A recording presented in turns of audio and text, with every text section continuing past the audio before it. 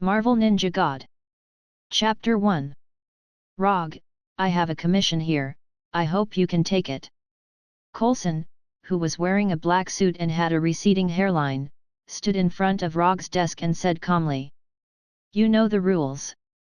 First, tell me the general content of the commission, and then I can decide whether to accept your commission or not. Rogge, who was leaning on the back of the chair, opened his eyes and glanced at Coulson, then leaned back in the chair and closed his eyes again. 2 weeks ago, Tony Stark went to Afghanistan to deliver weapons to the local US military. After the transaction was completed, on the way back to the US military base, Tony Stark was attacked and then kidnapped. His current whereabouts are unknown. I hope you can go to Afghanistan and rescue Tony Stark. Coulson briefly described the content of the commission and the general situation. At this time, although Rogge looked like he was about to fall asleep, he was completely awake when he heard the name Tony Stark. Tony Stark, it seems that what should have happened has happened. Rogge opened his eyes and sat up, then took out a scroll from the drawer of his desk and placed it in front of Coulson. Just as Rogge was about to open the scroll, he suddenly remembered something and put the scroll back in the drawer. I have something to deal with now. Come to me at 5 o'clock tomorrow afternoon. As soon as his voice fell, Rogge's figure completely disappeared in front of Coulson as if he had teleported. Although the scene before him didn't conform to common sense, Coulson wasn't surprised by it. After all, this was not the first time he had watched Rogge disappear in an instant. Through the flying Thor technique, Rogge instantly moved from his office to the roof of a warehouse next to the Hudson River. And here, there was Rogge, who looked exactly like him, waiting for him. Thank you for your hard work. As soon as he finished speaking, Rogge, who had been waiting here for a long time, turned into a cloud of smoke with a bang and dissipated into the air. After dispelling the shadow doppelganger, Rogge received all the information his doppelganger had gathered. On the surface, Roger's identity was that of a detective with his own firm. But in reality, he is a ninja. To be more precise, he is a ninja who transmigrated to this world. To be more precise, it's a ninja who should have crossed into the Naruto world, but ended up in the Marvel world. Just like how there were all kinds of strange reasons for transmigrating, the cheats or gold fingers that transmigrators had were also different. Rogge's gold finger was very simple. It was a system called the God of Ninjas. This system was also very simple. It only had 2 functions, commission and exchange. By completing tasks entrusted by others, Rogge can get something called Ninja Coin. Ninja Coins can be exchanged for anything in Naruto's world except for humans. For example, ninjutsu, Kekkei Genkai, secret arts, ninja tools, tailed beast. As long as he has enough ninja coins, Rogge can exchange all the ninjutsu in Naruto's world, and all the Kekkei Genkai, and even all the 9-tailed beasts, making him the real god of ninjas. The future that the system can give is very good. The only drawback is that it is not as easy to get ninja coins. Rogge has been in this world for 3 years, but he still didn't get many ninja coins, and he barely exchanged 9 ninjutsu. For example, the shadow doppelganger that had just been removed was learned by Rogge through the exchange. As for the advanced ninjutsu, Flying Thor, it is the system's friendly care for the newcomer, and it is one of the rewards in the newcomer gift pack. If he hadn't mastered the S-class ninjutsu, Flying Thor from the beginning, Rogge wouldn't have the ability to complete the commission, and it would be impossible to exchange ninjutsu through ninja coins and enhance his strength little by little.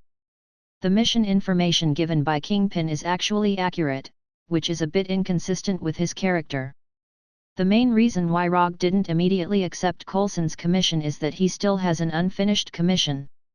The 4th rule of commission is that the next commission cannot be accepted before the commission is completed. This commission rule is not Rogge's rule, but the system's rule. As for similar rules, in addition to this one, there are 4 other rules. As for whether there will be more commission rules in the future, Rogge himself is not very clear. But in any case, the commission rules formulated by the system are relatively reasonable rules, and there will not be some extremely unreasonable rules. After understanding the general situation in the warehouse, Rogge did not hesitate and jumped directly from the roof of the warehouse and came to the door of the warehouse.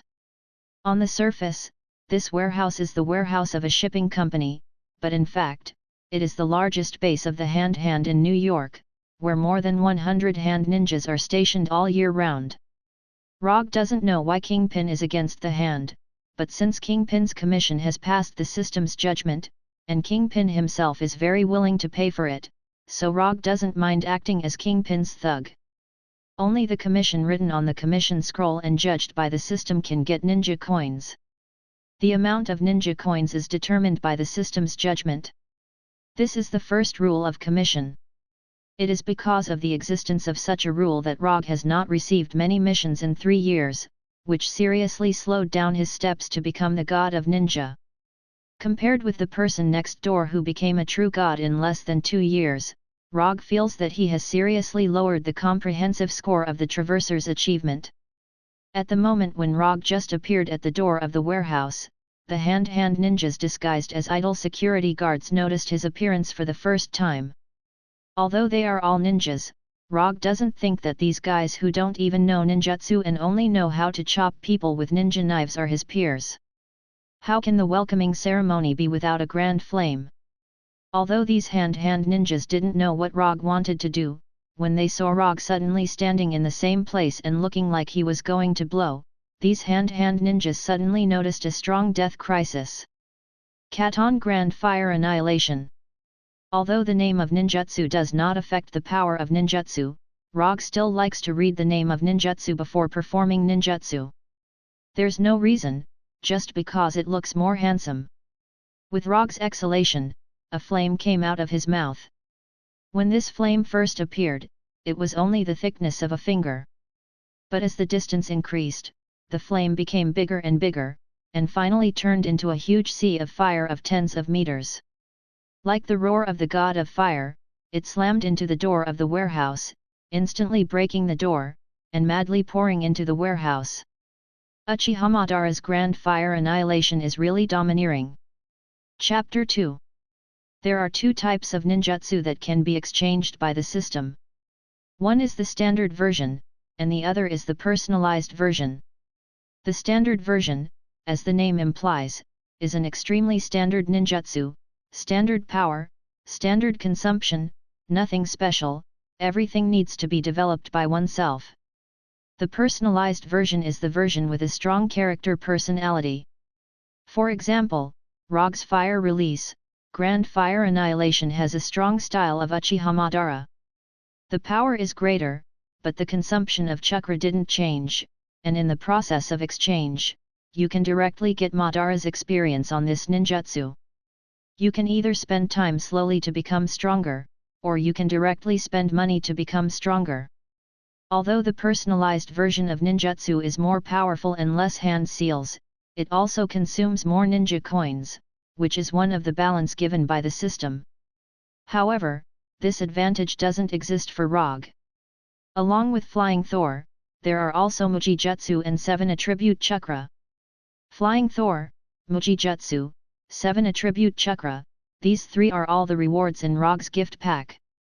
For some ordinary ninjutsu, such as Shadow Clone Jutsu, Rogge exchanged the standard version. But for some ninjutsu, he exchanged the personalized version. After the raging sea of fire poured into the warehouse, it caused terrible damage. A small number of hand ninjas stationed in the warehouse were directly burned to death. As for the others, although they were lucky enough to survive, they were also left with significant injuries. This is the difference between having ninjutsu and not having ninjutsu. They are all ninjas, but the 2 are completely different. Rogge's Grand Fire Annihilation lasted for 5 or 6 seconds and then stopped. It didn't last long, but it left a terrible impression on these hand ninjas. Is this really a human? A Grand Fire Annihilation directly killed a quarter of the hand ninjas in the warehouse. Even so, those who survived by luck didn't have the slightest intention to escape. They took out their weapons and had the momentum of dying together with Rogge. Your aura is not bad, but unfortunately, you are too weak. Rogge didn't care about the killing intent of the hand-hand ninja. They were just a bunch of small fries. They didn't have the ability to harm him at all. Under the gaze of these hand-hand ninjas, Rogge casually walked into the warehouse, as if he wasn't walking into a warehouse where a group of murderous ninjas gathered, but a large shopping mall filled with people. Perhaps it was because Rogge's invisible contempt had stimulated their hearts, or perhaps it was because the previous grand fiery annihilation had left a deep impression on them. Not long after Rogge entered the warehouse, a hand ninja attacked him from the dark. The sharp ninja sword was aimed directly at his vitals. Do you want to dance too? When the ninja came in front of him, Rogge dodged the katana full of killing intent. Then he grabbed the katana's right hand and said a sentence that the ninja absolutely couldn't understand. In this world, no one can understand this joke. It's really a loss. Rogge didn't pay attention to the hand ninja, directly grabbed his katana, and then slid the katana across his neck. From dodging to grabbing the katana, all of Rogge's movements looked very casual. It was as if he didn't kill a highly skilled ninja, but a chicken that stretched out its neck on its own initiative. Don't waste time, all of you come together. With that, Rogge made an international hand gesture to these hand-hand ninjas, showing the middle finger. Although there was a language barrier, the meaning of showing the middle finger was understood by all the hand-hand ninjas present. And what made them even angrier than showing the middle finger was that Rogge casually killed one of their companions, and then threw the dead hand-hand ninja aside as if he was throwing garbage. Without anyone issuing an order, these hand-hand ninjas rushed toward Rogge one by one. At the same time, they issued bursts of screams and howls. Facing the collective charge of these hand-hand ninjas, Rogge didn't retreat but rushed toward them, with a hint of excitement on his face. Although the hand-hand ninjas have the advantage of numbers and home ground, but in front of Rogge who has chakra, they not only didn't have any advantage, but were also forced to retreat by Rogge. Unlike these hand-hand ninjas, every time Rogge used his katana, he could take away the life of a hand ninja. At this time, Rogge didn't use any ninjutsu or genjutsu at all, only the simplest and purest taijutsu. There was no superfluous movement, no hesitation. Every time he waved his katana, it was just right. He didn't use too much strength, nor did he do enough damage, everything was so just right. When he was surrounded by so many enemies, with attacks coming from all directions, Rogge finally understood why Madara said the classic words, "Do you also want to dance?" In this environment surrounded by enemies, the battle was no longer a battle. This feeling was like dancing on the scythe of the Grim Reaper, this feeling of turning the battle into a dance of slaughter, this feeling of controlling life and death by one person. If possible, Rogge was even willing to continue this feeling. However, this idea of his quickly fell through. When his katana was inserted into the heart of the last hand-hand ninja, he was the only one left standing in the entire warehouse. Except for the ninjas who had died in fire release, grand fire annihilation at the beginning, all the other hand ninjas had been killed in one blow. The strong smell of blood enveloped the entire warehouse, and the ground was piled with the bodies of hand-hand ninjas, and the bright red blood stained the entire ground.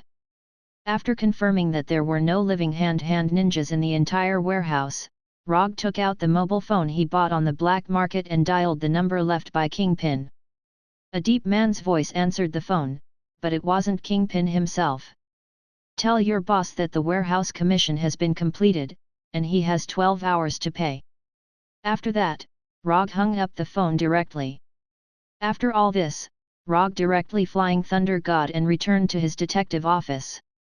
When he returned to the office, the first thing he saw was Coulson sitting on the sofa, casually browsing the newspaper. "Why are you still here?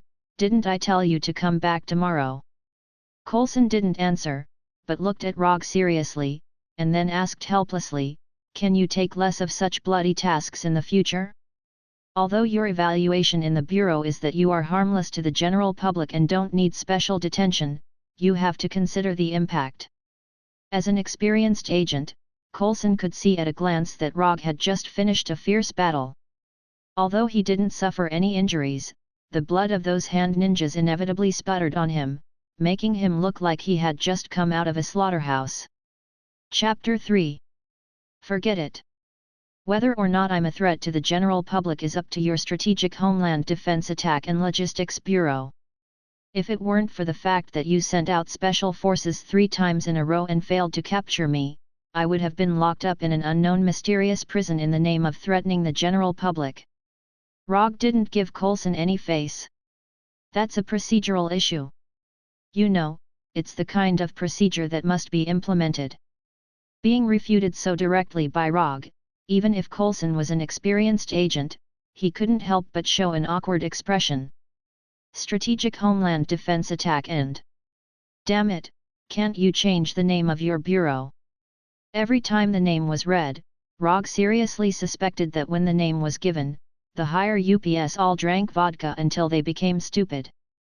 We're dealing with this problem. I believe there will be a new name soon. Although he was one of them, Coulson himself was quite dissatisfied with the long name. Every time he went out to perform a mission, as long as he said the name of the bureau, others would show an expression of "Are you kidding me?" I hope so. I'm going back. If you're interested, you can continue to stay here and read the next issue of the newspaper. After that, Rogge directly left the office with the Flying Thunder God and returned to his secret hideout. In the past 3 years, because of the execution of the commission, Rogge made a lot of enemies in New York. Most of them were people and organizations who didn't follow the law and only used violent means to solve problems. For the sake of safety, to avoid being shot in the head by a sniper rifle in his sleep or having his door blown open by a rocket, Rogge used a very secret identity and spent 8 figures to buy a small hideout. It was more than 500 square meters, a big high-rise overlooking the entire Central Park of New York. Even in downtown New York, it was still quiet and pleasant. It was a good hideout. No one would think that a person who was a private detective would live in a place like this, and Rogge didn't have to worry about his whereabouts being leaked. No one had seen him leave the house since he moved in. Every time he went out, he would use the Thor to teleport directly to the office. It saved him time and effort, and he could reach the office in 1 step. There was no need to worry about traffic jams on the way. At noon the next day, Rogge returned to the office via the Thor. Then, he saw Coulson sitting on the sofa reading the newspaper. The scene looked no different from yesterday. The only difference was that Coulson was no longer holding an expired newspaper in his hand, but the New York Times that had just come out today. He didn't know if it was intentional or not, but the front page of the newspaper with Rogge's face was about the commission he had carried out yesterday. A shocking massacre. Terrifying massacre in New York, 115 gangsters died in a warehouse. Is this the distortion of human nature or the decay of morality? Strictly speaking, ninjas of the hand and gangsters were 2 completely different professions, but it was clear that the reporter in charge of writing this article wasn't aware of this. However, Rogge liked the headline given by the reporter, which brought back some good memories. It seems that you care a lot about Tony Stark. The coffee in front of Coulson had no temperature. Obviously, he had come to the office a long time ago. His father is one of the founders, and he is also the most important weapon supplier to the government, so we don't want any accidents to happen to him. Coulson said with a serious face, but Rogge didn't believe his explanation. If they really cared about the safety of Tony Stark, they would have sent someone to rescue Tony early. The 10-ring gang hiding in the mountains of Afghanistan may be difficult for others to find, but for them, it was at most a little troublesome. Whatever you say. After that, Rogge took out a commission scroll from the drawer of his desk. Just as he was about to open the scroll and let Coulson write the commission in black and white, he suddenly thought of something. He took out a legal mobile phone from the drawer and logged into his account.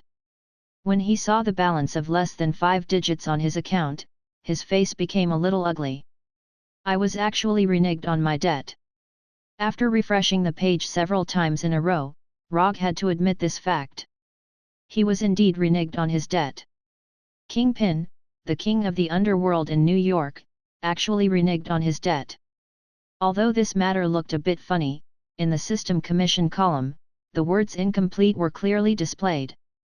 The second rule of commission was that only when the reward indicated in the commission was received, the commission was considered complete. My last commission was reneged on by the client, so you need to wait here for another 5 minutes. I will be back in 5 minutes. As soon as his voice fell, Rogge's figure disappeared in front of Coulson again. Having waited for the whole morning, it doesn't matter if he waits for another 5 minutes.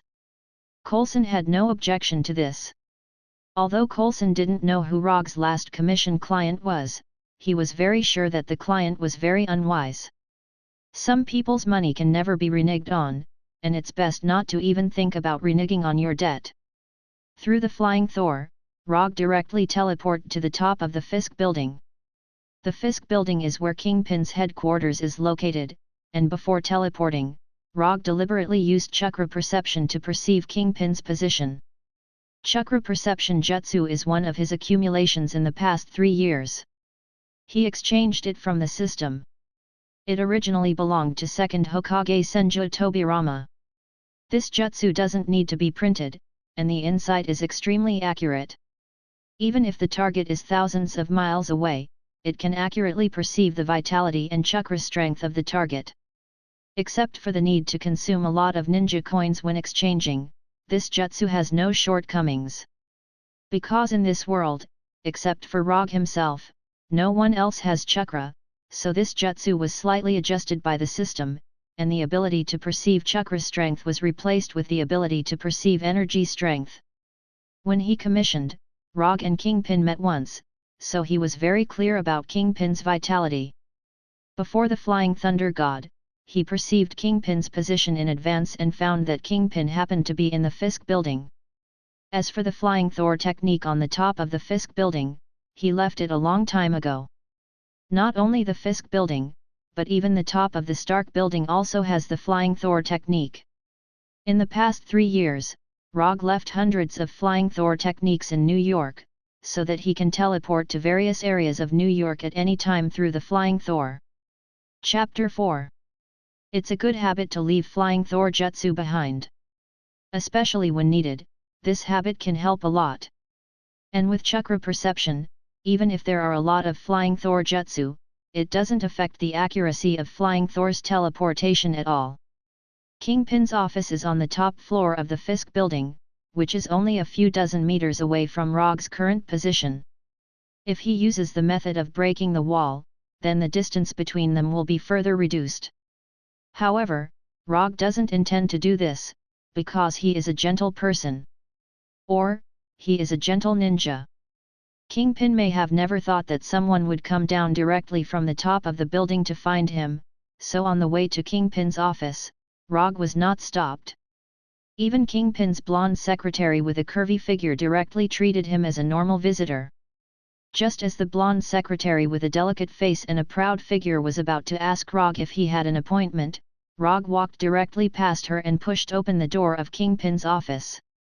"Sir, you can't enter."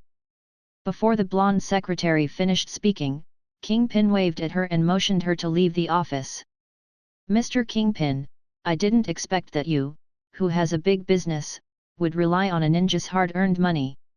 Although Rogge's tone was extremely calm, Kingpin and his 4 men in the office could clearly feel the anger in his words. Before Kingpin could speak, his 4 men in suits and ties decisively pulled out their pistols from their pockets and aimed directly at Rogge's head. With 4 pistols pointed at his head, according to common sense, Rogge should stop moving forward to avoid further provoking Kingpin and his 4 men. But Rogge didn't do this. He still walked towards Kingpin unhurriedly as if he didn't see the 4 pistols at all. Just as one of them was about to move the muzzle and shoot Rogge's thigh, he suddenly found that an irresistible force strangely shrouded him, restricting all his mobility. Fixed Body Jutsu, a basic ninjutsu that even genin can learn. Fixed Body Jutsu is only a basic ninjutsu. Its level is not high, and the consumption of chakra is not much, but in the hands of different people, the power of this ninjutsu is completely different. Although the fixed body jutsu that Rogge exchanged is only the standard version, after 3 years of continuous tempering, his fixed body jutsu has extremely amazing power. As long as he doesn't release it in advance, the binding time of fixed body jutsu for ordinary people is at least 30 minutes. For ordinary people with worse physique, the duration of fixed body jutsu may even last for several hours. Although Kingpin's body jutsu, they are still at the level of ordinary humans. As long as Rogge doesn't release fixed body jutsu, in the next half an hour, in the next half hour, they can't even blink. In the next half hour. You're the first person who dares to come to my office alone and talk to me with such an attitude. After that, Kingpin, who was sitting, stood up, showing his extraordinarily strong physique, and at the same time showing his amazing momentum as the underworld emperor. That's because you haven't met me before. Rogge ignored Kingpin's momentum and came to him unhurriedly, then took the phone on the side of the desk and put it in front of Kingpin. Now, immediately, pay the reward. After that, Rogge looked up at Kingpin contemptuously. Bang!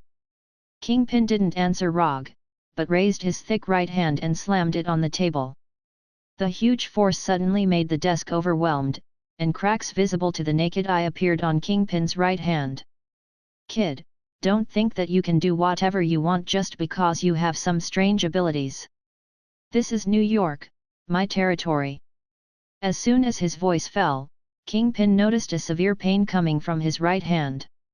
His right hand was pierced. When did he do it? I didn't even notice it. Although Kingpin is the underworld king, he is different from other Yakuza leaders.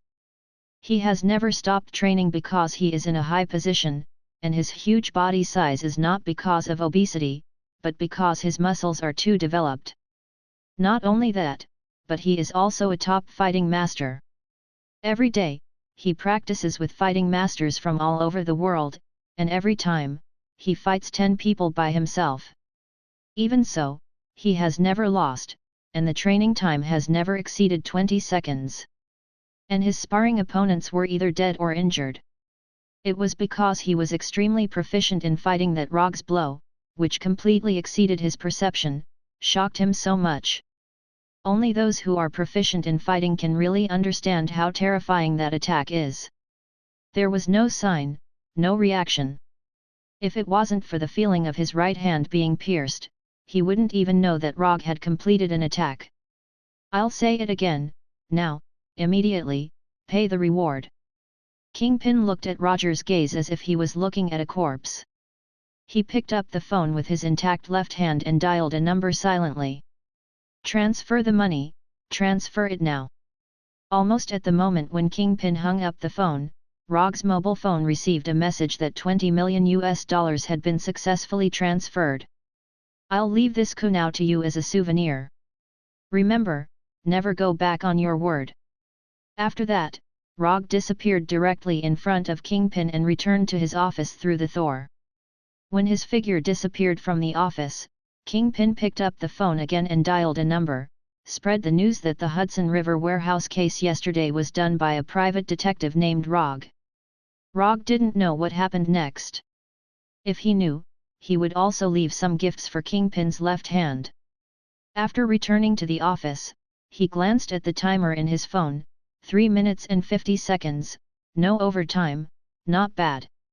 After casually tossing the phone back into the drawer, he took out the commission scroll and opened it on his old desk. You can now write the details of the commission and the reward on the scroll.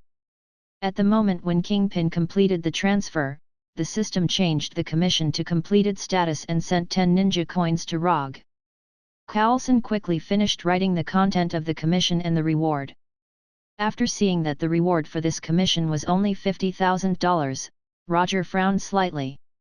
Only $50,000, it seems that you don't care much about the safety of Tony Stark. Kingpin was willing to pay $20 million for the commission, and what he needed to solve was only the ninja in his hand.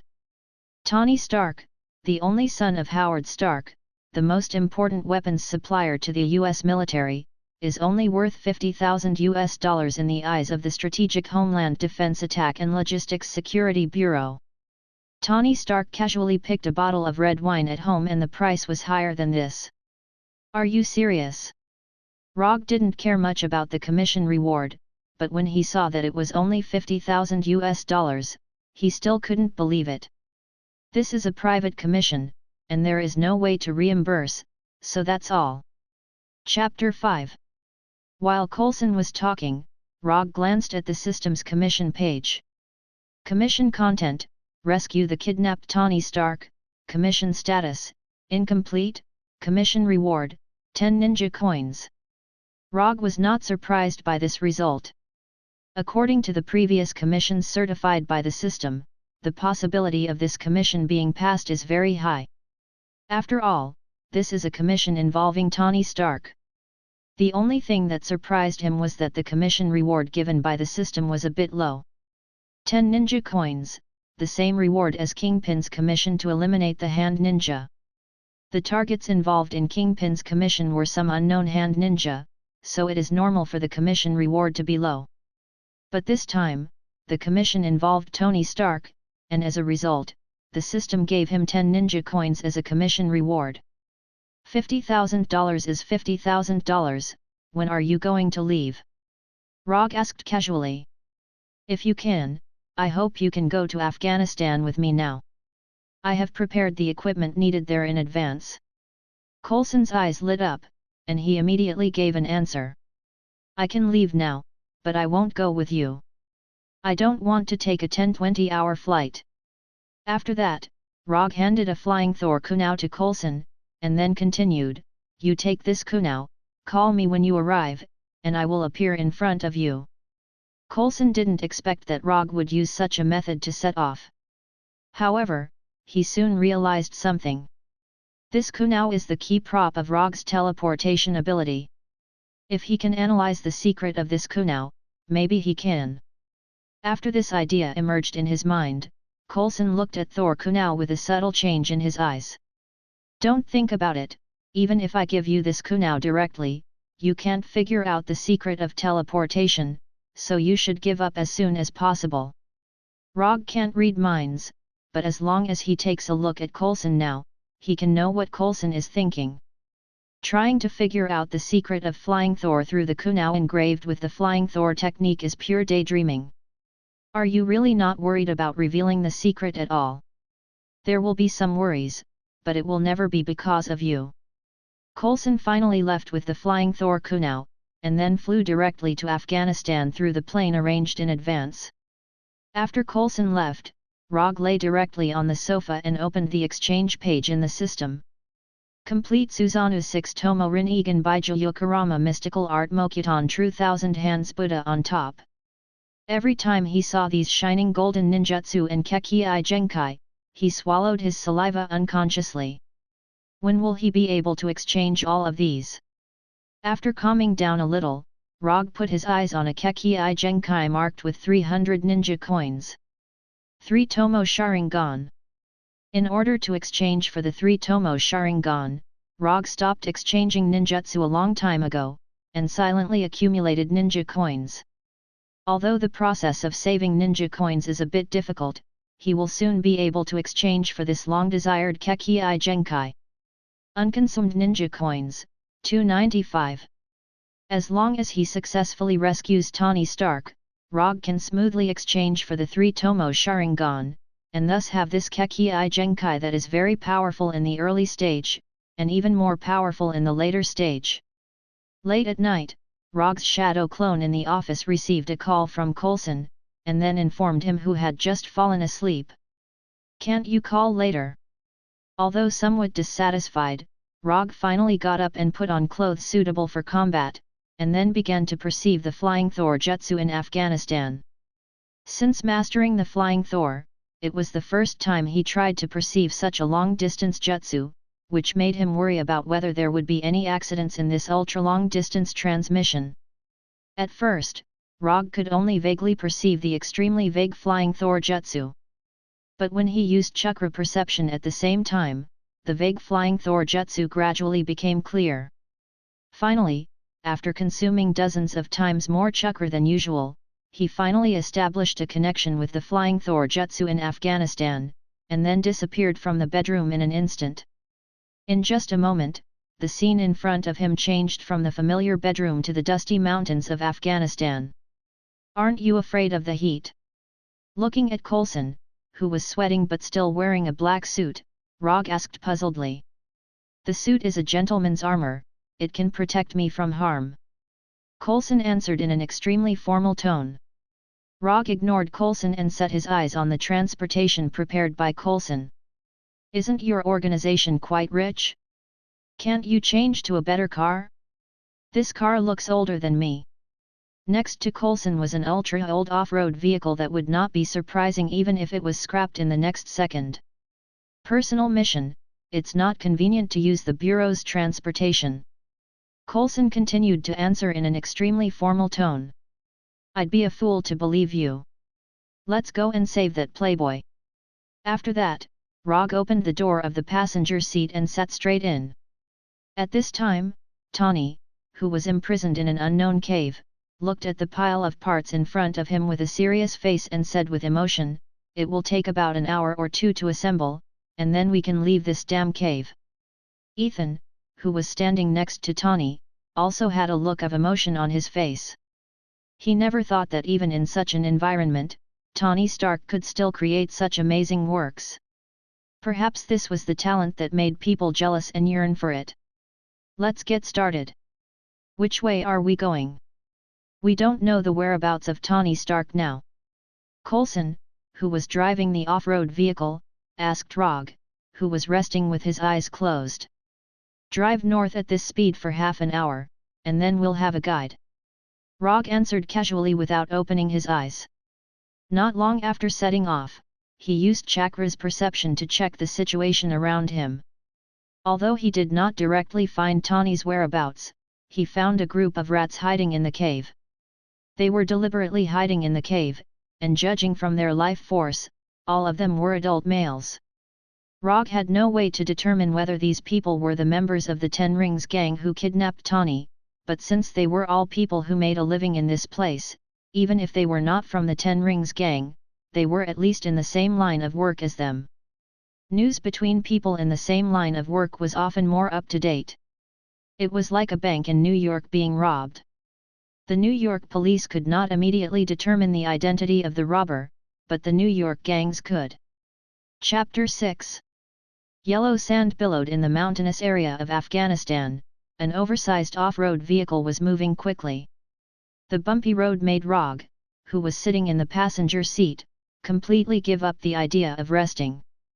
"Are you sure there are people here?"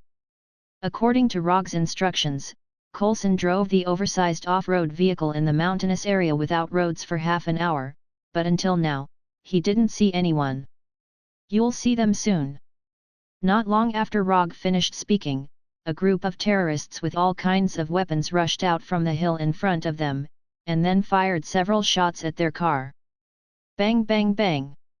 The bullets hit the off-road vehicle without any suspense, stopping the off-road vehicle that had been running for half an hour, and a burst of hot air came out from the hood of the off-road vehicle. "How are you going to deal with them?" Looking at the group of terrorists who kept coming towards them, Coulson frowned slightly and asked Rogge's opinion. Rogge didn't answer him, but opened the door and got out, then walked towards the group of terrorists. %% number ******.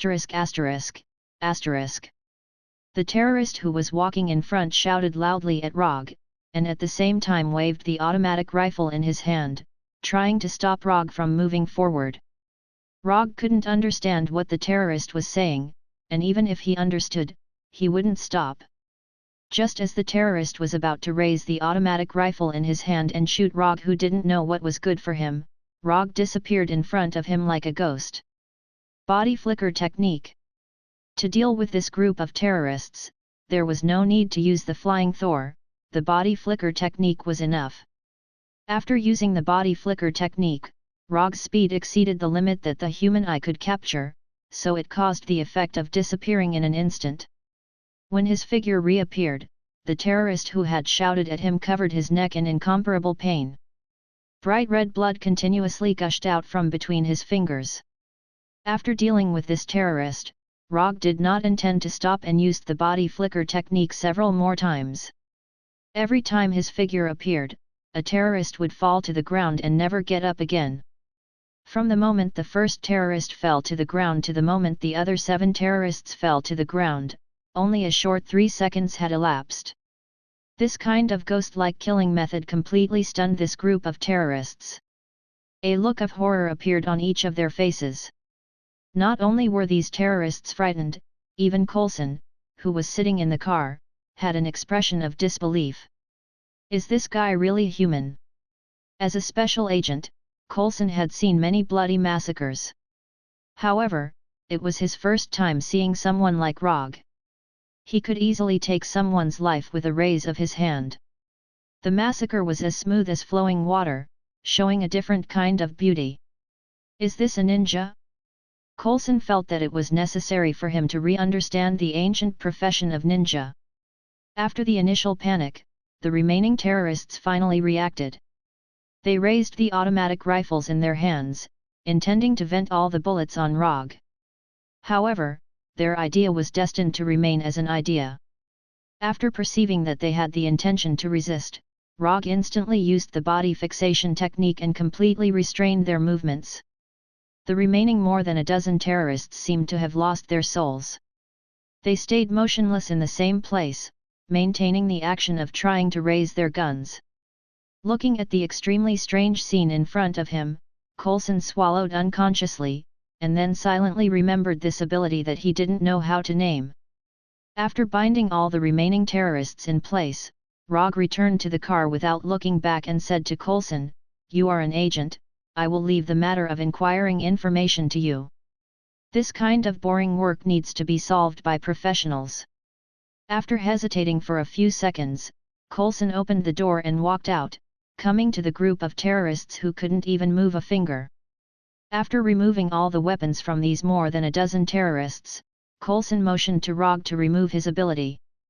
After Rogge lifted the body fixation technique, these terrorists finally regained their ability to move, and then unconsciously took a few steps back. After regaining their ability to move, the first thought of these terrorists was to escape, the farther the better. But in the end, they gave up this idea and stood silently, looking at Coulson without saying a word. After a short communication, Coulson successfully learned the whereabouts of Tony Stark from these terrorists. Although this group of terrorists is not a good person, they have nothing to do with the Ten Ring gang who kidnapped Tony. Of course, as colleagues in the same area, they have a detailed understanding of the recent actions of the Ten Ring gang. They don't know that the Ten Ring gang kidnapped the famous Tony Stark. They only know that the Ten Ring gang kidnapped an American arms dealer under the protection of the US military, and then imprisoned the arms dealer in a base more than 100 kilometers away from here. After repeatedly confirming the location of the base several times, Coulson returned to the car and relayed the information to Rogge. "What are you going to do with these people?" Before driving, Coulson suddenly asked. "What else can I do? Of course, I'll let them go. I'm not a psychopathic murderer." After Coulson and Rogge drove away, these terrorists finally breathed a sigh of relief, and then began to regret coming out of the cave. If they didn't come out, they wouldn't have met the man who was like the Grim Reaper, and they wouldn't have lost 8 people inexplicably. The off-road vehicle was getting farther and farther away, but these terrorists still didn't leave, nor did they pick up the weapons that were thrown on the ground. Being a terrorist is too dangerous. Do they really want to continue? When Coulson drove the off-road vehicle to the cave where Tony was imprisoned, Tony and Ethan were also speeding up the assembly of the battlesuit. In this cave with several monitors, if the terrorists outside found out that they were assembling battlesuits and not Jericho missiles, then they wouldn't have to think about how to leave this cave. At this time, Raza, who was in another cave, felt a little uneasy today. After kidnapping Tony Stark, this was the first time he felt this way. As a member of the Ten Ring gang, and a member of a high position, Raza has always believed in his intuition. This is why he was able to go from an ordinary member of the Ten Ring gang to one of the leaders with his own base and subordinates step by step. Under the guidance of his intuition, Raza came to the cave where the surveillance screens were placed, intending to learn about Tony Stark's work progress. Where's Tony Stark? Where is he? On the surveillance screen, Raza saw the busy Ethan, but he didn't see Tony at all. He was just here. A member of the Ten Ring gang beside Raza quickly replied. Go and see what's going on. For some reason, the uneasiness in Raza's heart became more and more obvious. Chapter 7. Ethan. Ethan Stark. Two terrorists with automatic rifles ran to the cave where Tony was held, opened the observation hole on the iron door, and shouted loudly. Say something, answer him. Tony whispered to Ethan, who was helping him put on the battlesuit. This is Hungarian, I don't speak it. Then just say a few Hungarian words. Ethan had no choice but to stop what he was doing and reply casually in his uncertain Hungarian. But obviously, Ethan's answer did not satisfy the terrorists at the door, and they continued to ask loudly. A few seconds later, the terrorists who did not get any further answer from Ethan motioned to their companions to open the iron door of the cave. Boom! The moment the terrorists opened the iron door, a violent explosion blasted the heavy iron door and the terrorists at the door away. After seeing this scene on the monitor, Raza, who had always been very cold, finally changed his expression and immediately issued an order. Everyone, take your weapons, don't let Stark escape. The next second, Raza suddenly remembered something, picked up the walkie-talkie in front of him, and issued a second order. Don't kill Stark, I want him alive. At this time, Ethan continued to help Tony put on the battle suit in the cave. How's the effect? Tony, who had entered the battle suit, could not see the effect of the explosion, so he asked Ethan in front of him. The effect is very good. Of course, this is the bomb I made. Tony never doubted his ability, the reason why he asked Ethan was just to prove his thoughts. I'm almost done. Ethan's tone became a little excited. Wait, start the power system first. Ethan put down the wire in his hand that was about to be connected, turned around, and came to a shabby but functional computer. What should I do? The computer installed the program to start the power system of the battle suit, but this program was completed by Tony alone, so Ethan did not know how to start the program.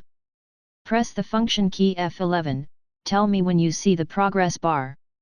Under Tony's guidance, Ethan successfully activated the power system of the battle suit and returned to Tony to continue his previous work. After completing the final assembly of the battle suit, Ethan returned to the computer with an uneasy expression. We need more time. The installation of the power system of the battle suit was less than half completed, and it would take a lot of time to complete the installation. Hey, I'll go buy you some time.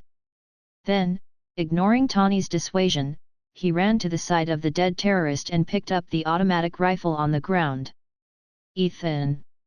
Tony in the Iron Man armor shouted loudly, hoping to stop Ethan from leaving. However, Ethan didn't look back. He picked up the automatic rifle in his hand and ran outside. At the same time, he pulled the trigger. Bang bang bang bang! Bang bang bang! Bang bang! As the gunshots got further and further away, Tony's expression became more and more serious. It didn't take long for Tony in the battle suit to hear a fierce gunshot, and then there were no more gunshots. Relying on the time bought by Ethan, the final installation of the power system of the battle suit was finally completed. At the moment when the system was completed, there was a sound of mechanical assembly in the cave, and the originally bright cave quickly dimmed and became dark. At this time, on the rugged mountain road 20 to 30 kilometers away from the cave, Rogge, sitting in the off-road vehicle, suddenly felt a distinctive energy fluctuation. This energy fluctuation? Damn it, it's still too slow. Although Rogge had not been in contact with the arc reactor before, he was sure that the energy fluctuation just now was caused by the arc reactor on Tony's chest. In this backward mountainous area of Afghanistan, it is impossible for other high-end technology to exist, so the energy fluctuation can only come from the arc reactor on Tawny's chest. There is only one possibility for the energy output from the arc reactor to increase to this intensity in an instant, and that is, Tawny activated the Iron Man armor Mark I. If Tawny did not activate Mark I, Rogge would not have been able to sense the energy output from the arc reactor. The amount of energy needed to prevent the shrapnel from entering the heart was too small to be accurately sensed. But now it's different. When Mark I was activated, the arc reactor on Tawny's chest output a huge amount of energy, which allowed Rogge to perceive Tawny's location. Something happened to Tawny, I have to go first. As soon as his voice fell, his figure disappeared from the off-road vehicle. Although he sensed Tawny's location, Rogge was a little depressed because Tawny was now more than 20 kilometers away from him. Without the flying Thor technique, he could only rely on the body flicker technique to hurry on his way. Although the body flicker technique can make the caster's speed exceed the limit of what the human eye can capture, causing the effect of flashing. But in the end, this ninjutsu is just gathering chakra on the feet, and then relying on the strengthening of chakra to move at high speed. In other words, you still have to run on your own, but the body flicker technique can make you run a little faster. I hate running, especially this kind of long-distance ultra-high-speed running. Although he complained like this, Rogge did not lift the body flicker technique on his body. His whole person disappeared like a flash, and then appeared hundreds of meters away, and then kept repeating this process. While Rogge was using the body flicker technique to rush on his way, Tawny was wearing the Iron Man armor and fighting terrorists. Although Mark I looks a bit rough from the outside, this does not affect its power.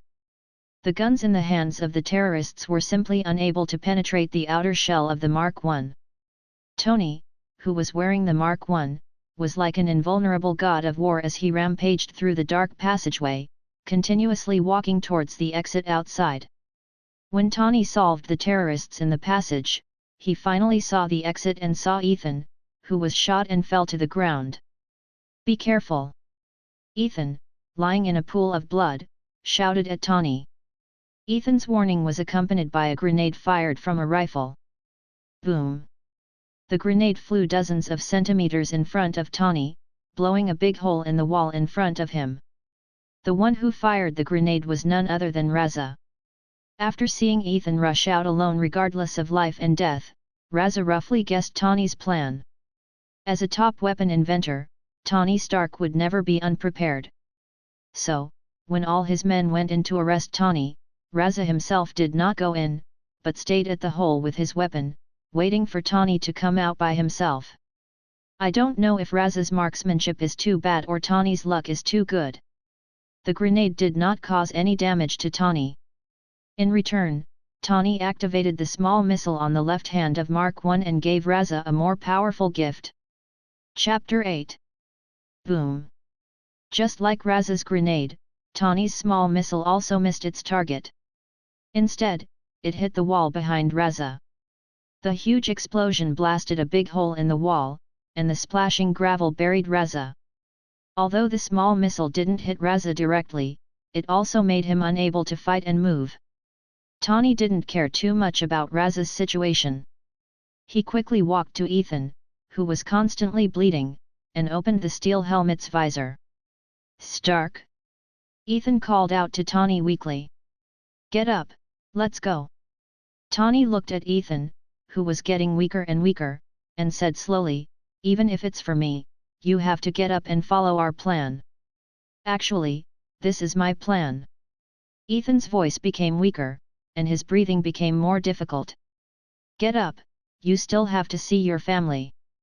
Although Tawny didn't have much experience in battle, he knew very well that once Ethan's spirit relaxed, Ethan would never be able to stand up again. "My family is dead, I'm going to see them soon." Tawny was silent. He didn't know what else he could do now. "Don't worry, I have nothing to worry about."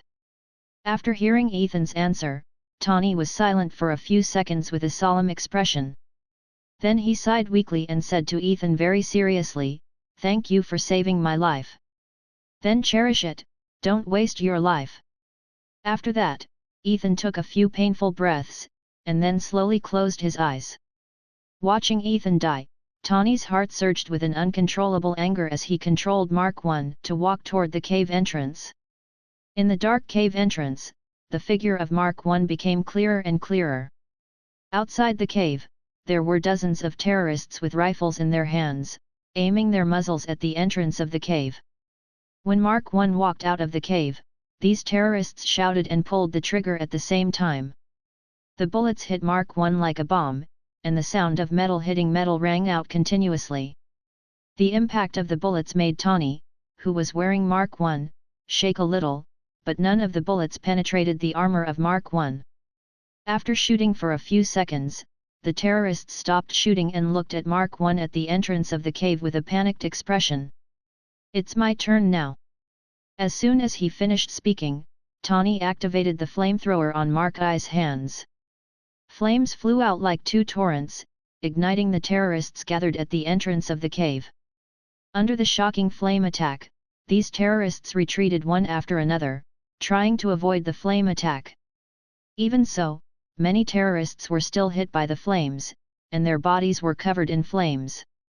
Tawny's target was not only these terrorists, but also the weapons placed everywhere, the weapons from Stark Industries. The boxes containing all kinds of weapons were ignited one by one, and the sound of explosions rang out continuously. Just as Tawny was about to destroy all the weapons from Stark Industries, the terrorists on the mountainside pulled the trigger of a heavy machine gun. The power of a heavy machine gun was far greater than that of an ordinary rifle. Mark I, which was hit by a heavy machine gun bullet, finally stopped moving forward. Even Mark I, which was made of steel, could not withstand the continuous attack of a heavy machine gun. Tawny raised his right hand in front of him to avoid being hit directly in the head by a heavy machine gun bullet. At the same time, the terrorists who were not hit by the flames also began to fight back, and bullets flew from all corners to Mark I. The dense bullets hit Mark I, and several of them hit the right leg track of Mark I, which was not covered by steel. As the right leg track was broken, Mark I, which weighed hundreds of kilograms, instantly lost the ability to move forward. The huge weight pressed Tawny to one knee. Even so, Tawny still had no intention of leaving immediately, and continued to attack the boxes containing weapons with the flamethrower. Explosions continued to sound in this unknown valley.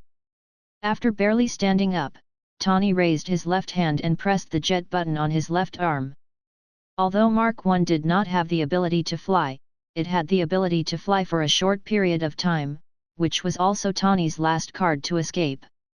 After pressing the injection button, the Mark I didn't fly up as Tawny had imagined. Instead, it stayed in place without any reaction. Mechanical failure.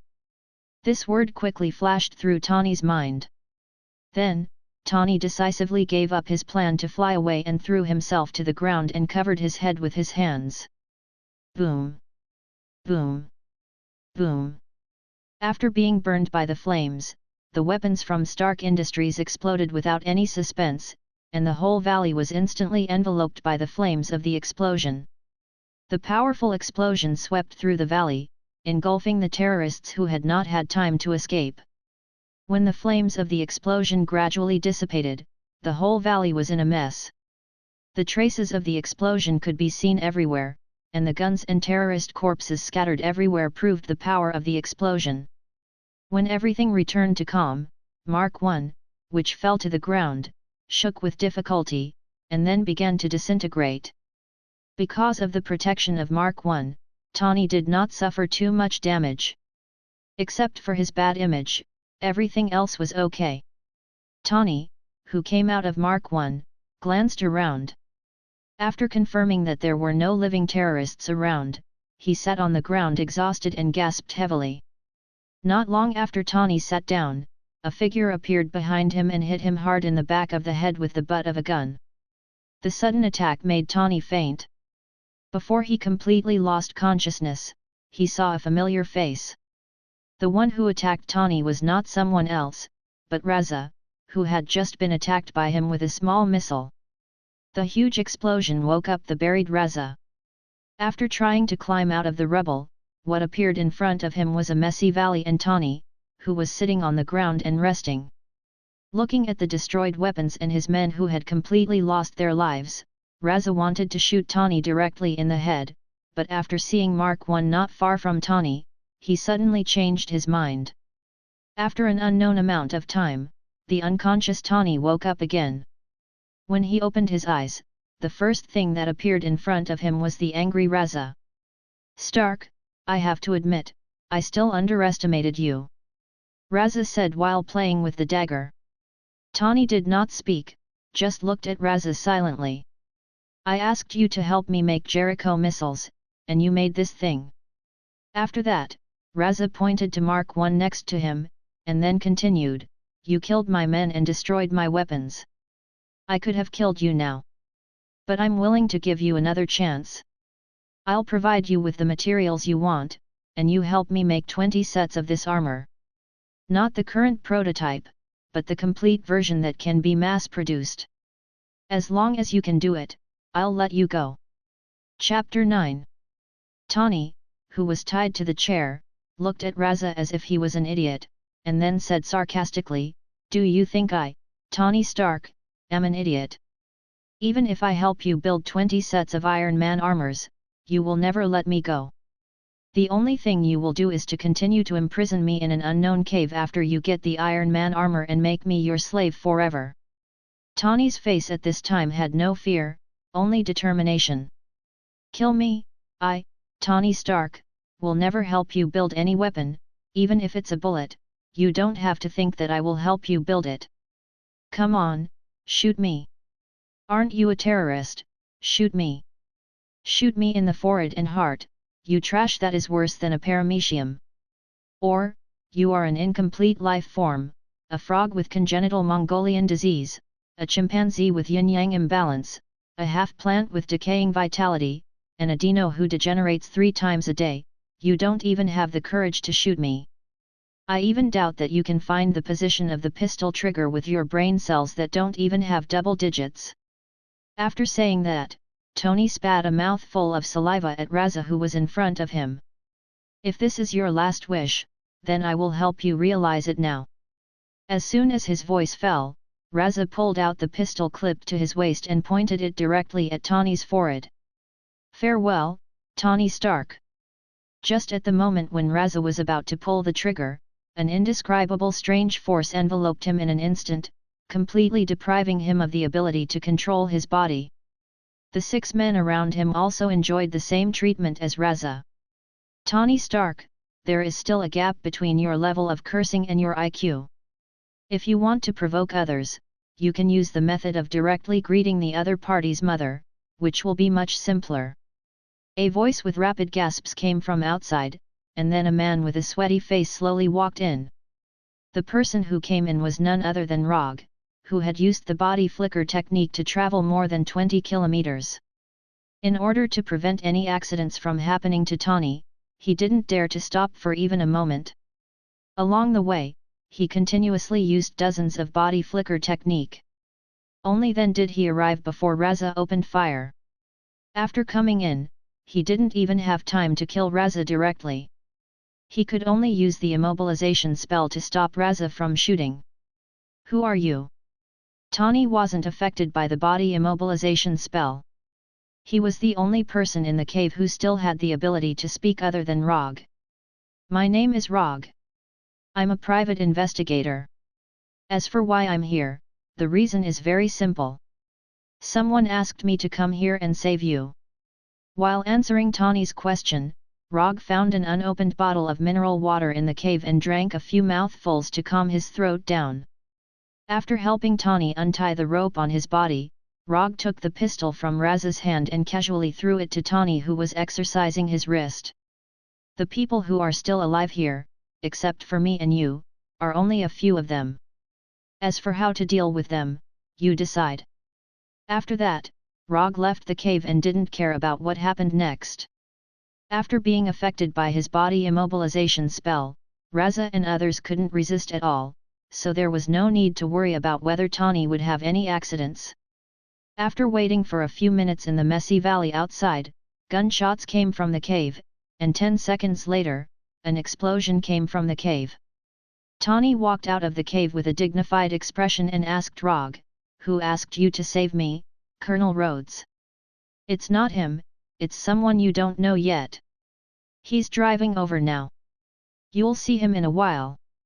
After waiting for nearly half an hour in the valley, Coulson, who was driving an oversized off-road vehicle, finally arrived at the valley, then went straight to Tawny and extended his right hand to Tawny. "Hello, Mr. Stark, my name is Coulson, an agent of the Strategic Homeland Defense Attack and Logistics Bureau." Tawny shook hands with Coulson with a puzzled expression. He was sure that he didn't know Coulson, let alone the Strategic Homeland Defense Attack and Logistics Bureau. "Well, I'll stop here for the self-introduction. Coulson, now you can give me the commission reward." "Are you in such a hurry?" Although Coulson didn't know why Rogge wanted the commission reward now, he still took out his custom-made mobile phone and transferred $50,000 to Rogge's bank account. At the moment when Coulson completed the transfer, the commission in the system was also changed to a completed state, and 10 ninja coins were also sent to Rogge. Ninja coins not consumed, 305. The commission has been officially completed, then the rest of the things are up to you to deal with. After that, Rogge began to perceive the flying Thor technique at his home in New York. Because he had already performed a super long-distance perception, the second perception was a lot easier. After establishing a connection with the Thor technique at his home in New York, Rogge directly flying Thunder God, and instantly disappeared in front of Coulson and Tawny. He disappeared. Watching Rogge disappear in an instant, a look of disbelief appeared on Tawny's face. To be precise, he didn't disappear, he returned to New York. Coulson answered silently. After returning to his home in New York, Roger didn't immediately make the exchange. Instead, he leisurely took a shower, changed into a clean set of clothes, and had a rather sumptuous supper. After doing all this, he went to the transformed gym and opened the system's exchange page. "Do you want to spend 300 ninja coins to exchange for 3 Tomo Sharingan?" "Yes." At the moment when he made the confirmation, an inexplicable force gathered in his eyes, and the transformation was completed in an instant. When he opened his eyes again, he saw his eyes in the gym's mirror, which were completely different. Blood red, 3 Tomo. The Uchiha clan's Kekkei Genkai is finally in his hands. Sharingan has the ability to observe, copy, hypnotize, and so on. It can give the holder extraordinary insight, observe the flow of chakra, apply and see through genjutsu, and copy taijutsu and ninjutsu that are not Kekkei Genkai. This is the real Sharingan, or the ability of Sharingan in Naruto's world. Because Rogge is not in Naruto's world, but in Marvel's world, the system also made some small adjustments to the Sharingan's Kekkei Genkai. The ability to observe the flow of chakra has been changed to observe the flow of energy, and the ability to copy ninjutsu that is not Kekkei Genkai has also been adjusted to copy the extraordinary ability that is not given by genetic mutation and racial bloodline. Chapter 10. Rogge wasn't surprised that the system adjusted the ability of Sharingan. He had already experienced it once when he exchanged the chakra perception of second Hokage sensei. Moreover, the system adjusted the ability to copy the ninjutsu without Kekkei Genkai to copy the extraordinary ability without genetic mutation and racial bloodline, which is also a good thing. In this world, he is the only one who has chakra and ninjutsu, and he can't copy his own ninjutsu. So he is quite satisfied with the system's adjustment. Copying the extraordinary ability without genetic mutation and racial bloodline, that is to say, he can't copy the abilities of Spider-Man and Groot. As for whether he can copy Thor's ability to summon lightning and Doctor Strange's magic, he can't be sure for the time being. After a little adaptation to the newly acquired 3 Tomo Sharingan, Rogge opened his property panel. Host, Rogge.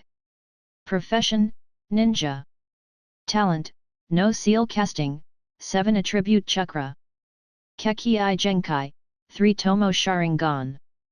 Ninjutsu, Substitute Technique, Flicker Technique, Fixed Body Technique, Shadow Clone Technique, Flying Thor, Chakra Perception. Lightning Release, Chidori. Fire Release, Great Fire Annihilation. Water Release, Water Iron Cannon. Genjutsu, Dark Walk. Chakra Amount, 5 calories. Unconsumed Ninja Coins, 5. There is an additional Kekki Genkai with 3 Tomo Sharingan, other attributes have not changed, and the amount of chakra has not increased. The only thing that he cares about now is that the amount of ninja coins is a little pitiful.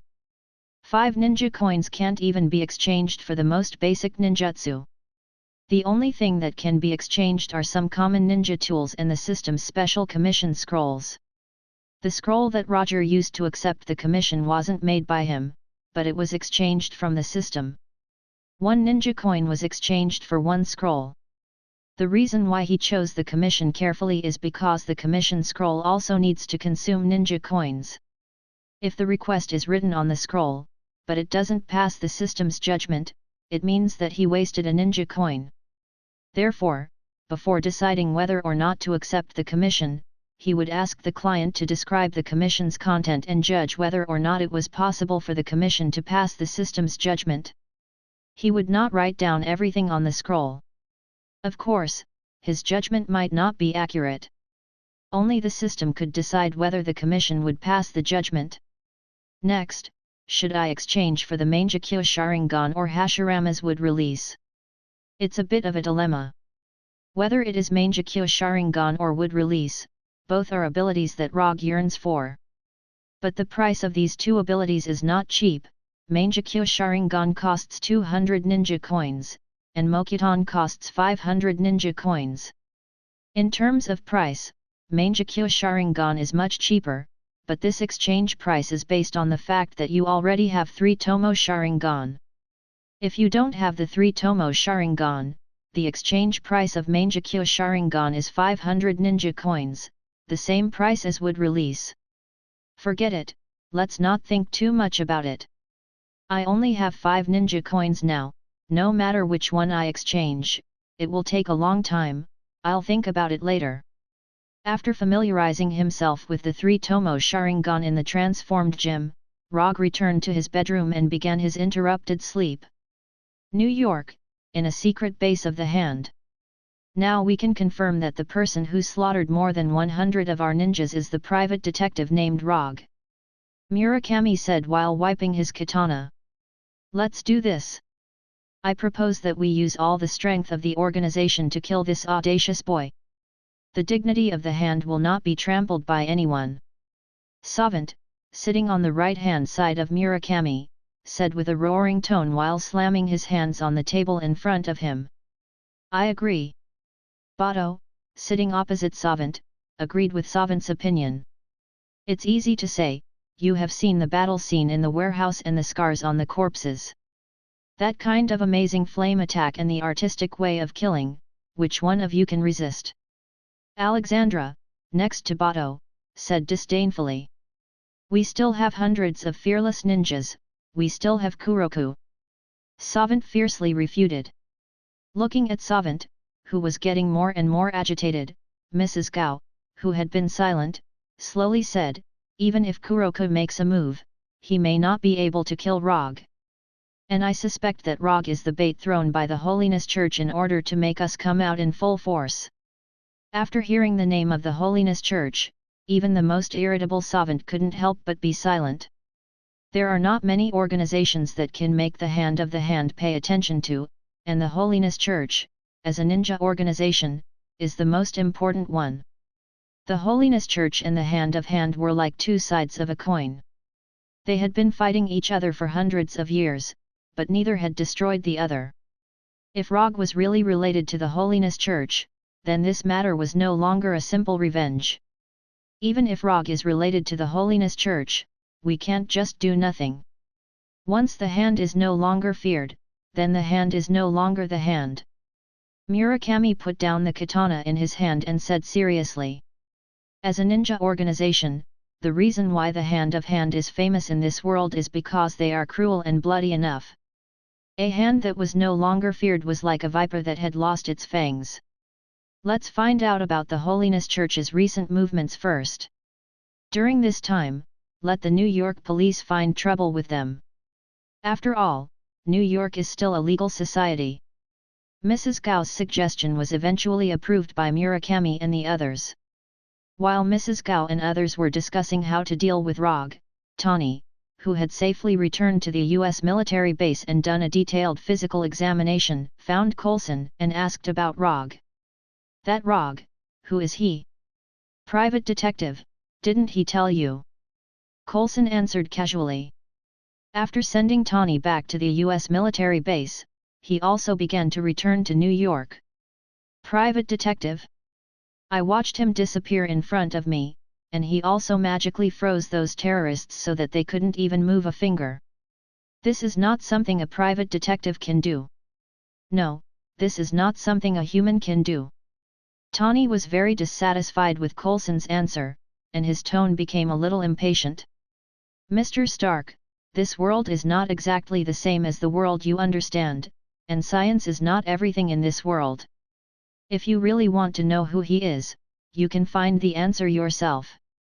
After that, Coulson took out a piece of paper with the address and bank account number of Rogge's firm and handed it to Tawny. Chapter 11. After handing the paper to Tawny, Coulson didn't say anything and went straight to the plane that was about to take off.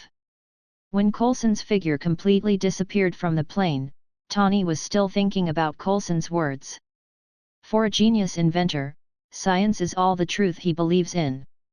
But now, Tawny began to doubt whether his beliefs were really correct. After a comfortable sleep, Rogge planned to fly directly to the office by Thor. But after seeing his blood-red 3-tomo Sharingan, he hesitated for a few seconds. With his current amount of chakra, even if he keeps his Sharingan open 24 hours a day, it won't affect him much. And if he keeps his Sharingan open all the time, he will look more handsome. Handsome or low-key, this is the question. After thinking about it for a few seconds, Rogge finally made a decision. Handsome is a matter of life. So before going to the office, he turned off his Sharingan and changed back to his normal appearance. When he came to his very simple office through Thor, he found a man in a dark grey suit and dark red sunglasses sitting on the sofa in the office. In front of the man, there is a cup of steaming coffee, and on his right hand, there is a blind man's stick. Rogge is no stranger to this person. Or rather, he is no stranger to this person's other identity. The person sitting on the sofa is a blind lawyer named Matt Murdock, and behind his back, he has another identity called Daredevil. When he was in Hell's Kitchen before, Rogge met this Daredevil. But it was limited to meeting, they didn't have any dealings with each other. Hello, I'm Matt Murdock, a lawyer. After teleporting to the office, Rogge didn't make any sound, but Matt still perceived his arrival. Although Matt didn't know how Rogge appeared, he heard Rogge's slowly beating heartbeat. Rogge, private detective. After that, Rogge came to his desk and sat on the custom-made sofa. He didn't take the initiative to ask Matt about his plans, but silently waited for Matt to speak. Time passed by, and the office fell into a strange silence. 1 minute, 3 minutes, 5 minutes, 10 minutes. After more than 20 minutes, they still didn't speak. However, their silent confrontation was finally interrupted. It wasn't another client who interrupted them, but 2 New York police officers. Hello, are you Mr. Rogge? The leading white male police officer asked Rogge very politely. Seeing the white male police officer's attitude, the black partner next to him was taken aback for a moment, but he quickly reacted. It was said that Rogge was the psychopathic murderer who had slaughtered 115 gangsters. After thinking of this, the black police officer unconsciously put his right hand on the pistol at his waist. Yes, I am Rogge. Although the black police officer's actions weren't big, they didn't escape Rogge's eyes. After seeing this scene, a few thoughts quickly flashed in his mind. Why would he appear at such a time, and in such a polite and vigilant manner? If he guessed correctly, these two police officers should be here for the warehouse case. Rogge was sure that he had never left any evidence in the warehouse. Whether it was fingerprints or clothes fibers, he had never left anything. And before leaving the warehouse, he also confirmed that there were no surveillance cameras in the warehouse. In that case, the answer to why the two police officers were here was obvious. Other than himself, only Kingpin's people knew that he had killed those people in the warehouse. He couldn't report himself, so it could only be Kingpin who reported the news to the New York police. Rogge's guess was generally correct. The only difference was that Kingpin did not report the news to the police, but he publicized the news thoroughly. So now not only the police know the news, but also the hand of the police. 2 days ago, in a warehouse next to the Hudson River, there was a gang fight. 115 gangsters died at the scene, so we hope that Mr. Rogge can come back to the police station with us to assist in the investigation of this case. Of course, if it's convenient for you. The white police officer used gentle words as much as possible. Although there was no substantial evidence to prove that the case was done by Rogge, he knew very well that the possibility of Rogge being the murderer was more than 90%. At this time, the white police officer silently cursed his immediate superior in his heart. Didn't I just flirt with his sister-in-law? Does he have to hate me so much? He even assigned this kind of task to me. The white male police officer had seen the hell-like warehouse with his own eyes. He knew very well that if the seemingly harmless Rogge in front of him went crazy, he and his partner had no intention of leaving alive. Those who died in the warehouse were not gangsters. They were ninjas of the hand of the police. Only those idiot reporters would treat the ninjas of the hand of the police as ordinary gangsters. "Officer, what's your name?" Rogge did not answer his question but asked his name. "Jack, my name is Jack." When answering, Jack involuntarily used a respectful tone in front of the chief. "Officer Jack, I am a private detective. I am personally happy to assist the police in the investigation of the case. After all, I am also a person who is willing to cooperate with the police. But you see, I happen to have a client here now, so..." Rogge didn't say it clearly, but he was sure that Jack understood what he meant. "Understood, I understand. Since Mr. Rogge is not convenient for you now, then I won't bother you. If it's convenient for you, you can come directly to our police station. Then I won't disturb your work, goodbye." After that, Jack bowed slightly to Rogge, then left the office with his partner as quickly as possible, and carefully closed the door of the office gently. "Since you admit that I am your client, can I commission you now?"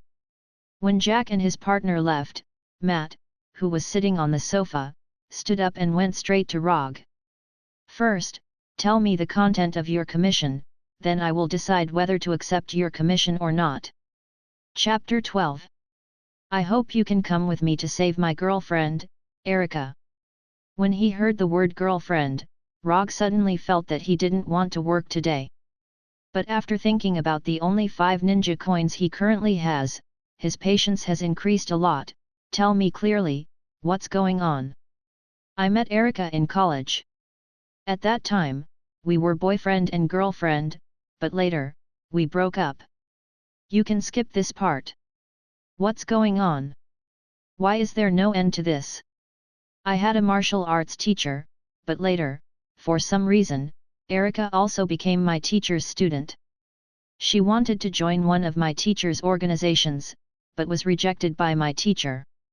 In order to prove her ability, she infiltrated the hand, hoping to destroy the hand from the inside and prove her ability. More than 10 days ago, I met her by chance in Hell's Kitchen, but she attacked me with the hands ninja as if she didn't know me. I was lucky enough to escape, and later, I went to find her several times, but she still didn't know me and has been chasing me. I suspect that she has been brainwashed by the hand, so I hope you can come with me to save her. I can't do this by myself, but 2 days ago, I heard about you, so I decided to come here to ask for your help." After patiently listening to Matt's description, Rogge roughly understood the ins and outs of the matter.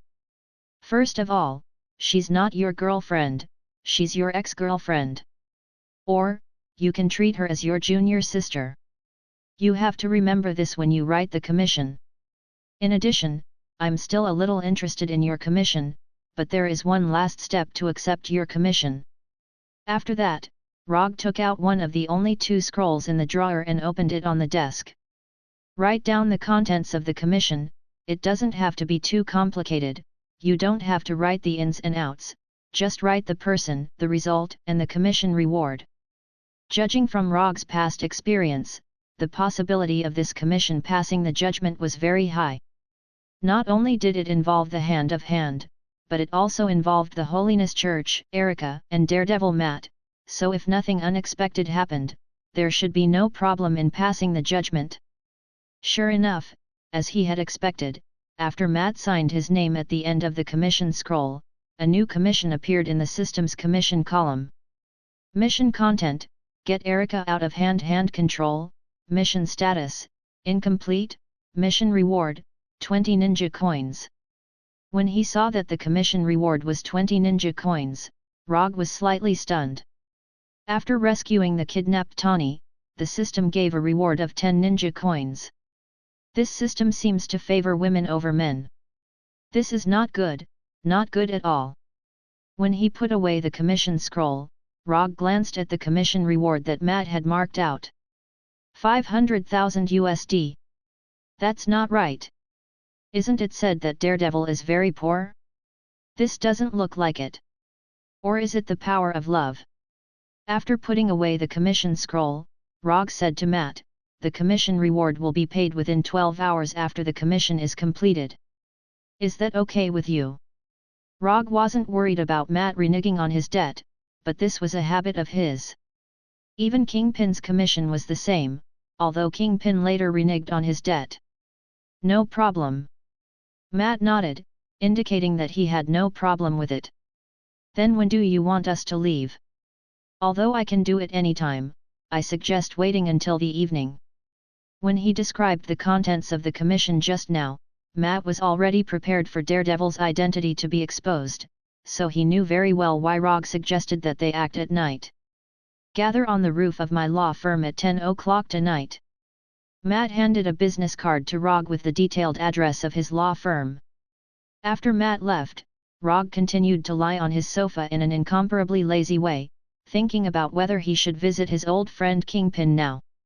But in the end, he gave up the idea. Although Kingpin's deliberate act of leaking the news was disgusting, his intuition told him that this might bring him unexpected developments, and maybe he could get a few more commissions as a result.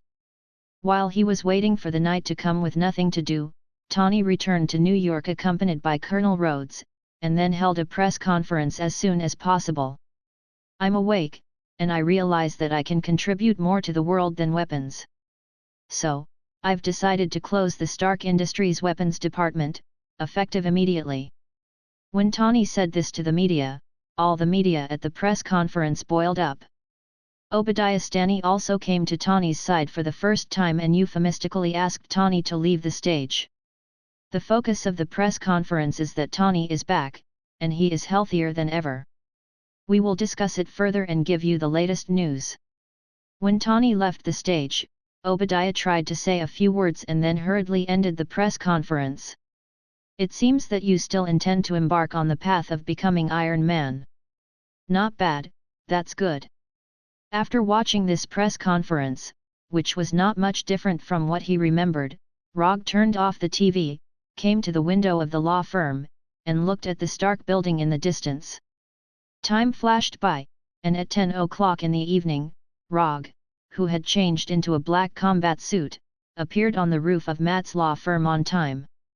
At this time, Matt was no longer dressed as a blind lawyer during the day, but he had changed into Daredevil's classic dark red battle suit, and his blind cane had been replaced with a dark red multi-purpose short stick. Let's go. When Rogge arrived, Daredevil Matt didn't say much and rushed directly to Erica's hand base. In order to avoid some unnecessary trouble, Matt didn't choose the normal path, but kept jumping forward with Rogge on the roof of Hell's Kitchen. Unlike Rogge, who has chakra, when encountering a building that cannot be crossed, the multi-purpose short stick in Matt's hand will turn into two short sticks connected by a rope, and then he will throw the hooked side to the opposite side, and finally cross the distance between the buildings like Spider-Man. Looking at the exclusive weapon in Daredevil's hand, Rogge couldn't help but have an idea. Having an exclusive weapon and not having an exclusive weapon are really two different images. This also made him consider whether to exchange special ninja tools from the system as an exclusive weapon. For example, Sasuke's Kusanagi sword, Zabuza's beheading sword, and Uchiha Madara's flame fan are pretty good. Chapter 13. With Daredevil Matt leading the way, Rogge and Daredevil soon came to a secret base in Hell's Kitchen of the Hand. Looking at the office-like base in front of him, Rogge imagined the scene of the Hand ninja changing into a formal suit and clocking into work every day. When they go out to perform tasks, they may have to submit an application to the logistics department before they can get a ninja sword used to cut people. Are you sure it's here? After coming to the top of a building next to the building, Rogge used chakra perception to sense the situation inside the building and found that there were not many people inside, not even as many people as in the previous warehouse. Yes, I've been investigating this place for a long time. On the surface, this is the office base of a Japanese transportation company, but in fact, this is one of the most important bases of the Hand in Hell's Kitchen. Every time there is a large task, many Hand ninjas will gather here.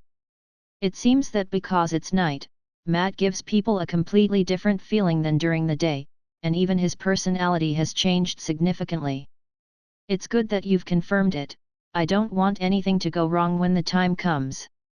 Rogge glanced at the front desk on the first floor of the building and immediately came up with a bold plan. What are you going to do? Although Daredevil Matt has never fought with Rogge, he knows very well that the seemingly harmless man in front of him has strength far beyond his own. Matt even doubts whether he can survive for a minute when Rogge is completely serious. I have two plans now, you can choose one you like more. First, I'll go in with you from the gate on the first floor of the building, and then I'll cut everyone I see all the way to the top floor. In this way, I can ensure that you will meet Erika halfway. Are you sure you want to do this? Although Matt hopes to save Erika from the Hand, he has never considered such a simple and straightforward plan with crazy intentions. This is not a plan at all, this is pure recklessness, simple and crude recklessness. It seems that you don't like the first plan very much. I have a second alternative. The second plan is for me to enter the building from the first floor and kill everyone I see, all the way to the top floor. As for you, you can choose to enter from another place and search for Erika. With me distracting them from the front, they shouldn't notice your presence, so you can look for Erika very calmly. After hearing Rogge's second plan, Matt began to wonder if it was a mistake for him to seek Rogge's help. In Rogge's mind, there was no such thing as infiltration, and he didn't care about the impact it would cause. Roger looked at Matt and didn't rush him. Instead, he silently waited for him to make a decision. The customer is God. As a private detective, Rogge respected his clients very much. Except for those who would go back on their word. Use the second plan. If you meet Erika, I hope you can keep her safe and not hurt her. Matt had fought Erika several times, so he was well aware of her strength. Naturally, he didn't think that Erika could hurt Rogge. No problem, I'll take good care of your ex-girlfriend. As soon as he finished speaking, Roger used the body flicker technique and directly arrived on the first floor of the building. He then pushed open the door and walked in casually. The building was brightly lit, and the receptionist on the first floor and the security guards next to the lobby were all wearing the uniforms for the roles they were playing. If it weren't for the obvious calluses on their hands, this place would look no different from a normal office building. Hello, sir, who are you looking for? Rogge had only taken a few steps when a hand ninja in a security uniform came over and blocked his way. As a ninja, your disguise isn't good enough. The moment he heard Rogge's words, The hand ninja's face suddenly changed, and his right hand reached directly for the explosion-proof stick at his waist. However, before the hand ninja's right hand touched the explosion-proof stick, he felt a huge force coming from his neck, and then he instantly lost consciousness. After easily twisting the neck of the hand ninja, Rogge moved his neck a little, and then opened his newly acquired 3-tomo Sharingan. The moment the 3-tomo Sharingan was opened, the world in front of Rogge's eyes also changed significantly. If the world before the Sharingan was in standard definition, then after the Sharingan was opened, the clarity of the world was upgraded to blue light, and the whole world was much clearer. However, this is only the super insight given by the Sharingan. After strangling the first hand ninja, Rogge didn't immediately launch an attack, but gave the other hand ninjas time to come. It's too troublesome to find them one by one, so it's better to wait for them to come, and then kill them all. It has to be said that the efficiency of hand ninja is very high. In less than a minute, more than 30 hand ninjas rushed over, and without exception, all of them were fully armed. Come on, you bunch of scum! Looking at the group of vigilant hand ninjas in front of him, and exuding an amazing killing intent, Rogge silently stretched out his right hand, and then raised his middle finger. Raising the middle finger is always a simple and crude provocation, and the effect is full points. The behavior of raising the middle finger even transcends the limits of race, region, and culture. Sure enough, as Rogge expected, these hand ninjas who seem to never know what is the meaning of reason, after seeing his arrogant behavior, one by one rushed up, as if they are slow, there is no way to cut him a few times. Since you have the title of a ninja, I'll let you experience what real ninjutsu is. With a thought, Rogge displayed the only genjutsu he has learned so far. Genjutsu, Dark Walking Technique. At the moment when the Dark Walking Technique was launched, all the light in the eyes of these hand ninjas completely disappeared, and instead, there was endless pure darkness. After using the Dark Walking Technique, Rogge had no intention of provoking them, and walked straight towards the panicked hand ninjas, and started his own killing moment. While Rogge was killing on the first floor of the building, Daredevil Matt also entered the building from a corner on the 5th floor. After entering the building, Matt used his extraordinary hearing to the limit, and he quickly swept through the building like a ghost, looking for Erika's trace. In the process of looking for Erika, Matt paid special attention to the situation in the lobby on the 1st floor from time to time. There were no overly exciting sounds of fighting, indicating that the destruction and impact of the battle was not great. After discovering this, Matt breathed a sigh of relief. It seems that Rogge still cares about the aftermath. However, what Matt didn't expect was that at this time, the 1st floor was already covered with blood and corpses. The reason why there was no fierce sound was that the hand ninjas who could make a sound had turned into corpses that could no longer make any sound. Chapter 14. In the office on the top floor of the building, Savant and Murakami's faces were extremely ugly. In front of them was the real-time monitoring screen of the lobby on the 1st floor. Watching the ninjas of the hand being killed by Rogge as quickly as slaughtering chickens, as the leaders of the hand, they couldn't help but feel an uncontrollable anger. The only difference was that after seeing this picture, the grumpy Savant directly smashed the desk in front of him, while Murakami silently pulled out the katana at his waist. This is not a battle at all. This kind of death is a shame for a ninja. Although Savant and Murakami could see the real-time monitoring screen of the lobby on the 1st floor, they didn't know what the hand ninjas had experienced. In their eyes, these highly skilled and experienced ninjas took the initiative to come to Rogge, and then begged Rogge to end their lives. This is not right, their behavior is very abnormal. After watching carefully for a while, Murakami was sure that the hand ninjas in the lobby on the 1st floor were in an abnormal state. But what he couldn't be sure was what kind of abnormality it was. Let Kuroko and Erika do it. If they can't do it, we can only give up here. Murakami made the final decision. The furious Savant glared fiercely at Rogge on the screen, and then left the room.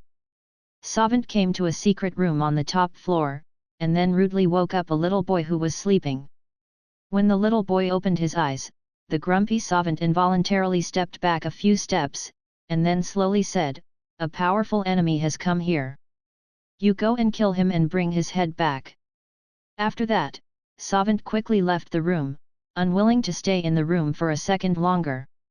The little boy who looked to be in his early teens was Kuroko, the sharpest blade in the hand, and the most powerful warrior in the hand.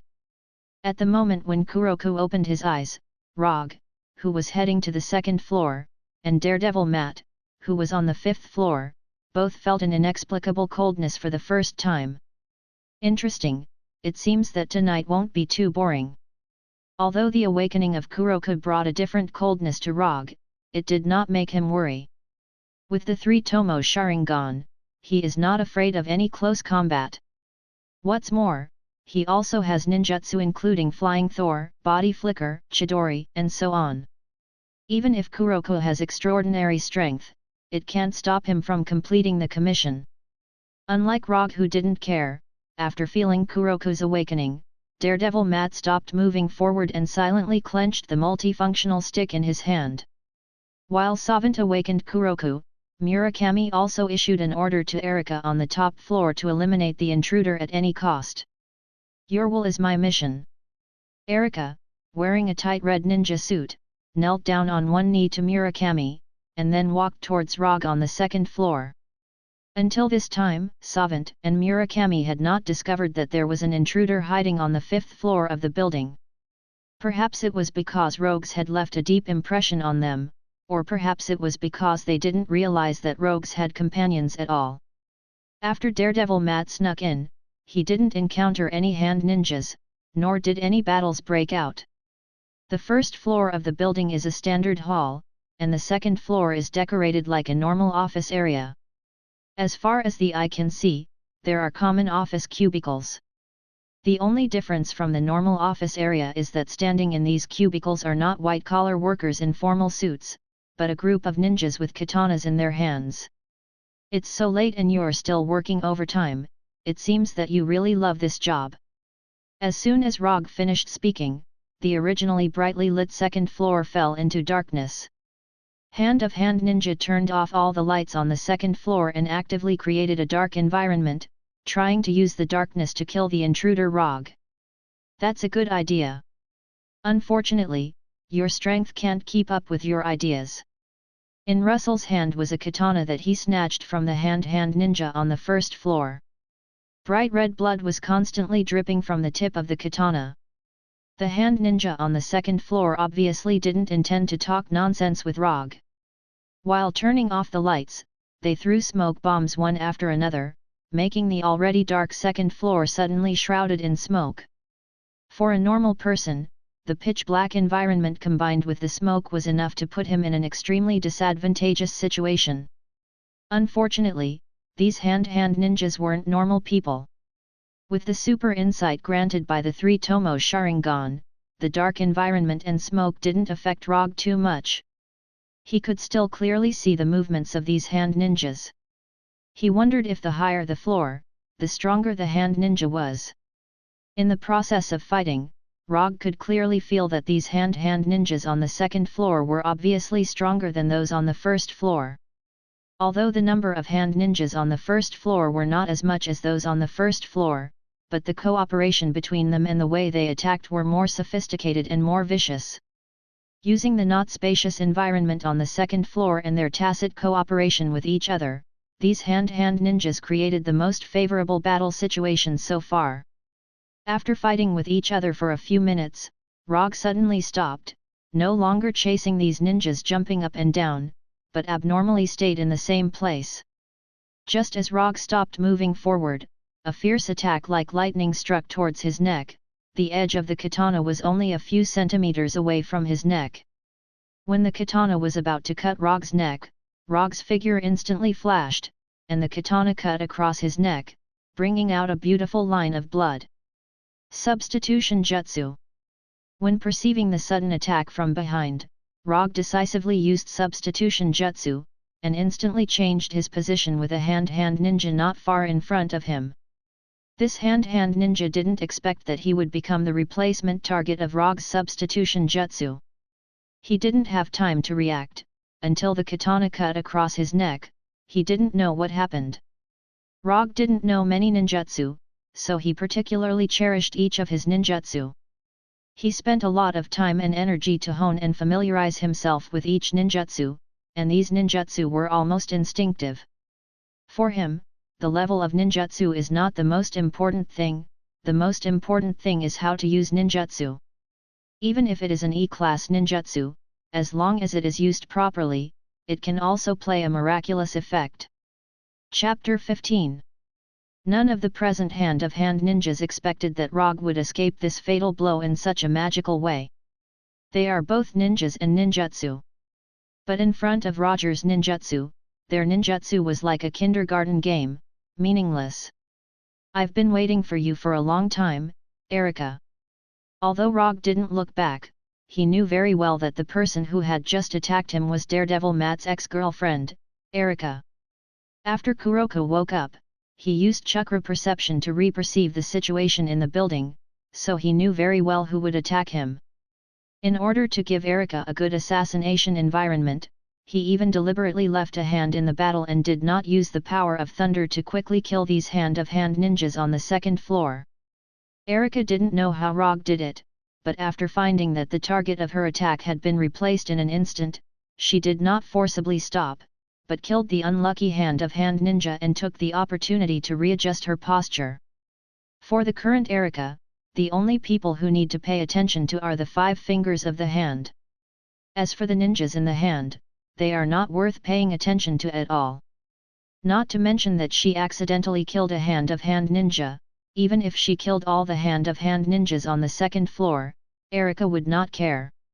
"Although I promised someone that I wouldn't hurt you, looking at your current state, I don't think you'll obediently allow yourself to be captured. Moreover, I also want to see what kind of skills the students taught by the leader of Holiness Church, the old man with the staff, have." As soon as his voice fell, Rogge attacked Erika like lightning. In order to let himself feel the pleasure of fighting, he didn't use any ninjutsu, he didn't even use his chakra. Although Erika has been taught by the old man with the staff, in the end, she is just an ordinary person who is proficient in fighting. When fighting with ordinary people, using ninjutsu or chakra is like opening a cheat in a game. Cheating could allow one to easily obtain victory, but it would not allow one to experience the joy of defeating an enemy. When Rogge attacked her, Erika retreated and also attacked Rogge. Clang! The ninja katana in Rogge's hand collided with the ninja katana in Erika's hand, making a clear sound of metal colliding. The next second, Rogge and Erika adjusted their postures at the same time and attacked each other with their ninja blades again. Clang! Clang! Clang! In just 2 or 3 seconds, Rogge and Erika had fought 5 or 6 times, but they failed to hit each other. After seeing Rogge and Erika in a short stalemate, the other hand ninjas didn't hesitate at all and attacked Rogge, intending to join forces with Erika to kill Rogge. Fixed body spell. After perceiving that these hand ninjas had thoughts they shouldn't have, Rogge instantly used fixed body spell, completely depriving these hand ninjas of their ability to move. These hand ninjas seemed to have been pressed on the pause button, strangely staying in place, maintaining the posture of running wildly. The annoying flies have been taken care of, let's continue. After seeing those hand ninjas being strangely fixed in place, Erika quickly retreated and pulled away from Rogge. Although Erika has been brainwashed by hand, it doesn't mean that she has lost the ability to think. Whether it was the previous substitution technique or the fixed body spell just now, it made Erika instinctively aware of the danger.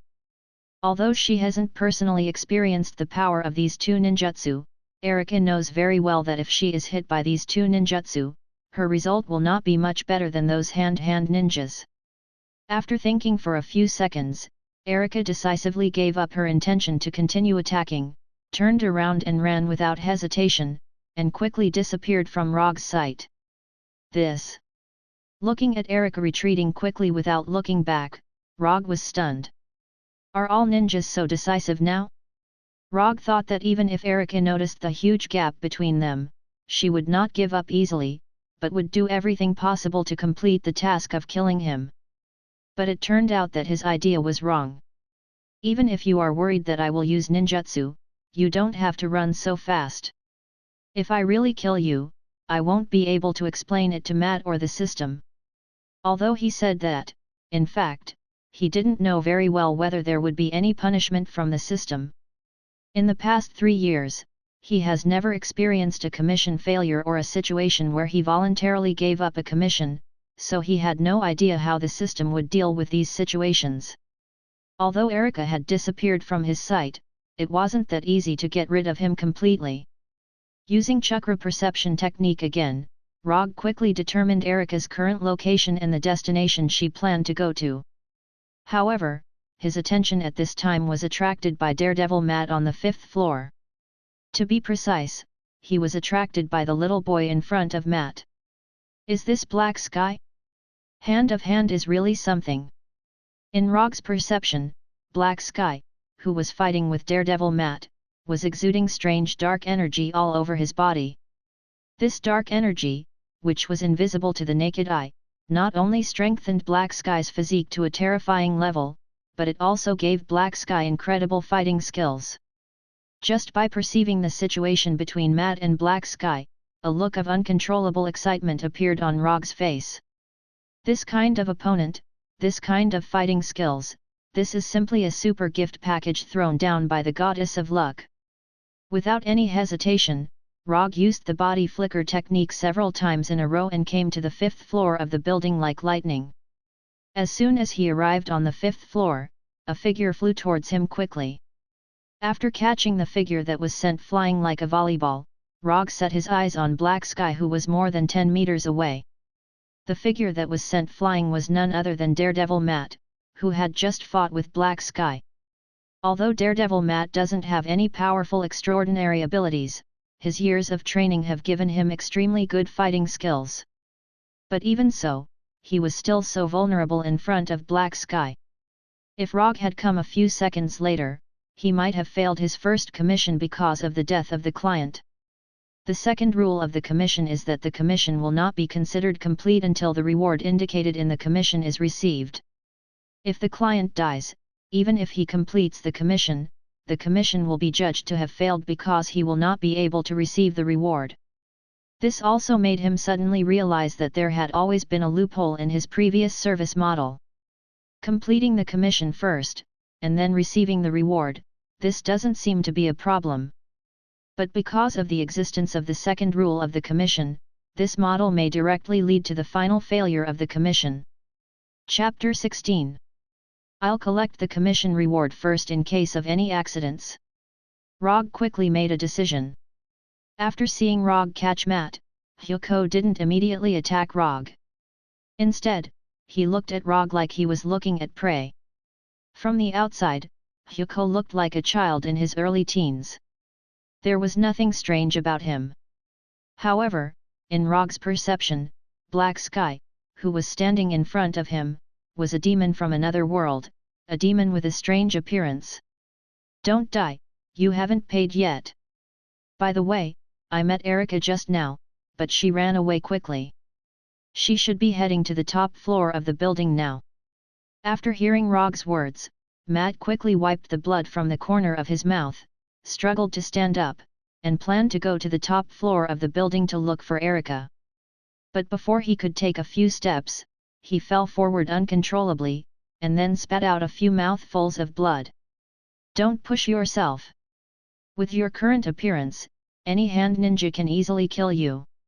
If you want to see Erika again, you'd better stay here like a good girl. After I deal with this guy in front of me, I will complete your commission. After that, Rogge ignored Matt and walked straight toward Hyuko. After a few exchanges with Erika, several nicks appeared on the ninja sword in Rogge's hand, but he didn't care about this. He waved his sword a few times as he walked.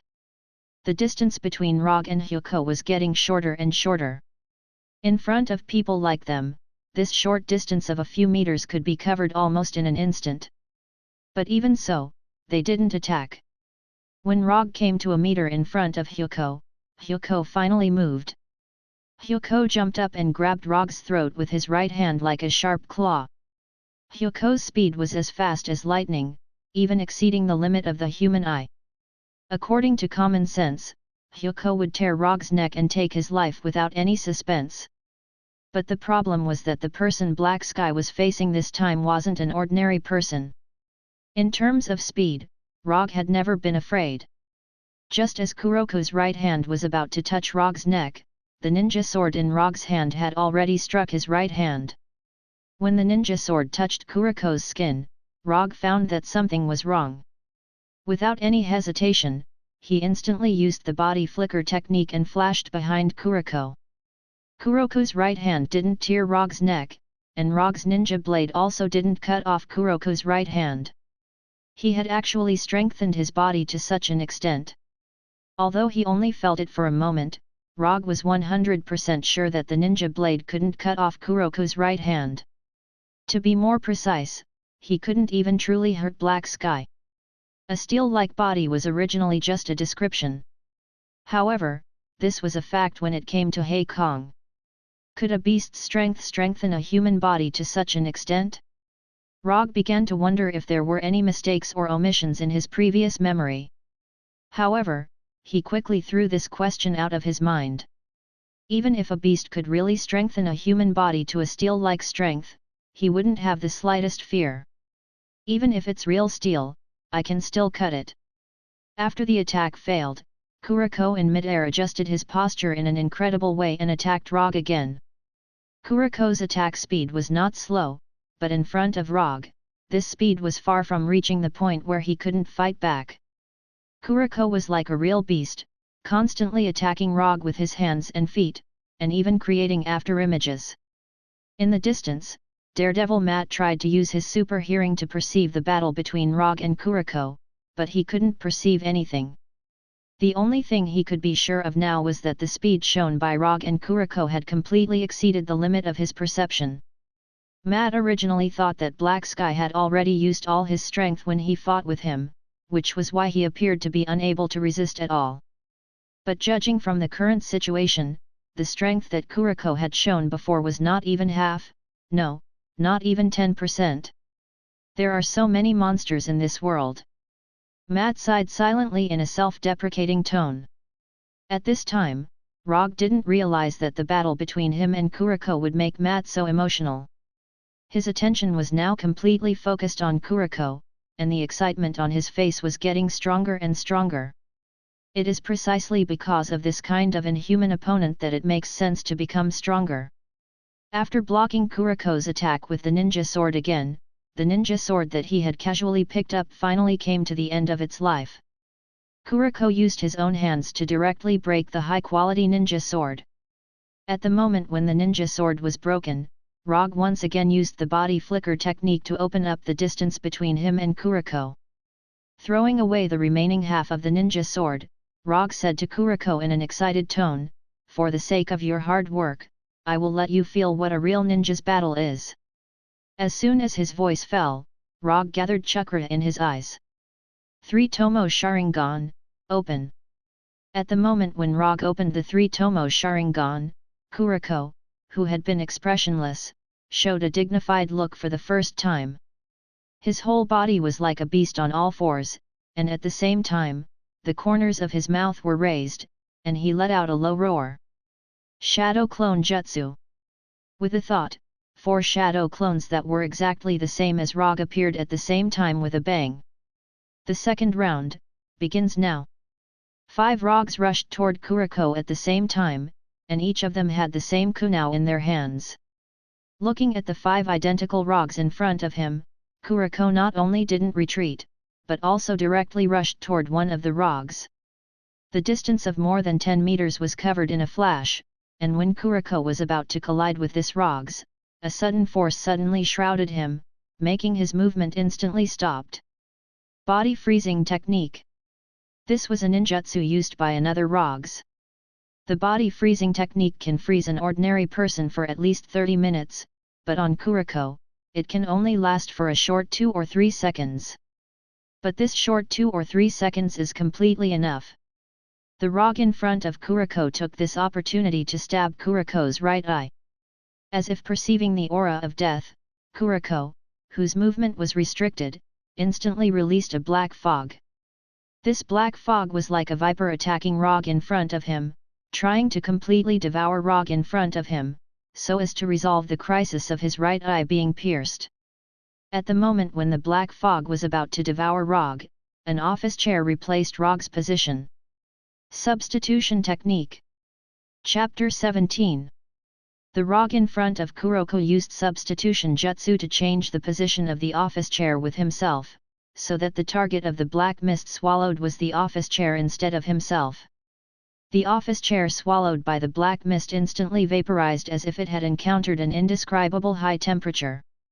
After seeing this scene, the other 4 Rogge instantly pulled away from Kuroko to avoid being touched by the black mist. While pulling away, 2 of the Rogge threw the kunai in their hands towards Kuroko. When these 2 kunai were about to hit Kuroko's body, the strange black mist once again gushed out from Kuroko's body and swallowed the 2 kunai. One of the kunai was instantly vaporized like the office chair, while the other one slightly pierced a small part of the black mist, then turned into smoke and disappeared. After seeing this scene, one of the Rogge showed a smile and silently said, "It seems that there is no way to engage in close combat, but ninjas can do more than just close combat. Genjutsu, Dark Walk Jutsu." The Rogge who spoke took the lead in using ninjutsu. Unlike the fixed body jutsu that deprives the ability to move, Dark Walk Jutsu is an illusion that specifically targets vision. Although in the face of Dark Walk Jutsu, there is also a possibility that the effect of Dark Walk Jutsu will be weakened, but this does not affect Rogge's next plan. Although the black mist gushing out of Kuroko's body can devour matter, it can't stop the Dark Walk Jutsu that directly targets vision. When this Rogge finished casting Dark Walk Jutsu, the other 4 Rogge were not idle, they immediately adjusted their positions and came to the front, back, left, and right of Kuroko. Fire Release, Grand Fire Annihilation. The 4 Rogge used Grand Fire Annihilation at the same time, and Kuroko's surroundings suddenly turned into a sea of fire. Although the 4 Grand Fire Annihilation will not have 4 times the power, but it can completely block all of Kuroko's escape possibilities. The black mist gushing out of Kuroko's body can perfectly defend against physical attacks, but Grand Fire Annihilation is pure fire damage. Grand Fiery Annihilation from 4 different locations struck Black Sky, who had temporarily lost his vision without any suspense, causing him, who was at the center of the attack, to let out an intense scream that did not belong to humans. While the other 4 Rogges were casting Grand Flame Extinguishing Spell, the Rogge who first cast Dark Sneak Technique didn't stay idle. He cast Body Fixing Technique on Black Sky one after another. Since a single hold spell could only hold Black Sky for 2 to 3 seconds, then he would use more hold spells to prolong the time. When the effect of the first hold spell disappeared, the second hold spell descended upon Black Sky. The effect of the second body securing technique disappeared, and the third came. Black Sky was forced to stay in place for more than 10 seconds by relying on immobilization spells one after another. He had to endure the full power of 4 Grand Flame Annihilation spells. When the flames of Grand Flame Extinguish dissipated, Black Sky, who was at the center of the attack, became a skeleton in a broken state. He was barely able to stand with the support of a weak black mist. He had taken all the damage. Strong control to death. At this point, Rogge dispelled the shadow doppelganger. The 4 Rogges who cast Grand Flame Extinguishing spell turned into smoke and disappeared with a bang. When Black Sky, who only had a broken skeleton left, fell to the ground, Rogge silently summed up the battle just now. He cast Shadow Doppelganger, and used one of the Shadow Doppelganger to attract Black Sky's attention. The main body cast Body Fixing Technique, and the Shadow Doppelganger took the opportunity to attack Black Sky's right eye. The Shadow Doppelganger used Substitution Technique to dodge the black mist, while the main body reformulated the battle plan. The main body and the Shadow Doppelganger simultaneously threw out 2 kunai, one real and one fake, to determine the nature of the black mist. After understanding the nature of the black mist, the main body used dark sneak technique to deprive Black Sky of his vision, and the 4 shadow doppelgangers simultaneously cast Grand Flame extinguishing spell from 4 directions. The main body continued to cast body fixing technique, forcibly controlling Black Sky, making Black Sky take the damage of the 4 Grand Flame extinguishing spells. Although this set of combo couldn't be considered very beautiful, but the effect was very good. It quickly took care of Black Sky, who was protected by the black mist. Looking at the remaining broken bones of Black Sky scattered on the ground, Rogge sighed with satisfaction. This was the best battle he had enjoyed in the past 3 years. If Black Sky didn't know nothing about his ninjutsu and was so reckless, he may not have been able to use this set of tactics so smoothly. In any case, Black Sky allowed him to enjoy the pleasure brought by the battle. Now Rogge was in a good mood, but the mood of Savant and Murakami on the top floor of the building was as bad as it could get. First, Erika fled in fear, and then Black Sky died. Erika was just an outsider, after all, she was just a tool brainwashed by the hand of hand. But Black Sky was completely different. Black Sky was the strongest weapon carefully made by the hand of hand. In a sense, Black Sky was the strength ceiling of the hand of hand. Otherwise, as one of the 5 fingers, Savant had no need to be afraid of a 10-year-old child. I can now be sure that he is definitely not the bait of the Holiness Church. Murakami tried to calm his mood and said slowly. At the last meeting, they suspected that Rogge was the bait thrown by the Holiness Church, so they temporarily put aside the revenge action against Rogge. But now it seems that their suspicion was very wrong. Even Black Sky, who was possessed by a beast, was killed so easily. If Rogge was really a member of the Holiness Church, then he alone could completely destroy the hand of hand. With such power, there was no need to plan anything at all, he could directly flatten them. Let's go, we can only give up this base. Murakami turned to Savant and said. Savant didn't answer him, nor did he leave his seat, as if he didn't hear Murakami's words. Savant's temper was the worst among the 5 fingers of the hand of hand, but if you think that he was impulsive and brainless, then you would be wrong. How could someone who was chosen by Kunlun be a brainless idiot? Even if he was really an idiot, after living for hundreds of years, he would become an idiot who was good at thinking. After watching the entire battle between Rogge and Black Sky from the monitor, Savant became silent, and his brain began to work crazily. When Murakami was about to urge him again, he finally spoke. We're not going, we don't have to give up this base. As he spoke, Savant stood up and looked at Murakami with a serious face. What do you mean? Don't tell me you want to stop that monster. Yes, I will stop him, but not by fighting. Looking at Murakami, who was still confused, Savant spoke again. Before he killed our people in the warehouse, did you know him? Murakami shook his head. Then did we offend him before? Murakami wanted to continue shaking his head, but in the end, he said, it's hard to say, maybe his friends or classmates died in the hand of hand's hands. After hearing Savant's answer, Savant sighed helplessly. If the hand of hand really killed his friends or classmates, do you think he would do nothing? Chapter 18. After listening to Savant's words, Murakami shook his head again. That's right. This means that before the warehouse was attacked, we didn't have any grudges with this Rogge. According to the information we have, he is a private detective who suddenly appeared in New York 3 years ago and has mastered magical ninjutsu. Although I still don't know why he attacked our warehouse and brought people here, I have a bold guess. He must have accepted someone else's request, that's why he is our enemy. Savant confidently stated his judgment.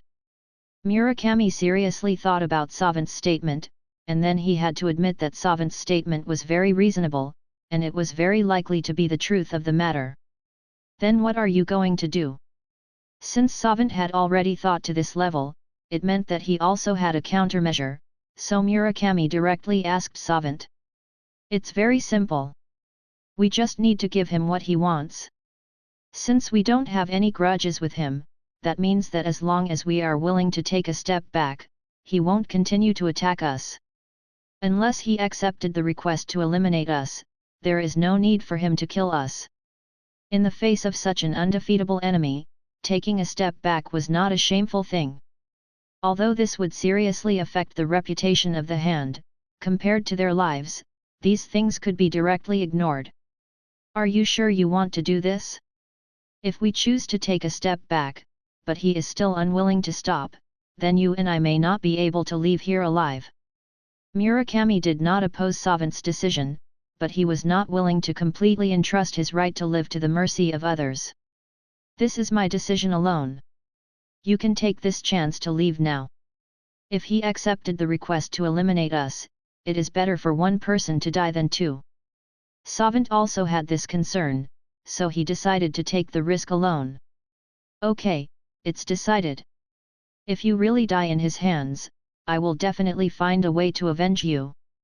After that, Murakami left the room and walked toward the top of the building.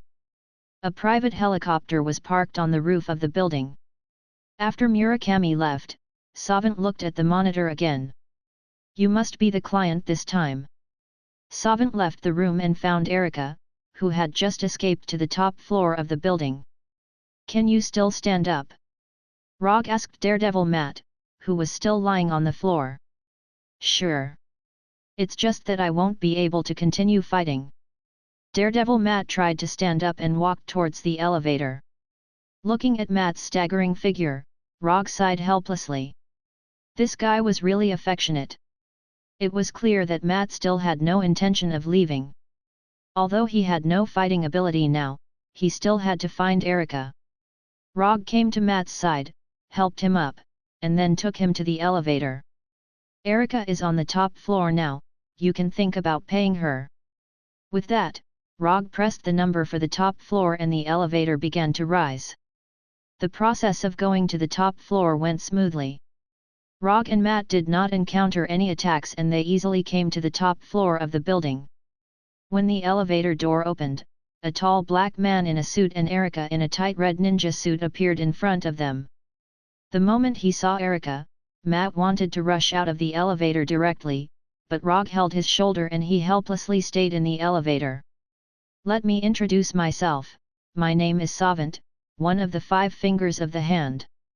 As for the one next to me, I don't think I need to introduce him. Savant introduced himself with a natural face, as if he didn't know what Rogge and Matt had done before. The scene in front of him was beyond Rogge's expectations. He didn't expect that Savant and Erika would be waiting for them here and act so harmless. In his imagination, when they came to the top floor, they would be greeted by a large group of hand-of-hand ninjas. It seems that you are not worried about your life at all. After confirming with chakra perception, Rogge found that there were no hand-of-hand ninjas on the top floor of the building except for the 4 of them. This also meant that the scene in front of them was not a trap. I was a little worried at first, but after hearing what you said, Mr. Rogge, I was completely relieved. As a man who has lived for hundreds of years, Savant is now 100% sure that his judgment is correct. Rogge didn't come to the hand for revenge, and the commission he received was definitely not to eliminate the hand. After confirming this, Savant's expression became more confident, and he said slowly, if you don't mind, Mr. Rogge, let's talk in my office. After arriving at Savant's office, Rogge looked around the office and then sat down casually. Although he only took a glance, he could already confirm that the picture displayed on the TV wall was the real-time monitoring picture of the 5th floor. After Rogge and Matt sat down, Savant sat on the sofa opposite them and asked calmly, Mr. Rogge, what is your purpose this time? If there is anything I can help you with, Mr. Rogge, you can ask directly and I will do it. Savant's performance at this time was not like the notorious leader of the hand at all, but like a very kind businessman. Is he admitting defeat? Judging from Savant's performance, this possibility is very high. Thinking of this, Rogge's evaluation of Savant couldn't help but rise a little. He knows when to yield and when to stand tall. This evaluation came to Rogge's mind involuntarily. Since you are so sincere, I'll be straightforward. She is the reason why we are here. No problem, since Mr. Rogge is here for Erica, from now on, Erica is yours, Mr. Rogge. Savant was not surprised at Rogge's purpose. After recognizing Daredevil, he already understood why Rogge and the others were here this time. Savant originally didn't know the true identity of Daredevil Matt. Although the Hand had been investigating Daredevil before, they had never obtained any useful information. But after Erica was brainwashed by the Hand easily learned the true identity of Daredevil Matt, and also knew the things between Daredevil Matt, Erica, and Holiness Church. Chapter 19.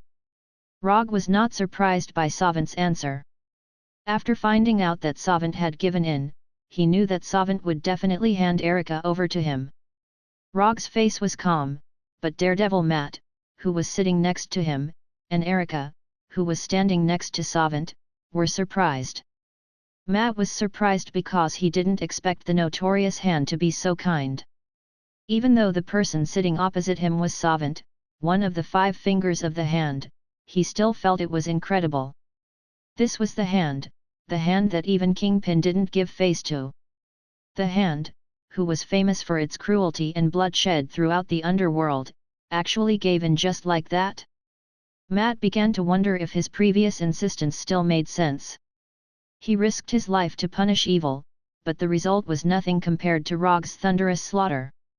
The so-called justice was not as good as the simplest way to curb violence with violence. Like Matt, after hearing that Savant had handed her over to Rogge so easily, Erica, who had been standing straight, couldn't help but tremble slightly.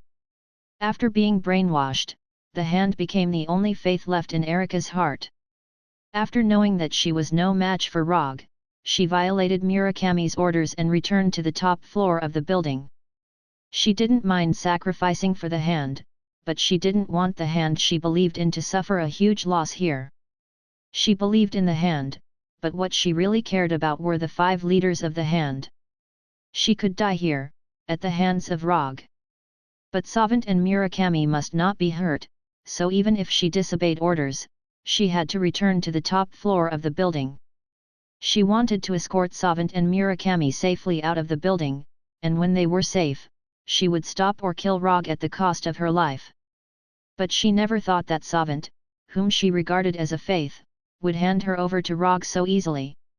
It turns out that in their hearts, I am no different from those ninjas. Erica thought of the hand ninjas who were regarded as tools by him and her attitude towards those ninjas. The more she cared, the sadder it was. Although Erica was trying her best to control her trembling and emotions, no one present was an ordinary person, so her abnormality was quickly noticed by Rogge and others. Rogge had no reaction to this. To him, it didn't matter whether Erica's emotions were normal or not. What was important was the judgment of the system. Like Rogge, Saunder didn't react. But his lack of reaction was only on the surface. As for what he was thinking in his heart, it was estimated that only he would know. Of the 3 people, the one with the most intense reaction was Daredevil Matt. After noticing Erica's abnormality, Matt ignored the pain in his body and quickly stood up and immediately came to Erica, trying to comfort her. But his hands stopped in mid-air, and he suddenly realized that Erica was not the Erica he remembered. And he didn't know what identity to use to comfort Erica now. Ex-boyfriend? Senior brother? College classmate? New Yorker? When Matt sat back on the sofa with a lonely face, Rogge opened the system commission page, glanced at it, and saw the picture he wanted to see. Commission content: get Erica out of hand control. Commission status: completed. Commission reward: 20 ninja coins have been sent. Ninja coins not consumed: 25. The ninja coins were quickly transferred to his account, which made Roger's mood a lot better.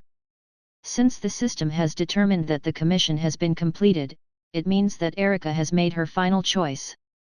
As for how much of this choice was about obeying orders, and how much of it was about her dying heart, only she herself knew. I accept Hand's kindness. In fact, I personally don't have much of an opinion on Hand, it's just a matter of work, so you understand. Since Savant is so good at dealing with people, Rogge doesn't mind giving him face. I understand, I can assure you, Mr. Rogge, that Hand will never take these things to heart. It has to be said that people who have lived for hundreds of years are different. Looking at Savant's amiable face, Rogge admitted that he couldn't do it. I'm not an unreasonable person. These 2 jobs did cause some losses to you, especially one of your important personnel. Well, in order to express my apologies, if Hand has any suitable commission in the future, I can consider accepting it. After hearing Rogge's words, Savant and Matt were stunned at the same time. Savant didn't expect that Rogge would include Hand on the client list. When investigating Rogge's identity, Hand spent a lot of effort, including those who have been to Rogge's office. So they know very well that Rogge won't accept any commission. More importantly, he had never failed to complete any of the tasks he had accepted.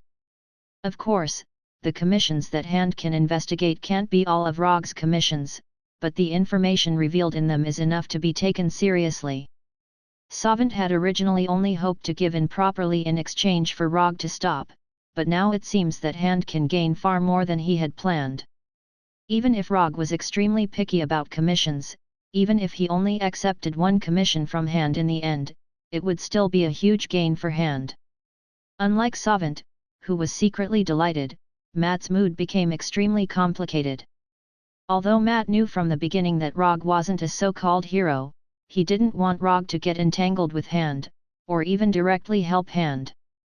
But Matt knew very well that he had no personal relationship with Rogge. What Rogge wanted to do and what kind of commission he wanted to accept was his own freedom, even if the client was Hand. Rogge himself didn't think too much about it. To him, there was nothing strange about including Hand on the client list.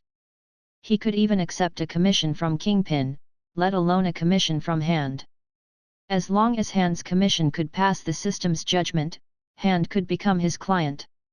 As for whether he would be called a hero or a villain, he didn't care at all. The title of a superhero sounded good, but the price to pay wasn't low at all. After chatting for a while, Savant handed a bank card with $5 million to Rogge with a smile on his face, and then personally walked them to the door on the first floor of the building. As for the ninja corpses in the hall on the first floor, they had been cleaned up by Hand while they were talking. Not even a drop of blood was left. Chapter 20. Can you stop following me? I've said it many times, you're free. Rogge, leaning back in his chair, said helplessly to Erica in front of him. Since they left the building in Hand, he told Erica very clearly that she could go wherever she liked and do whatever she wanted. But he didn't know if he didn't express himself clearly enough or if Erica didn't listen to him at all. After being ruthlessly abandoned by Savant, Erica seemed to have made up her mind to follow Rogge. Even if he used the Flying Thor to get rid of Erica directly and returned to the firm alone, Erica still came to find him according to the address. Erica didn't answer Rogge. She just stood silently in front of Rogge without saying a word.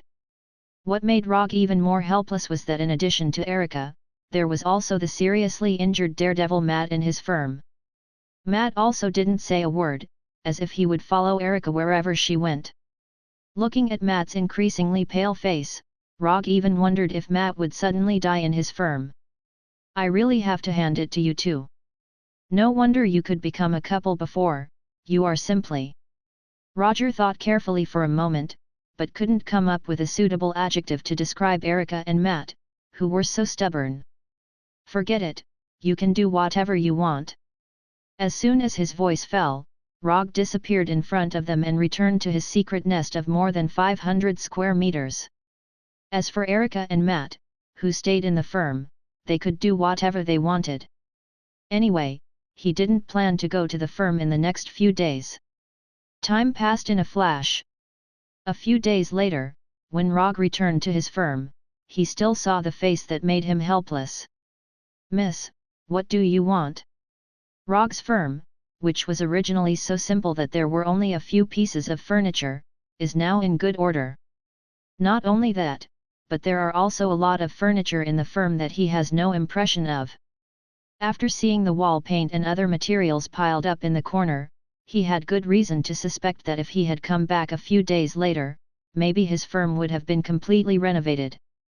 I won't let others throw it away like trash without any feelings. Maybe it was because she had changed back to normal clothes, but after hearing Rogge's question, Erika answered his question for the first time.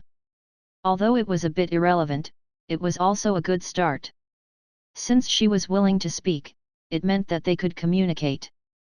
Being able to communicate meant that there was the possibility of persuading the other party. Just as Rogge was about to persuade Erika to stop following him, the door of the firm was pushed open and a big European man wearing a tight t-shirt with a white skull printed on it walked in. This skull symbol looked a little familiar. Before Rogge could recall the information of this skull, the uninvited big European man instantly took out 2 pistols from his waist and fired at Rogge. Bang bang bang bang. Fierce gunshots continued to sound, but these bullets failed to hit the target. They all hit the wall behind Rogge. Punisher. This guy is a Punisher. When the Punisher took out the pistols from his waist in lightning speed, Rogge instantly recalled the skull logo, and then used the body flicker technique without hesitation. Rogge flashed to the right side of the Punisher, and his right fist filled with chakra mercilessly hit the Punisher's lower abdomen, sending him flying. The Punisher, who was sent flying, slammed into the door of the firm, overturned the door that was not very sturdy to begin with, and slammed into the wall of the aisle. The moment the Punisher hit the wall of the aisle, he spat out a mouthful of bright red blood uncontrollably. Rogge did not use ninjutsu or kunao, but his right fist filled with chakra was equally powerful. Although the Punisher's physique was stronger than ordinary people, it was still not enough to withstand Rogge's chakra punch. After forcibly stabilizing his body by relying on the wall, the Punisher did not hesitate. He decisively abandoned the pistols in his hands, then took out 2 grenades from his trouser pocket, and removed the safety pins on the grenades with his thumbs. Is this guy planning to die together with me? Why do I always meet these lunatics? Immobilization technique. After sensing the dangerous thoughts of the Punisher, Rogge had no choice but to use immobilization technique to immobilize the Punisher, lest this guy blow up his firm. The moment his body was forcibly immobilized, the Punisher instantly recalled the superpower incident he had heard of before. But before he had time to think about it, his figure completely disappeared from the aisle and instantly arrived in a dilapidated warehouse. In order to protect his not-so-high-end firm and to prevent the Punisher from causing a bigger commotion, Rogge directly used the Flying Thor to bring him to a dilapidated warehouse in Hell's Kitchen. After throwing away the grenades in the Punisher's hand and removing the pistols, grenades, daggers, neck wires, and other weapons from the Punisher, Rogge removed the immobilization technique on the Punisher. When the immobilization technique's effect completely disappeared, the Punisher did not immediately attack Rogge. Instead, he quickly distanced himself and sized up Rogge with great vigilance. Only you are guilty, so you must die. It seems that in your eyes, I am the kind of person who must die. From the moment the Punisher launched his attack to the moment he was brought to this dilapidated warehouse, only a few seconds had passed. But in just 2 to 3 seconds, the Punisher showed an extremely strong killing intent, as if he would not stop until he killed Rogge. You. After Rogge revealed his true thoughts, the Punisher was slightly stunned, but he quickly recovered and continued to size up Rogge with a vigilant gaze. Others may not know your identity, but I am different. I know your past, Captain Frank Castle. This was the benefit of being a transmigrator. To others, their existence was like a secret, but to a transmigrator, it was no different from public information. You know me. The Punisher was now 100% sure that Rogge really recognized him. But he remembered very clearly that he had never seen Rogge before. Of course, who doesn't know the famous Punisher? But even if you are the Punisher, you can't shoot me without saying anything. Because it will make me very unhappy. At this point, Rogge's aura also changed. From a seemingly harmless young man, he instantly became a tyrant who held supreme power and slaughtered countless lives. Chapter 21. Is this guy really human?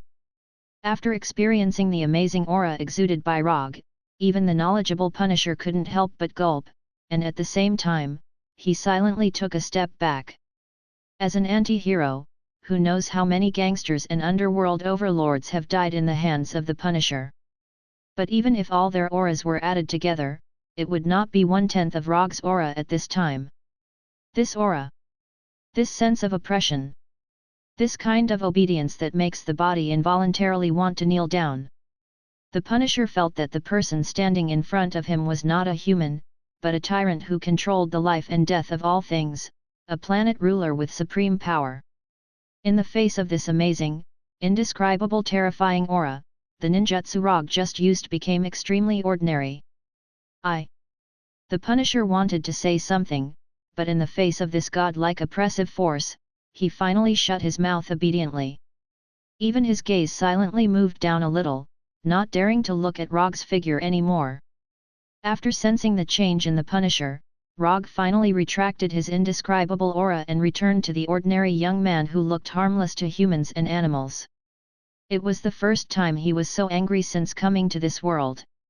He had just given himself a few days off and returned to his office in a good mood, only to see Erica, who made him feel helpless. That wasn't all. What truly infuriated him was the Punisher's sudden attack filled with killing intent. Although the Punisher's attack did not really hurt him, it made his originally happy mood instantly gloomy to the bottom of the valley. If it weren't for his good self-control, he would have broken the Punisher's neck directly. I don't know if you attacked me because I slaughtered too many ninjas in the hand, or if it was for some other reason. But your attack made me very unhappy, but I don't want to kill anyone now, because killing people will make my mood worse. So I decided to give you a chance to make up for your mistakes. Become my subordinate, and I won't pursue the matter of you attacking me just now. Rogge originally didn't have such thoughts, but after seeing the skull on the Punisher's body, he suddenly changed his mind. The Punisher was quite skilled, and his past meant that he was destined to have many miraculous feats. If he could make such a person his subordinate, there should be unexpected results. He might even be able to get more commissions. No, I refuse. The Punisher knew very well what his choice meant, but he still gave a decisive answer. Some things would not be given up just because of the fear of death. Very good. It was really good. But now, I want you to submit to me even more. Having a personality was better than not having one. Moreover, the Punisher's skills meant that he was destined to be a very qualified subordinate. So, Rogge was even more determined to subdue the Punisher. I'm not afraid of your personality, I'm only afraid that you don't have the ability. I'm not your opponent, but I won't be your subordinate either. It's impossible now, and absolutely impossible in the future. If you really want to subdue me, I advise you to just kill me. The Punisher replied solemnly, but Rogge did not take his words to heart. No matter which world it was, there was an eternal and unchanging law, an ultimate law that could transcend time and space. The law of fragrance. The stronger the rejection now, the stronger the law of fragrance would be in the future. It's a waste to kill someone like you. Since your belief is that as long as you are guilty, you must die. Then I'll give you a chance to carry out your beliefs, and I'll give you 3 chances. Hearing this, the Punisher couldn't figure out what Rogge was trying to do. For the next month, I'll be in New York. You can attack me at any time and any place. As long as you can successfully injure me in 3 attacks, or successfully escape after 1 attack, I'll give up on subduing you. At the same time, I don't mind your attack this time. However, if you fail 3 times in a row, then you will have to become my subordinate, and you will have to do it willingly. How about it? Are you interested in accepting this challenge? As Rogge spoke, he walked toward the Punisher. When he finished speaking, he arrived in front of the Punisher. Or are you saying that your beliefs are just empty words? Hearing Rogge's mocking tone, the Punisher clenched his fists silently, took a deep breath, and replied in a gloomy tone, "Since you want to play, I'll play with you." But if you lose, you'll die. If you can do it, do it. I admire your confidence. After that, Rogge patted the Punisher on the shoulder and returned to his office through the Thor. When he returned to his office, the person who appeared before him was still Erica. But now, she was working hard to fix the door that the Punisher had destroyed. Erica noticed Rogge, but she did not speak to Rogge. She continued to fix the door, trying to restore it to its original state. Looking at Erica's back, Rogge thought seriously for a few seconds before saying, "If you really want to stay here, that's fine, provided that you become an assistant in the office." After hearing Rogge's words, Erica stopped. After a moment of silence, she said without looking back, "No problem, as long as you pay me."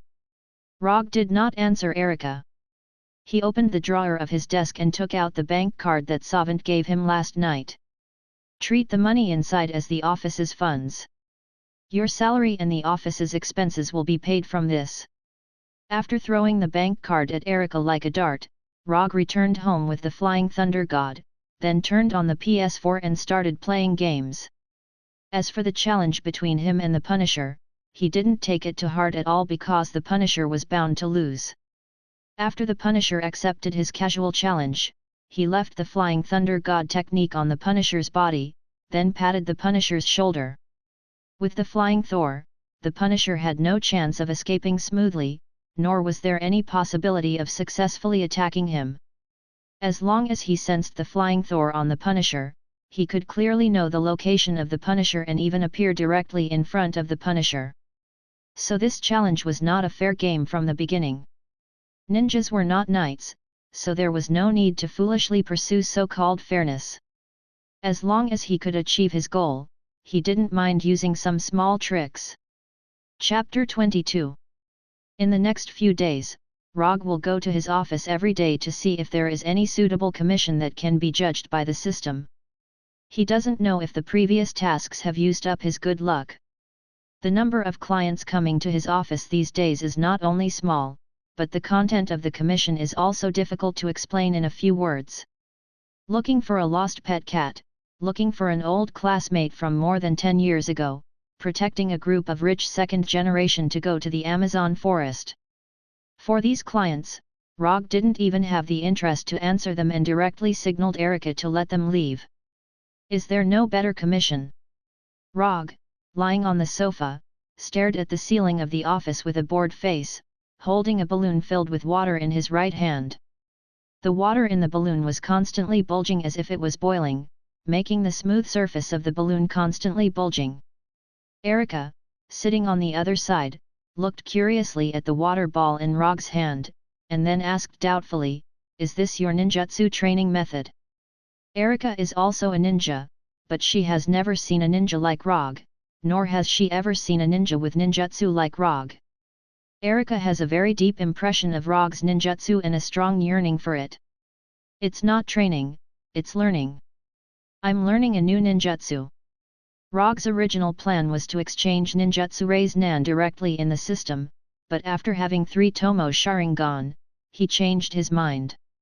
The principle of Raise Nan is very simple. It is to gather chakra in the hand, then control the chakra to flow in an irregular direction, and compress it, and finally form a palm-sized chakra ball. So if you want to master Raise Nan, in addition to the direct exchange from the system, you can also master it through continuous practice. For the control of chakra, Rogge can be regarded as a master. After all, in the past 3 years, the most practice he has done is the use and control of chakra. He has mastered things like walking on water or hanging himself upside down on the ceiling a year or 2 ago. Even if he imitates Spider-Man to climb the outer wall of the building or the glass, there is no problem. Pa! Not long after Rogge answered Erica, the water ball in his hand boiled violently and then shattered with a pop. After the water ball in his hand shattered, Rogge sat up and took out a palm-sized ball from the drawer of his desk. The first stage of learning Raise Nan was gathering chakra in the palm and the second stage of practicing water ball. For him, there was no difficulty. Therefore, after breaking the water ball in his hand, he immediately started the third stage of the rubber ball practice. A rubber ball was much sturdier than a water ball. To break a rubber ball, it was far from enough to rely on chakra's continuous flow and compression. Only by materializing the chakra ball in his hand could he break the ball. After completing this stage, the prototype of the Raise Nan was basically formed. After getting the ball, Rogge went back to the sofa to lie down and began to practice Raise Nan. As time passed, the rubber ball in Rogge's hand began to bubble like a water ball, but it remained intact and showed no signs of breaking. It seems that it's still a little difficult. The rubber ball in his hand refused to break, and the casual look on Rogge's face finally disappeared, and he began to become serious. When Rogge began to get serious, Erika also focused all her attention on the ball in his hand, hoping to see something from it. However, Rogge's seriousness lasted less than 10 minutes and was interrupted by a frivolous tone. "I didn't expect you to still be playing with a rubber ball when you're so old." Tawny, wearing a designer suit and dark brown sunglasses, walked in and then looked at the ball in Rogge's hand with a little curiosity. "Why don't you recover at home at this time? Why do you suddenly have time to come to my small firm?" Rogge was not surprised that Tawny could find this place. When he rescued Tawny, he did not hide his identity. So whether Tawny came from Coulson or through his own channels, he could easily find this place. "Your firm is really small." Rogge's firm is only a few dozen square meters, and there is not even a single room. If it hadn't been specially decorated by Erika a few days ago, the firm would have looked even more simple. "But your assistant is pretty good." Tawny didn't change his playboy nature and looked at Erika carefully from head to toe. After discovering that Rogge and Tawny knew each other, Erika poured a cup of coffee for Tawny and then brought it to Tawny, who was still standing. "I don't like to be handed to me." Tawny shook his head and had no intention of taking the coffee from Erika's hand. "Let's get straight to the point. What's the matter with the famous Tawny Stark?" Rogge doesn't hate Tawny, but he wants to practice Raise Nan in peace. "As my savior, your attitude towards me is really more than a little cold. Can't you be a little warmer?" Tawny came to Rogge and said in an exaggerated tone, and then took the ball in his hand. "If you have nothing else to do." Before Rogge could finish his words, Tawny continued, "I have made a new toy in the past few days and I want to invite you to enjoy it." Although Tawny didn't say it explicitly, Rogge quickly guessed the so-called new toy of Tawny. Unsurprisingly, the new toy in Tawny's mouth is the Iron Man armor. It's just that he doesn't know whether it is Mark II or Mark III. "Tawny Stark has personally come to invite me. If I don't go and see it, it would be too unreasonable." More than an hour later, Rogge came to Tawny's seaside mansion and saw the familiar Iron Man armor in his impression. "Red and gold color scheme, Mark III. You've been back in New York for less than a week. You've made the Iron Man armor so quickly. It's very efficient." "Of course, I'm Tawny Stark." Tawny said confidently, and he liked the look of appreciation in Rogge's eyes. As a creator, the most afraid thing is that their works are not recognized. Therefore, Rogge's recognition of Mark III also made Tawny feel satisfied and gratified. "It's really good. This will be the beginning of an era." Looking at Mark III in front of him, Rogge couldn't help but sigh. Tawny didn't expect Rogge's evaluation of Mark III to be so high, and he felt like he had met a confidant. Chapter 23. Fight with me, I want to see how strong the so-called ninja is. When Rogge felt the cold metal texture from Mark III with his right hand, Tawny suddenly said, "No, I refuse." Rogge didn't look back and directly refused Tawny and continued to focus on Mark III. It has to be said that even with the extraordinary power of ninjutsu, Mark III, the pinnacle of mechanical technology, can still make Rogge yearn for it. "Why?" Tawny came directly to Rogge's side and asked. "It's not good to fight with you, and it's a waste of energy, so I refuse." After observing Mark III closely, Rogge gave his answer. "Your new toy is really good, if you have nothing else, then I'll go back." After satisfying his curiosity, Rogge didn't plan to continue to stay here.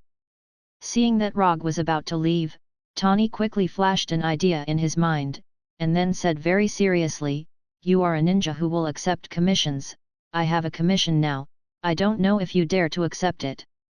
Although it was clear that Tawny was using provocation, after hearing Tawny's words, Rogge stopped the flying Thor that he was about to use. "The content of the commission is very simple, that is, you fight with me wearing a battle suit, no matter if you win or lose, I will give you a generous reward. How about it, do you want to take it? Or are you afraid of my Mark III, so you don't dare to fight with me?" Tawny deliberately said in a sarcastic tone, and his face was also full of confidence. Looking at Tawny's appearance at this time, Rogge shook his head helplessly, and then gave his own answer. "I'm not interested in money. But since you are so confident, I can give you a chance." As soon as his voice fell, Rogge's figure disappeared in front of Tawny. Although it wasn't the first time he had seen Rogge disappear in an instant, Tawny was still a little afraid of his ability to appear and disappear unpredictably. A few seconds later, Rogge's figure reappeared in front of Tawny, and in his hand, he held a scroll. The scroll in his hand is the necessary commission scroll for accepting commissions. "I have a strong sense of ceremony, so if you want to commission, you have to write the content of the commission and the reward on it first, and then I will give you the final answer. If you lose, I want a set of Mark III with an arcade reactor." After that, Rogge pointed to the arc reactor on Tawny's chest. "No problem."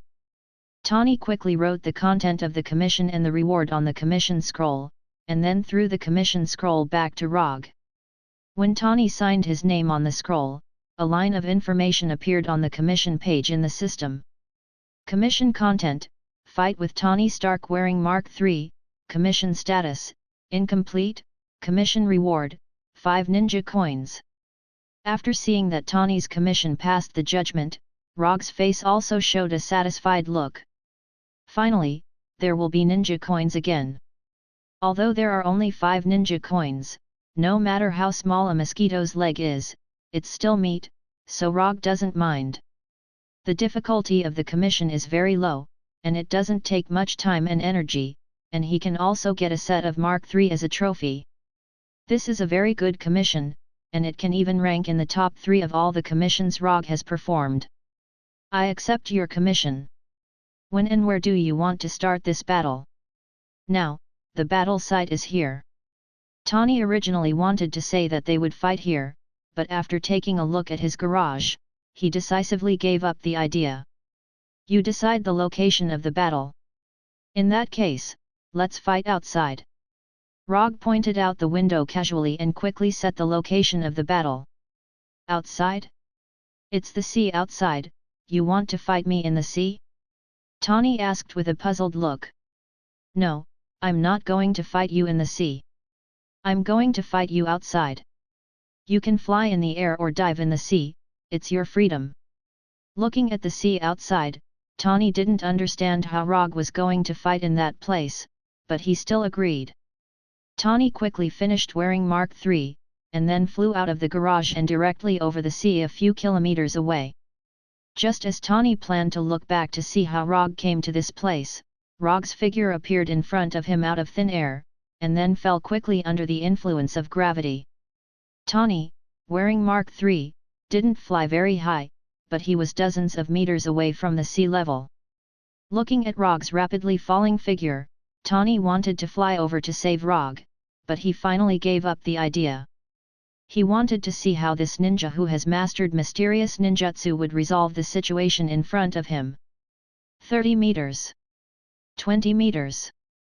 10 meters. 5 meters. When Rogge was about to fall into the sea, he seemed to have landed on the ground and stood firmly on the sea. If it weren't for the ripples on the sea under his feet, Tawny would even doubt that it was still the sea. How did he do it? The scene in front of him was not scientific at all, not scientific at all. He didn't know why, looking at Rogge standing on the sea, Tawny remembered some myths. But he quickly put these strange thoughts in the back of his mind, ready to let Rogge see what is the power of science and technology. Without any hesitation, Tawny flew directly towards Rogge and began his attack. Obviously, he can rely on his flying advantage to attack from a distance, but he chose the simplest and most violent melee. It seems that I have been underestimated. The distance of dozens of meters, for Tawny flying at full speed, can be crossed in an instant. After arriving in front of Rogge like lightning, Tawny's right fist punched out and hit Rogge's chest. Bang! Tawny's right fist hit Rogge without any suspense, but Rogge turned into a cloud of smoke and quickly dissipated in the air. Before he could figure out what was going on, a heart-wrenching pain came from his left shoulder. Pain! Pain! Pain! Tawny felt like he was shot directly in the left shoulder by a rifle, and his entire left arm and shoulder were in unbearable pain. Am I shot? As soon as this idea emerged, it was rejected by Tawny. He was wearing Mark III, even if he was really shot by a rifle, it would never cause such pain at such a distance. Tawny turned his head and glanced at his left shoulder, and then he was directly stunned, and his whole person maintained the flying posture as if he had lost his soul. Chapter 24. He saw a finger-sized hole on the left shoulder of Mark III. In the hole, there were bursts of electric sparks from time to time. Mark III's left shoulder was directly penetrated. As the maker of Mark III, Tawny knows very well what kind of defensive ability Mark III has. The main material of Mark III is gold titanium alloy, which has extremely high defensive ability. Even if it is shot by a 7.62 mm rifle bullet on a large scale for a long time, it will not cause significant damage. However, such an enhanced composite armor with extremely high defensive capabilities was pierced through in an instant. Until now, Tawny didn't know how he was hit, let alone what hit him. Tawny suddenly turned back and saw Rogge with his finger in the shape of a gun. You lost. Rogge pointed to Tawny's forehead with his right index finger, indicating that the battle has been decided. Tawny wanted to refute something, but the pain from his left shoulder made him shut his mouth silently, and then without saying a word, he flew directly back to the garage. Looking at Tawny's figure gradually disappearing, Rogge sighed slightly. If Tawny was not so careless, or a little bit serious, this battle could last a little longer. But obviously, Tawny, who wore Mark III, did not do this. In this battle, Rogge used a total of 3 ninjutsu. Flying Thor, Shadow Clone, and Water Release, Iron Water Cannon technique that he rarely uses in battle. Iron Water Cannon technique is a secret ninjutsu passed down from generation to generation in Hojiki clan, and it is the only water ninjutsu that Rogge currently knows. The liquid bullet fired by Iron Water Cannon technique has a strong penetrating power, and its destructive power is very considerable, and it can penetrate most objects. What just penetrated Mark III's left shoulder was the liquid bullet fired by Iron Water Cannon technique. When observing Mark III in the garage, Rogge left Flying Thor on Mark III. He used the Flying Thunder God to fly directly in front of Tawny. It wasn't his real body, but one of Roger's shadow clones. If Tawny scanned it in many different ways at the time, he may be able to find that Rogge standing on the sea is not a real human. However, Tawny did not do this, but flew directly towards the shadow clone standing on the sea, and then broke the shadow clone with a punch. When Tawny broke the shadow clone, the real Rogge came behind him through Flying Thor, and then decisively used Iron Water Cannon technique and directly penetrated Mark III's left shoulder. After returning to the garage, Tawny immediately took a look at his left shoulder. After seeing the injury on his left shoulder with his own eyes, Tawny's face became more and more unsightly. The liquid bullet fired by Iron Water Cannon technique did not penetrate his left shoulder, but it just brushed past his left shoulder, leaving an extremely obvious scratch on his left shoulder. It's actually just a scratch? At the moment of injury, Tawny thought that his left shoulder was completely penetrated, so there was such a distant pain. But it turned out that this was just his wishful thinking. When using Iron Water Cannon technique, Rogge deliberately avoided Tawny's shoulder. The liquid bullet of Iron Water Cannon technique only brushed past Tawny's shoulder, but did not really penetrate his shoulder. After all, if it really penetrated Tawny's shoulder, then the time for him to receive the loot would be greatly delayed. Looking at the scar on his left shoulder, Tawny sighed with extreme annoyance. If he understood this at the time, maybe he wouldn't have lost so quickly, and he would still have a chance to fight back. However, Tawny quickly thought of the scene where Rogge's right index finger pointed to his forehead. Are you trying to tell me that if the target of the shot was my forehead, I would have died long ago?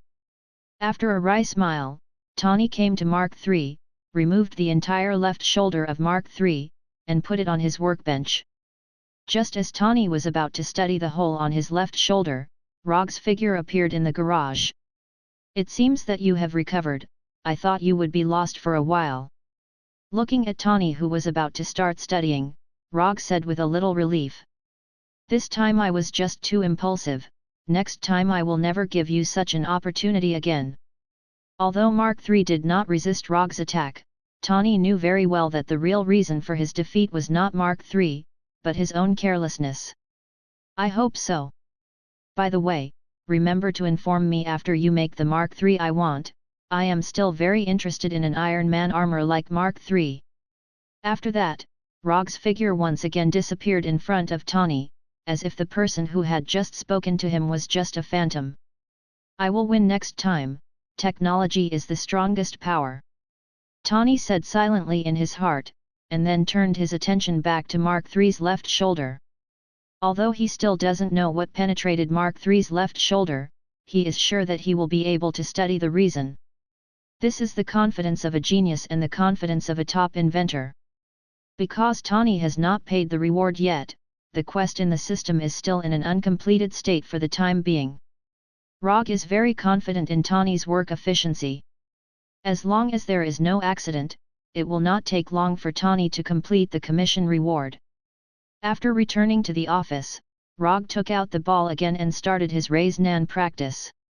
Before practicing Raise Nan, he also deliberately used chakra perception to perceive the current location of Punisher Frank. Several days have passed since the date of the challenge, but during this period, Punisher Frank not only did not launch any attacks, but he also did not even approach Rogge's office. Frank had been several kilometers away from the office the closest he had been to. Since Frank did not show any signs of launching an attack for a while, Rogge did not have to worry too much about Frank making any big scene. After practicing very seriously for several hours, the ball in Rogge's hand finally showed some signs of damage. Boom! With Rogge's continuous efforts, the ball in his right hand collapsed, making a sound that was not loud but enough to make him gratified. When the ball broke, Rogge did not rest, but directly began the fourth stage of the practice.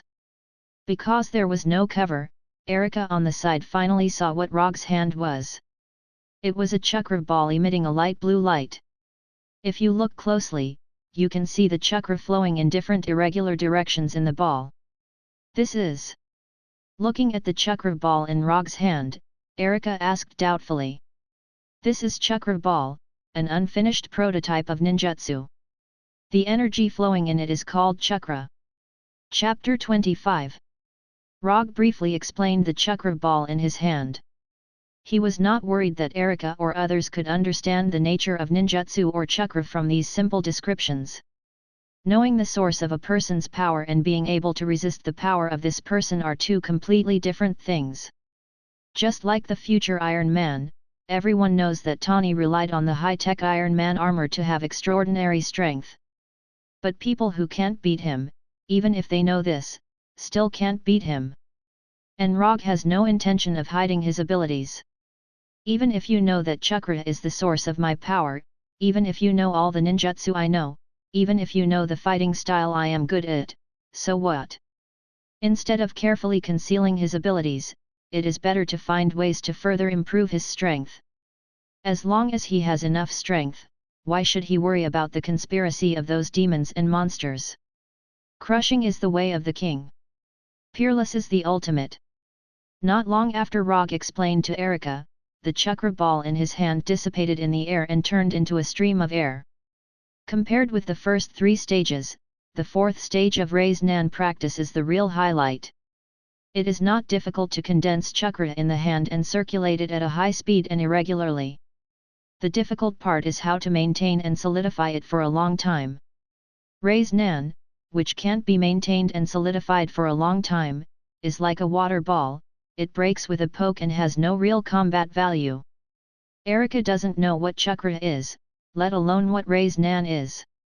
But she saw something called power in this light blue chakra ball. A ninja with chakra is a real ninja. Erika didn't know why, but such an idea suddenly popped up in her mind. It dissipated over and over again and took shape over and over again. Every failure will consume a part of Rogge's chakra. 10 times, 20 times, 50 times, 100 times. Rogge can't remember how many times he has practiced. The only feeling he has now is that the chakra in his body is about to reach the final critical line. This is also the first time he has experienced the feeling of chakra being exhausted. This is the last time, whether it succeeds or not, it's over today. Like the previous practice, the last attempt failed without any suspense, and there was no miracle because it was the last time. After moving his stiff body, Rogge looked up at the clock on the wall. It was 3:45 in the morning. Just as he planned to use the last chakra to return home with the flying thunder god, he vaguely heard the faint sound of fighting coming from the alley below the office. As a weapon master of cold weapons, although the sound of fighting was very weak, he could tell at once that it was the sound caused by katana collision. In a place like New York, it was not strange to hear gunshots. But in the middle of the night, only those famous crazy ninjas would use katana to fight. In his impression, only those crazy ninjas would use hand. Could it really be those crazy ninjas with hand? Driven by curiosity, he came to the window and looked in the direction of the fighting sound. It was indeed ninjas fighting in the alley below the office, but not the hand-hand ninjas he imagined. One of the parties fighting was none other than Erika, who had just become an assistant in the office not long ago. At this time, Erika was still dressed as a woman in the workplace during the day, but what she was doing now was not similar to a woman in the workplace. Erika, holding a katana, was fighting against 3 enemies wearing different colors of ninja clothes. Just looking at it for more than 10 seconds, Rogge saw that something was wrong. Whether it was Erika or the 3 unknown guys on the opposite side, although their offensive looked extremely fierce and every move was aimed at the vital points, Rogge did not see any killing intent from them. Although he didn't know what the relationship between Erika and the 3 guys on the opposite side was, as Erika's current boss, Rogge felt that it was necessary for him to go down there. Erika, stop! You are no match for the 3 of us. If you insist on being stubborn, don't blame us for being merciless. Erika, come back with us. We can solve the things in hand slowly. As soon as Rogge came to the alley, he heard the words of the 3 ninjas and figured out the origin of the 3 people. No one would say such words to Erika except the people of the Holiness Church. Erika acted as if she didn't hear the words of the 3 people, and her attacks became more and more fierce, and at the same time, she was silently preparing to retreat. However, the 3 Holiness Church ninjas on the opposite side quickly noticed Erika's plan, and they no longer held back, forcing Erika into a situation of defeat in an instant. When Erika was about to be defeated and then forcibly taken away, Rogge, who had been in the shadows of the alley for a while, finally came out. Do people of the Holiness Church only know how to bully people with numbers? And bullying a woman, don't you feel ashamed? Although there is not much chakra left in his body, Rogge still doesn't take the 3 ninjas of the Holiness Church seriously. Through the observation just now, he can be 100% sure that even if he doesn't use chakra, the 3 Holiness Church ninjas are not his opponents at all. Who are you? Since you know that we are from the Holiness Church, how dare you mock us? One of the ninjas in a dark yellow ninja uniform said sternly. Who am I? I am Erika's boss. You attacked my assistant under my office, you people of the Holiness Church are a bit too arrogant.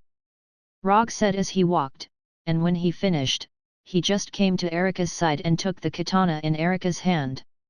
If you want to take Erika away, beat me first. Or do you people of the Holiness Church only dare to bully women when there are many of you? Being ridiculed by Rogge again and again, even people who don't have a temper can't help but feel a little angry now. Kid who doesn't know the immensity of heaven and earth, don't think that you can insult the Holiness Church just because you know some martial arts. The one who spoke was the guy in the dark yellow ninja uniform. Kid, my name is... Just as he was about to report his name, Rogge interrupted him in time. I'm not interested in knowing the names of some small characters, your names are not worth wasting any of my brain cells. You're courting death. It's estimated that this Holiness Church ninja has never been ridiculed like this before. After hearing Rogge's words, his uncontrollable anger completely broke out. He rushed towards Rogge like an angry beast, and the katana in his hand also directly chopped towards Rogge's head like lightning, with the momentum of wanting to behead Rogge. Chapter 26. Just as the Holiness Church ninja's katana was about to hit Rogge, the katana in Rogge's hand strangely appeared in front of him and hit his chest ahead of time. Shit! The moment Rogge's katana cut his skin, the Holiness Church ninja felt an extremely strong aura of death. Relying on the strong control gained from years of hard training, he forcibly stopped the attack and immediately retreated. Even so, a blade wound that was tens of centimeters long still appeared clearly on his chest. Bright red blood constantly gushed out from the huge wound.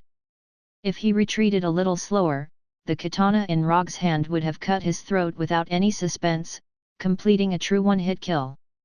Rogge's attack not only shocked the injured Holiness Church ninja, but also made the faces of the two ninjas behind him become extremely dignified. As companions of the same organization, they were very clear about the strength of the injured ninja. Among the three of them, the injured ninja was the strongest and the most impulsive. You actually avoided it, it seems that you are a little stronger than the hand ninja. Hand ninjas usually only need one hit, as for you, it's only about 2 hits. Before he made a move, the 3 Holiness Church ninjas only thought that he didn't know the immensity of heaven and earth. But at this time, not only did they not have the slightest contempt, but they also regarded him as the most dangerous kind of enemy, the kind that can take their lives at any time. This time we admit defeat, but do you really want to be the enemy of the Holiness Church? Another Holiness Church ninja said in a calm tone. In fact, I have always hated those guys who use their background when they can't win. They have already lost, but they still want to save some face for themselves. Moreover, you can't represent the Holiness Church. The one behind you should be the one who said this. After that, Rogge pointed to the dark alley behind them with the katana still dripping with blood in his hand. A.K.A. and the 3 Holiness Church ninjas didn't find that there was a person hiding at the end of the alley. After hearing Rogge's words, they carefully observed the dark, gloomy end of the alley where faint dripping sounds came from time to time. A man in light green clothes with a long stick in his hand came out under the gaze of A.K.A. and others. Although it was late at night, he still wore a pair of sunglasses and a light green hat that Rogge wanted to complain about. The white-haired man was none other than the leader of Holy Purity Society and A.K.A. and Daredevil's master, Old Man Cudgel. A.K.A. is from Holiness Church, and no one can stop us from taking her back. After coming out of the dark alley, the old man came to a place to be more than 2 meters away from Rogge and said in a certain tone. As long as A.K.A. doesn't want to, no one can take her away by force, that's what I said. Although the old man is a super-class fighting master in this world, Rogge's tone is as tough as ever. Just by relying on the name of Holiness Church, they want to take A.K.A. away from him by force, what a joke. Young man, you are good at fighting. I will give you a chance now. As long as you are willing to join Holiness Church, I can forgive you for what you did just now. Looking at the old man's natural expression, Rogge even wondered if he had heard wrong just now. As long as he joins Holiness Church, he will forgive what he did just now? Does this guy have Alzheimer's disease? Where did he get his confidence from? Forgive me for what I did just now? I'd like to see what will happen if you don't forgive me. Rogge now has good reason to suspect that the guys who have been in these strange organizations for a long time are a little abnormal. In that case, go to hell and repent. As soon as he finished speaking, the staff in the old man's hand arrived in front of Rogge. Just as the staff was about to hit Rogge's head, a samurai sword stained with blood blocked in front of the staff, blocking the thunderous staff. Bang! The sound of a violent collision resounded through the entire alley. The strong wind pressure from the staff swept past Rogge like a hurricane, blowing away the papers and garbage bags that were scattered all over the place. The old man with the staff was indeed a top-notch fighting master in this world. A simple sweep from him was enough to create an indestructible aura. However, Rogge standing in front of the old man was not an ordinary person either. Almost as soon as the old man launched his attack, he keenly sensed the old man's attack and took a defensive stance. After seeing Rogge block his staff without batting an eyelid, the old man's aged voice sounded again. "You guys, leave this alley." The old man didn't explain why, and he didn't need to. Everyone present had a wealth of combat experience, so they knew what the old man wanted to do as soon as they heard his words. "Clear the place." The three ninjas of Holiness Church didn't hesitate. They immediately left the alley and disappeared from the sight of Rogge and others. Erika didn't leave, she still stayed in the alley, but silently retreated more than 10 meters. If she hadn't been brainwashed by the old man's hand, Erika would have done what the old man said without hesitation. But now, she won't listen to anyone's orders, she will only follow her heart's choice. The old man glanced at Erika, and an undisguised look of dissatisfaction appeared on his wrinkled face. As the leader of the Holiness Church, he is the most important person in the Holiness Church. No one can disobey his orders. In his view, Erika is still a member of the Holiness Church, but now Erika blatantly disobeyed his orders, which made him feel that his authority was challenged. "Old man, do you want to fight or not? I don't have much time to waste with you."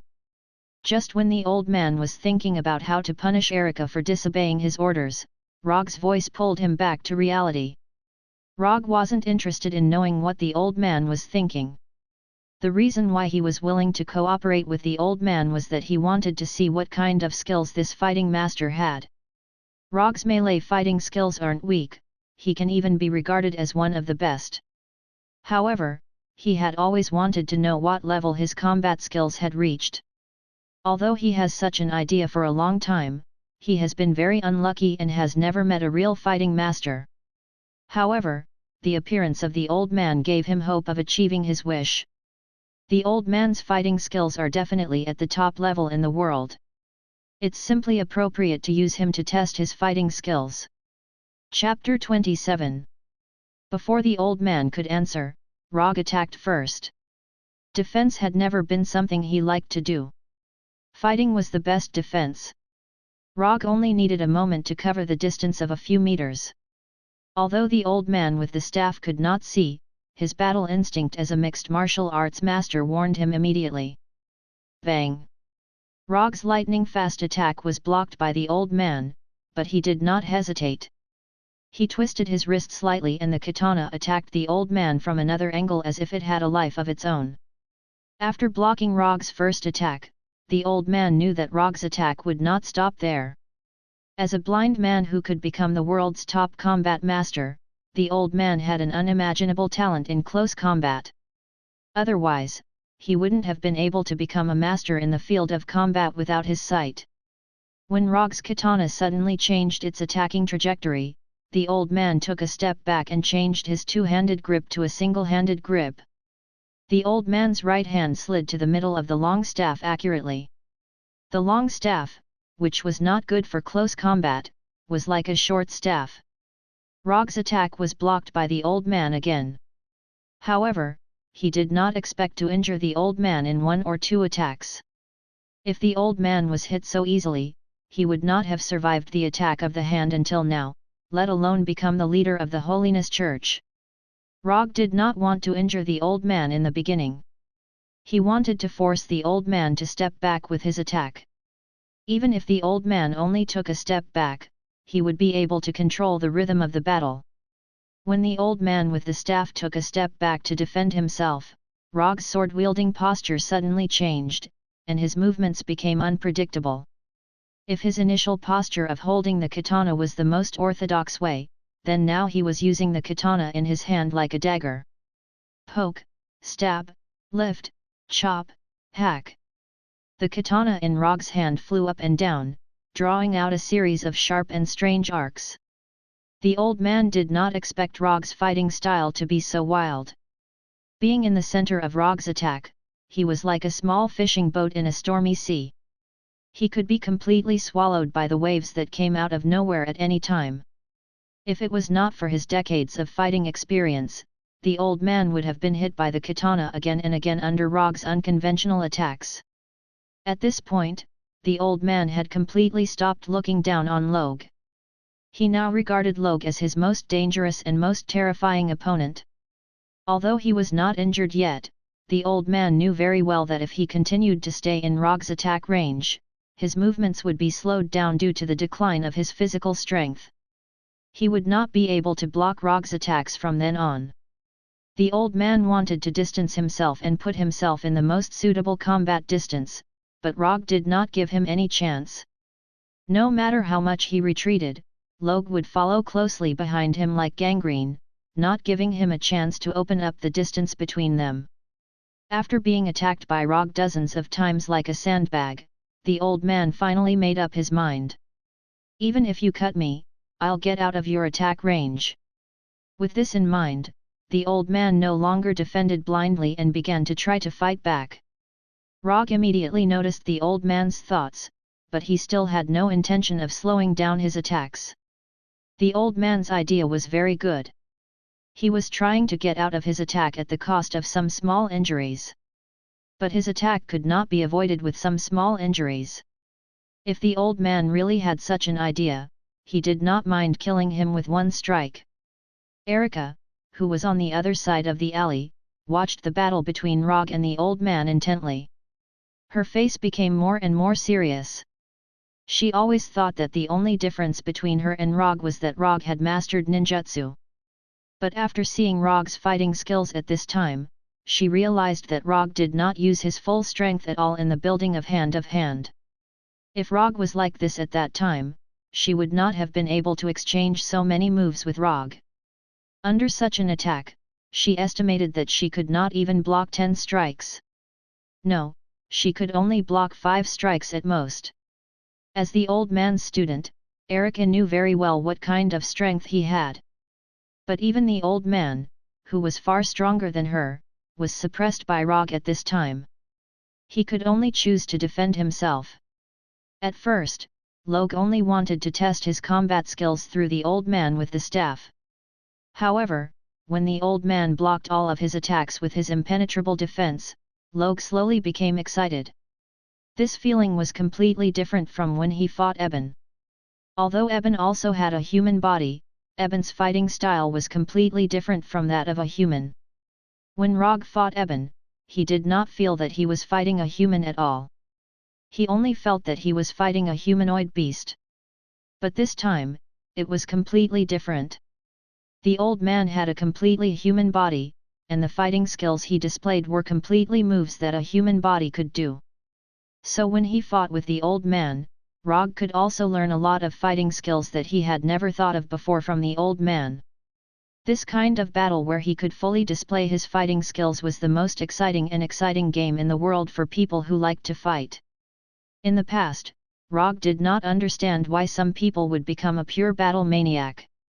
But now, not only did he completely understand it, but he also had the tendency to develop in this direction. Regardless of the consequences, regardless of life and death. Bet your life, give everything you have. He would use everything he had to fight a spectacular battle between the pinnacle. Even if you lose this kind of battle, you can walk into hell with a smile on your face. This was the highest honor that belonged to a warrior. While Rogge was getting more and more excited, the old man opposite him was getting more and more shocked. The old man could clearly feel that his stamina was decreasing rapidly. Soon, his stamina would reach a critical point, and then he would no longer be able to keep up with Rogge's rhythm. However, Rogge opposite him did not seem to be exhausted at all. The speed and frequency of his attacks did not decrease at all. Instead, they became faster and fiercer. If this goes on, I'll really die in this kid's hands. The old man came to a shocking conclusion. Just when the old man was thinking about how to leave this place alive, an unexpected scene happened. Clang! After a forceful swing, the katana in Rogge's hand was on the verge of collapse. It was broken by the old man's staff. This. Chapter 28. The old man, who had been waiting for a chance to fight back, immediately swung his stick at Rogge without any hesitation. The old man's attack came without warning. Seeing that the long stick, which was full of gaps due to the katana, was about to hit Rogge's head, Rogge blocked the attack with the remaining half of the katana in his hand. However, Rogge did not feel any force from the broken katana. Although the old man launched a counterattack immediately, it was just a feint. When Rogge was about to block the long stick with the broken katana, the old man decisively withdrew his long stick and quickly retreated 5 or 6 meters. After experiencing the battle where he could barely keep up with his thoughts, the old man with the wooden stick was traumatized by Rogge's strength.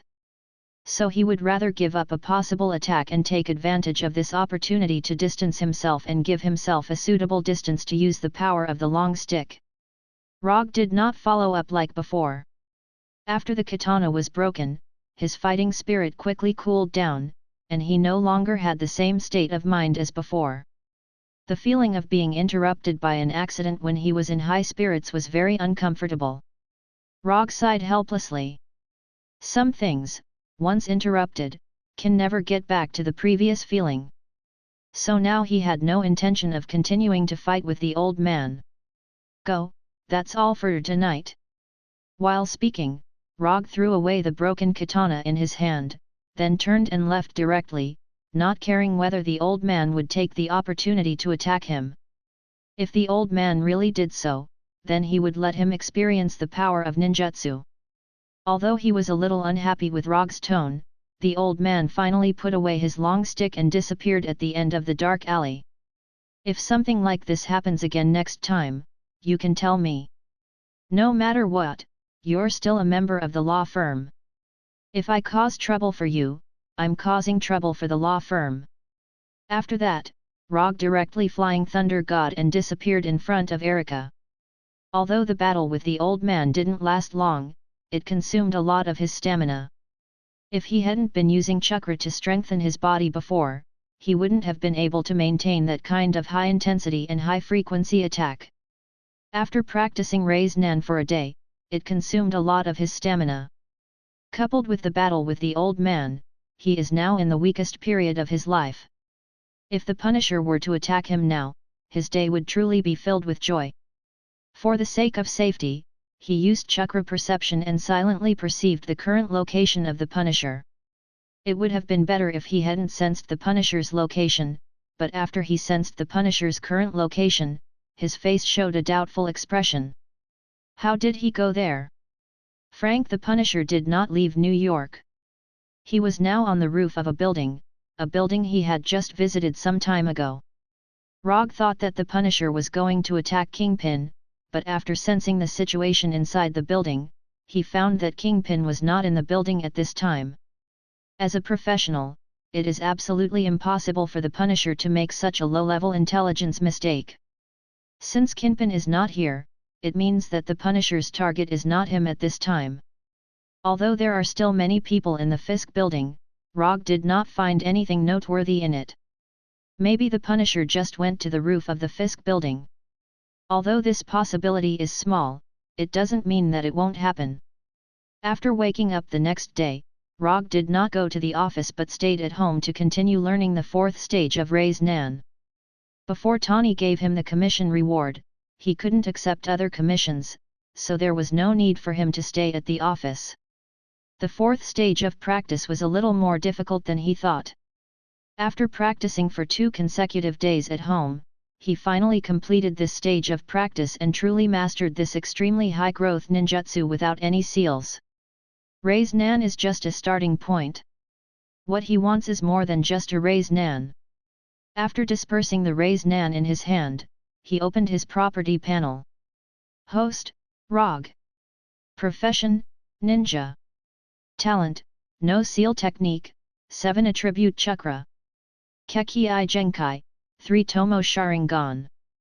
Ninjutsu, Substitution, Flicker, Hold, Shadow Clone, Flying Thor, Chakra Perception, Raise Nan, Self-Taught. Lightning Release, Chidori. Fire Release, Grand Fire Annihilation.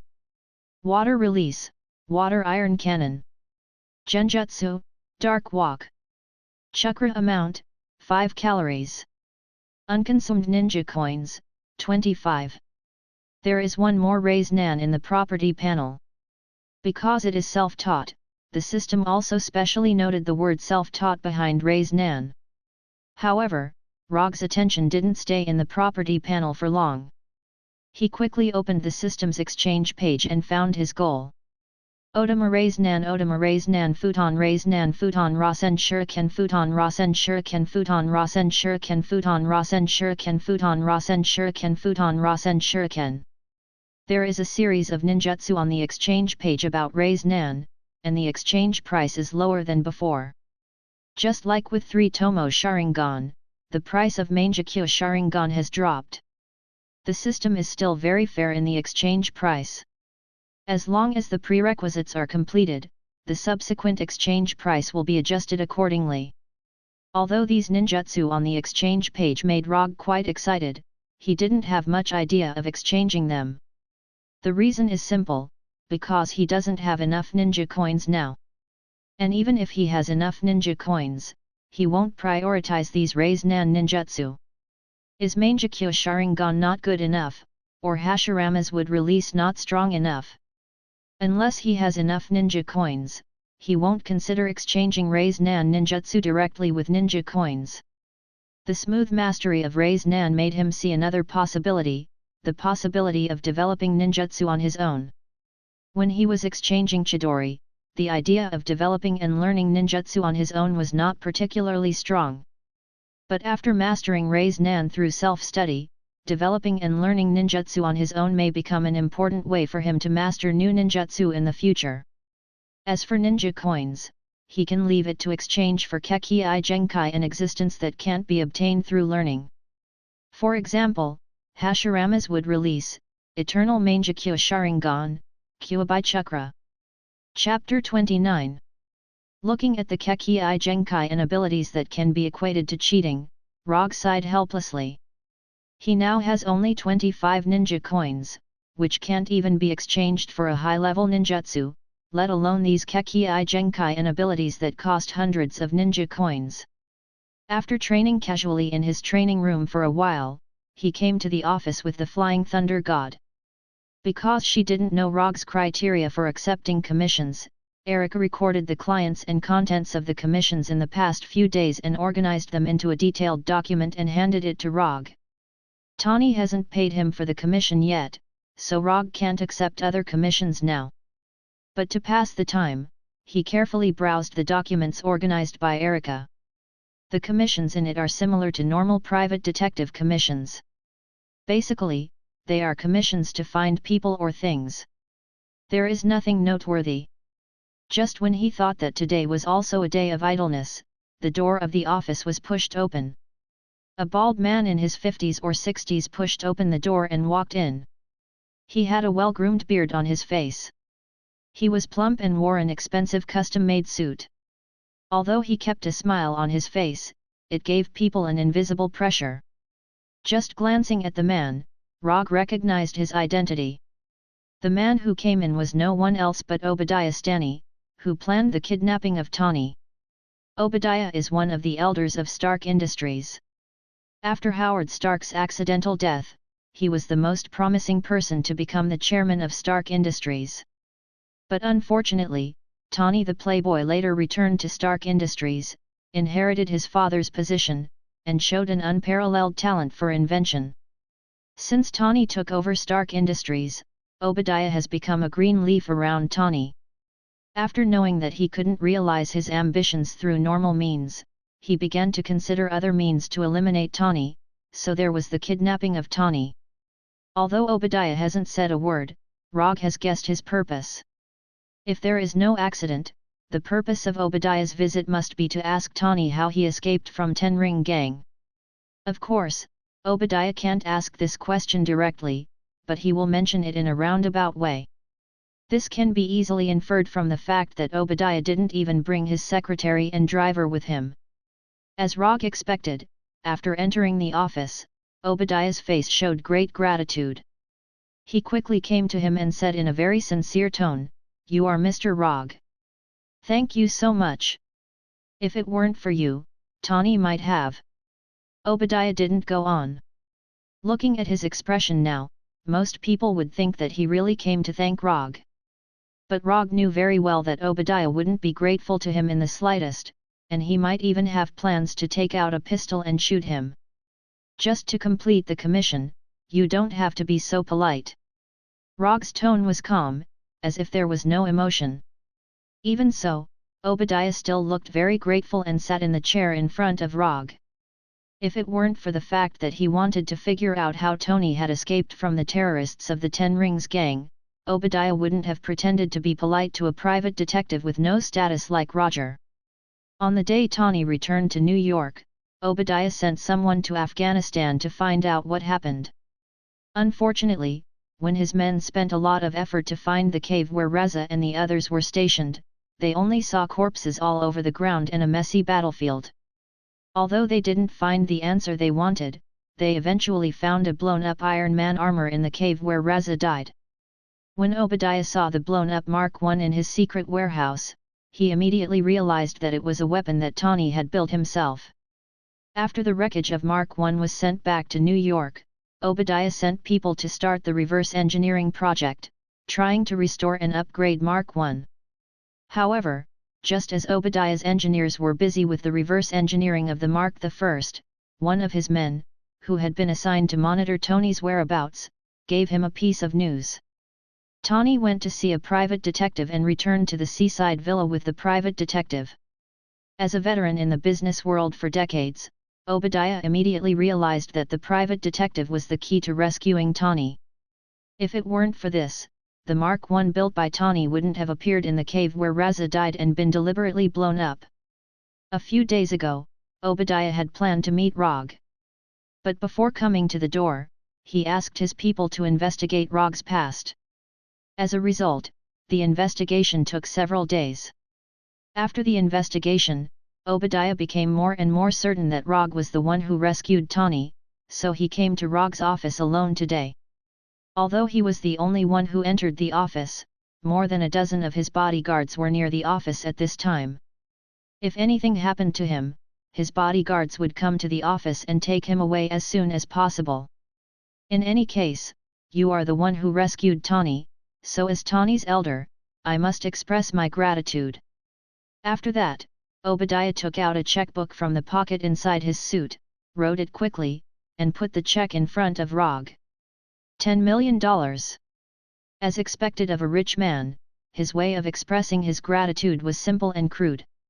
Although Rogge didn't like Obadiah very much, he still accepted the check and casually threw the check, which could be withdrawn at any time, into the drawer of his desk.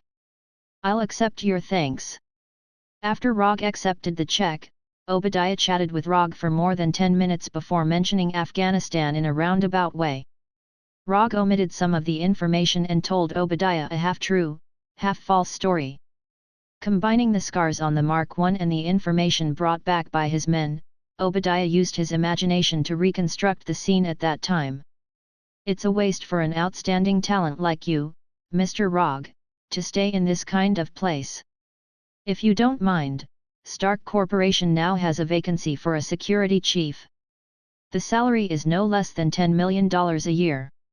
I wonder if Mr. Rogge is interested?" Chapter 30.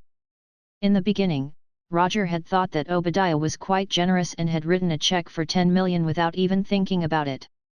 But after hearing Obadiah's words, he took back his previous evaluation. $10 million a year, this salary was indeed a sky-high price that only existed in the imagination of ordinary people. But for him, this price was simply an insult. So he didn't even have the interest to answer Obadiah and shook his head casually. When Obadiah left, Rogge handed the check in the drawer to Erica and said, "Go and cash this check, and use the money in it for the operating expenses of the firm." After hearing Rogge's words, Erica froze for a moment. A few days ago, Rogge just gave her a bank card of $5 million. Just a few days later, Rogge gave her another check of $10 million. The reason was the same as before: operating expenses of the firm. Although Erica didn't know what Rogge was thinking, she was now sure of one thing, that is, Rogge definitely didn't open this firm to make money. After Erica left, Rogge picked up a newspaper on his desk and flipped through it in boredom. The date of the newspaper was the latest. Obviously, this was prepared by Erica. Erica didn't have any experience as an assistant, not even a decent job, but she still worked hard to learn how to become a qualified assistant. Of course, if ninja was a profession, then her experience was quite rich. Rogge originally planned to read the newspaper to pass the time, but a report in the newspaper attracted his attention. The biological laboratory of the Fisk building was invaded in the middle of the night, and 15 security guards died. Fisk building? Could this be the work of Frank the Punisher? Thinking of Punisher Frank's inexplicable appearance in the Fisk building last night, Rogge became more and more sure that he was the one who did this invasion. After he made the 3 duels with the Punisher, he had been waiting for the Punisher to make a move. However, the Punisher seemed to have completely forgotten about this matter. It had no intention of attacking him at all. It didn't even have the slightest interest in approaching the firm. Although Rogge didn't know what the Punisher was up to, he wasn't worried about his safety at all. If he could be so easily ambushed, he would have died in those strange vengeance long ago. Just as Rogge was considering whether he should ask Erica to bring some Chinese food back, the door of the firm was pushed open again. The person who came in was not a client, but a delivery man wearing a Federal Courier uniform. "Are you Mr. Rogge? Here's a delivery for you." It was a very normal thing for a courier to deliver a package to someone's door. But after hearing the courier's words, Rogge immediately noticed that something was wrong. There might be a lot of people who knew the address of his office, but none of them would send a package to him. Roger appeared in front of the delivery man in a flash and took the package directly. Then, he opened the package with the kunai that he always carried with him. "Sir, you haven't signed yet, don't you?" Before the delivery man finished speaking, he saw the time bomb in the box that was counting down. A time bomb with less than 3 minutes left to explode. "I won't sign my name. If you don't want to, you can take it back." After hearing Rogge's words, the shocked delivery man finally recovered from the shock. He quickly shook his head and ran away without looking back. After seeing the time bomb, Rogge's first reaction was that the bomb was sent by the Punisher. But then he thought about it. He felt that the Punisher wouldn't attack him in such an idiotic way. Just as he was about to take the bomb to ask the Punisher himself, he saw the newspaper he casually placed on the table. An almost instinctive thought instantly emerged in his mind. After sensing the flying Thor technique on the Punisher, Rogge, with the bomb, appeared directly in front of him. The Punisher didn't seem surprised by Rogge's arrival at all, as if he had already expected Rogge's arrival. When he saw the bomb in Rogge's hand, which was only a few seconds away from exploding, the Punisher took out a remote control and pressed the red button on it. The moment the Punisher pressed the button, the timer on the bomb instantly went to 0. There was no explosion, no flames, only smoke that looked like a prank. After the timer reached 0, the hidden holes on the bomb spewed out white smoke, and at the same time, a Christmas song sounded. Amidst the cheerful rhythm of the song, the Punisher stood up from his chair and silently walked up to Rogge, taking the prank bomb from his hand. "This is a prank bomb I bought from a player's shop. I gave it to you because I want you to come over personally." The Punisher's tone was calm, as if he was just joking with Rogge. Rogge didn't say anything. He just looked at the Punisher, who was acting a little strange. "I've seriously considered your suggestion last time, I asked you to come over because I want to tell you my decision, the Punisher said as he walked to the corner of the room. Said the Punisher as he walked. He then made his way to the fridge in the corner of the room. Retrieving 2 bottles of beer from the fridge, he tossed one of them to Rogge. After receiving the beer from the Punisher, Rogge found a random chair and sat down. He wanted to know what decision the Punisher had made. The Punisher didn't tell Rogge directly. Instead, he sat on a camp bed not far away from Rogge. This is an abandoned freighter. The owner of this place was originally a Russian mafia. After punishing them, I thought this place was pretty good, so I turned this place into a secret base of mine. After saying that, the Punisher opened the bottle of beer in his hand and took a few sips. He then continued, the environment here isn't great, but the good thing is that it's quiet and no one will disturb me. The Punisher seemed to be reminiscing about something. When he said those words, a trace of gentleness appeared on his face. Looking at the Punisher's expression, Rogge didn't know what to say all of a sudden. All he could do was continue to play the part of a listener. In the next few minutes, the Punisher continued to talk, but he didn't mention what his decision was. Rogge didn't know if it was because he was in the cargo ship's cabin, but he felt a little hot. In order to relieve the uncomfortable heat, he opened the bottle of beer in his hand and took a few sips. Chapter 31. After seeing Rogge finally open the can of beer and take a few sips, the Punisher showed an unnoticeable smile on his face. I don't want to interrupt you, but you've been talking for so long and you still haven't said what your decision is. Let's get to the point. What's your final decision? After saying that, Rogge picked up the can of beer and took a few sips in silence. For some reason, even after taking a few sips and almost finishing the can of beer in his hand, he still felt a strong stuffiness. All right, since you're in such a hurry to know, I'll be straightforward. The Punisher threw away the can of beer in his hand, stood up, and walked up to Rogge, looking down at him from above. My decision is, no. I will never become the subordinate of someone like you, and I will drag you down to hell with me. The Punisher was now emitting an extremely strong killing intent, as if he was a completely different person from before. Is that so? If that's the case, then it seems like our previous agreement will be voided. Facing the Punisher's strong killing intent, Rogge still looked calm, as if he didn't notice the Punisher's killing intent at all.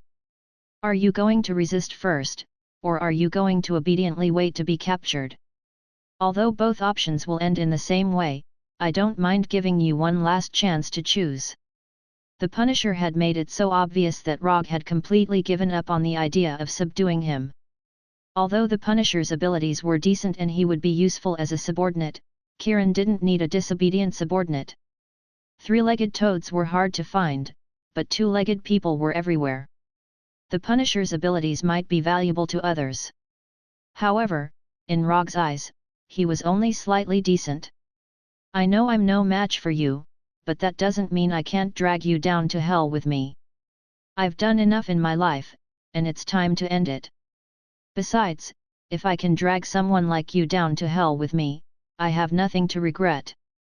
The Punisher had no intention of attacking Rogge or running away. Instead, he went to the fridge and took out a can of beer. As far as he was concerned, his attack was complete. As for the rest, he just had to leave it to time. Sigh. To be honest, I'm not surprised that you've made this decision. Rogge sighed helplessly before continuing, but I didn't expect you to come up with such a crude plan. If I'm not mistaken, you must have done something to the beer. You appear to be reminiscing about the past, but your real goal is to make me drink that can of beer. Rogge didn't know if it was an illusion, but the stuffy feeling was getting stronger and stronger. He even felt some obvious discomfort. That's right, I did tamper with the beer. However, the beer isn't the real point. It would be better if you drank the beer. After saying that, the Punisher, who had been leaning against the fridge, suddenly showed an expression of extreme pain. His whole body trembled violently and uncontrollably. Time's up. Seems like I'll have to leave before you. No matter what, I'll be waiting for you in hell. The Punisher said loudly to Rogge in a painful and frenzied tone. His eyes were also bloodshot because of the intense congested blood. The beer is just a cover. 10 seconds after you came here, your ending was already decided. How can I kill someone like you without paying a price? For this operation, I specially modified the environment here. If you stay here for more than 10 seconds, you'll definitely die. Ha ha ha ha. Looking at the Punisher, who was in extreme pain but still laughing maniacally, Rogge shook his head helplessly again. Actually, before I came here, I knew you had other intentions this time. Rogge changed his sitting position and continued, so, the person who came here wasn't me. After hearing Rogge's words, a puzzled look appeared on the Punisher's painful face. Let me guess. There are actually 3 aspects to the preparations you made this time. If I'm wrong, you can correct me. First, the time bomb. It's normal that there are no explosives in the bomb, because if there were, you wouldn't have been able to send it. However, this bomb isn't your so-called prank toy. Although the gas coming out of it doesn't look strange, I'm guessing that the gas should be some kind of deadly gas. It's very likely that it's the thing you stole from the biological laboratory in the Fisk building. Of course, you didn't expect this bomb to be effective because there are too many uncontrollable factors. For example, it might be damaged midway, delayed delivery, or not delivered to me at all. These are all possible. If I could receive it in time, that would be for the best. If I couldn't, you would think of other ways to inform me again to ensure that I would come here. After saying this, Rogge took a few deep breaths to relieve the discomfort in his body, and then continued, when I came here, your 2 preparations began. This is a sealed space. You modified this place in advance. After I came here, you seem to have turned off the timer on the bomb, but I think the remote control signal should have also turned on other devices at the same time, such as some kind of device that can release deadly gas. In this kind of sealed space, as long as the settings are reasonable, the poisonous gas can quickly cover the entire space in a very short time, poisoning the people inside unknowingly. You know that I have the ability to leave this place at any time, so you must have a bait that is attractive enough to make me stay here long enough. In order to really kill me, you chose to use yourself as the bait. First, you can ensure that I won't leave immediately, and second, you can watch me die under your poisonous gas attack with your own eyes. As for the can of beer, it doesn't matter if it's poisoned or not.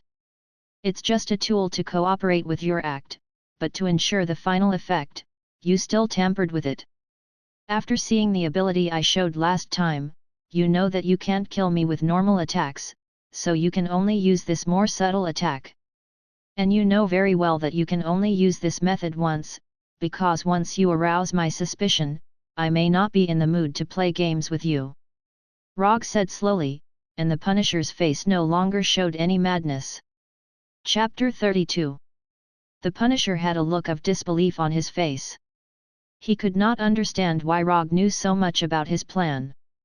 Since Rogge had already guessed his plan, why did he still take the risk to come here? Thinking up to this point, the Punisher suddenly recalled something Rogge had said before. The person who came here was not me.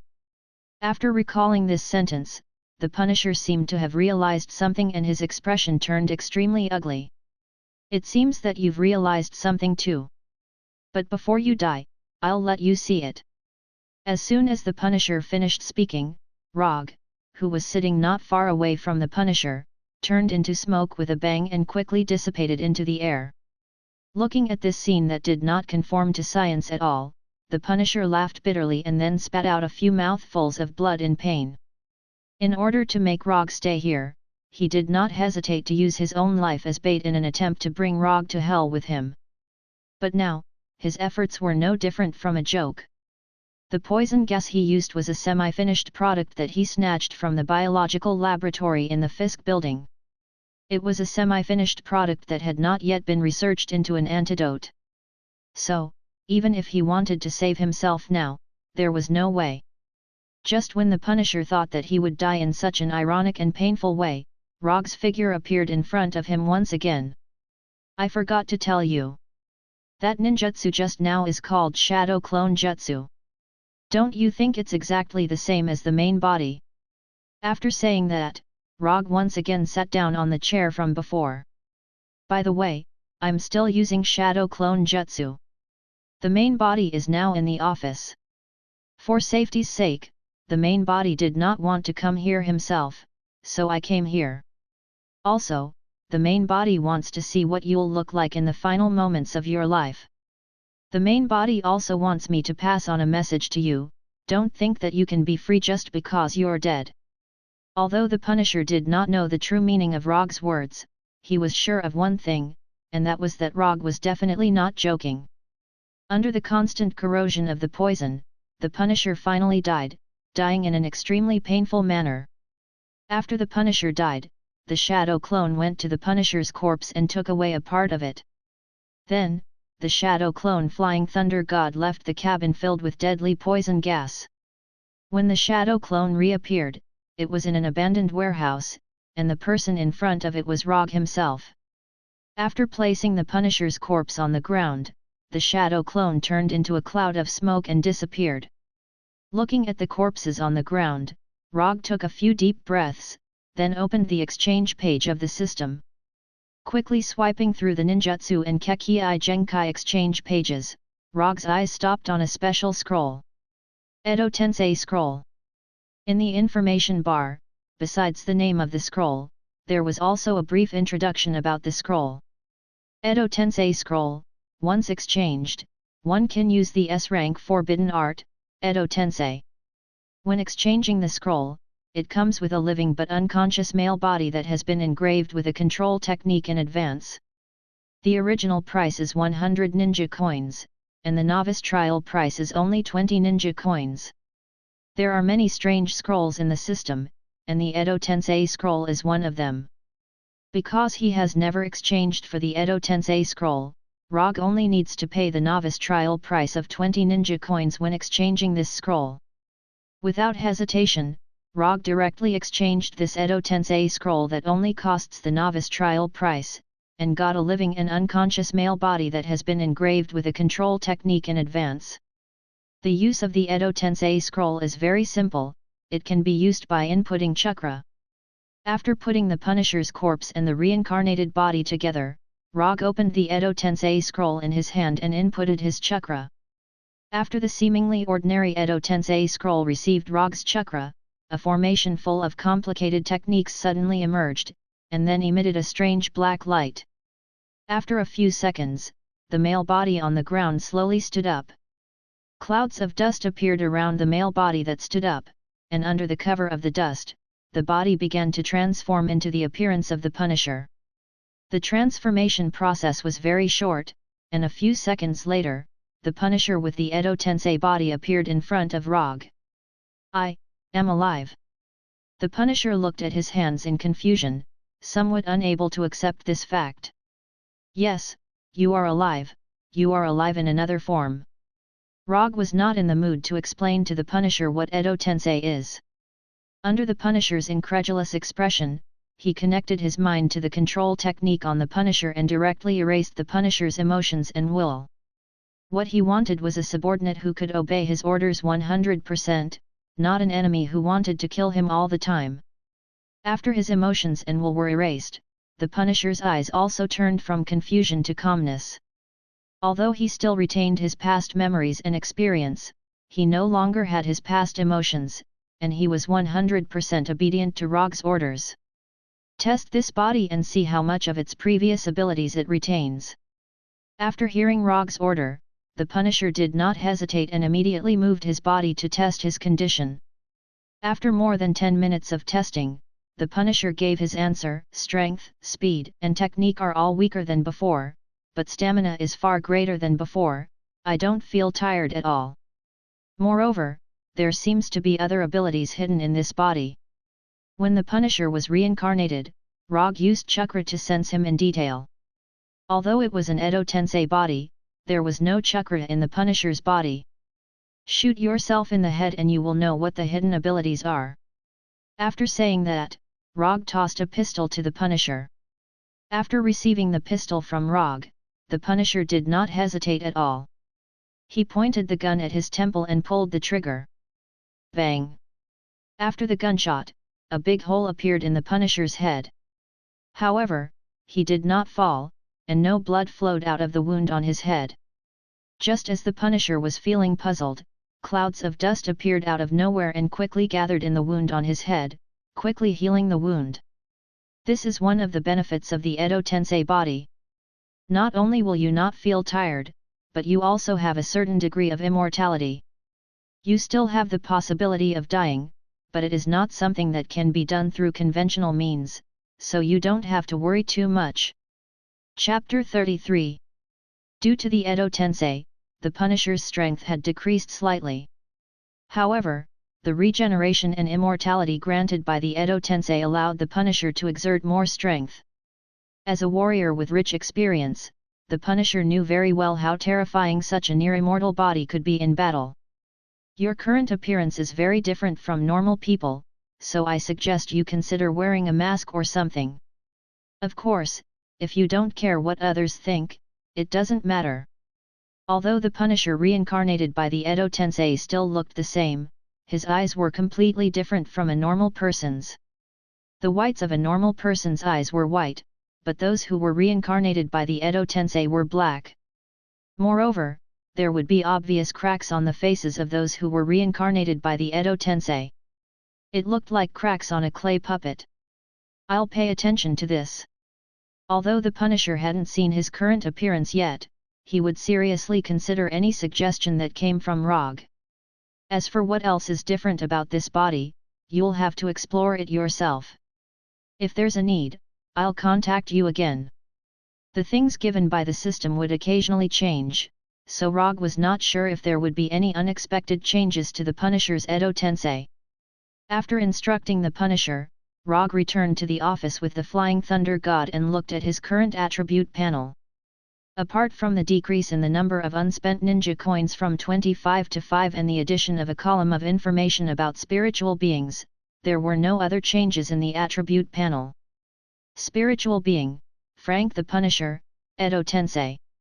Looking at the column of spiritual beings, Rogge began to consider whether he should learn the art of summoning in advance. However, after seeing that he only had 5 ninja coins left, he silently dispelled this idea. Although the exchange price of summoning wasn't expensive, only 30 ninja coins. However, this wasn't something he could consider now. Even if Tani handed over Mark III, which had an arc reactor, to him, he only had 10 ninja coins. I wonder when I can stop worrying about ninja coins? Not long after Rogge returned to the office, Erica, who had gone to the bank to cash a check, returned. Returning with her was a man that Rogge was familiar with. Rogge didn't know if it was an illusion, but he felt that Coulson's hairline seemed to have moved back a little. What's wrong? Did Agent Coulson of the Strategic Homeland Defense Attack and Logistics Bureau have another commission? Rogge retracted his gaze from Coulson's hairline and asked jokingly. You don't have to call us Homeland Defense Attack and Logistics Bureau in the future. We now have a short name, SHIELD. This is definitely one of your wisest decisions this year. After hearing the familiar name of SHIELD, Roger praised them from the bottom of his heart. Let's not talk about the name for now. We have a commission that we want you to take over. The reward is $2 million. Coulson directly stated the purpose of his trip. Rogge also gave his own answer. You don't even know the content of the commission. Isn't this a bit too casual? Coulson didn't expect Rogge to give such a simple and rude answer. I plan to think about the meaning of life recently, so I don't plan to accept the commission. Before Tani handed over Mark III, Rogge couldn't accept the commission even if he wanted to, because the commission would never pass the system's judgment. Coulson didn't believe a word of Rogge's statement. But even so, he gave up his plan to persuade Rogge, and instead, he talked to Rogge about another thing. If it's convenient for you during this time, our director would like to make an appointment to meet you, in private. After that, Coulson took out a business card with only a phone number printed on it from his jacket pocket. You can just call this number directly when the time comes.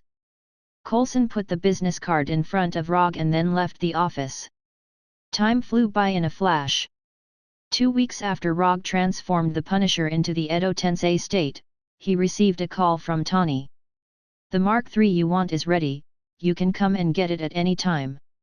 For some reason, Tani's tone sounded a little depressed and tired. After hanging up the phone, Rogge didn't hesitate and Flying Thunder God directly to Tani's garage. After seeing Rogge's arrival, Tani wasn't surprised at all. He casually pointed to the Mark III next to the garage. Rogge didn't go directly to his Mark III. Instead, he asked Tani in confusion, "How did you become like this?" Right now, Tony was like a depressed patient who had been suffering from insomnia for a few days. His entire being was in an abnormal state of depression. "I went to Gemilla a few days ago." "Do you know Gemilla?" "That's Ethan's hometown." At this point, Tony's gloomy aura became even heavier. "Ethan saved my life, but the people in his hometown were hurt by the weapons I invented. Isn't this ironic? Ethan saved an executioner who hurt the people in his hometown." Tony poured a few mouthfuls of liquor into his mouth.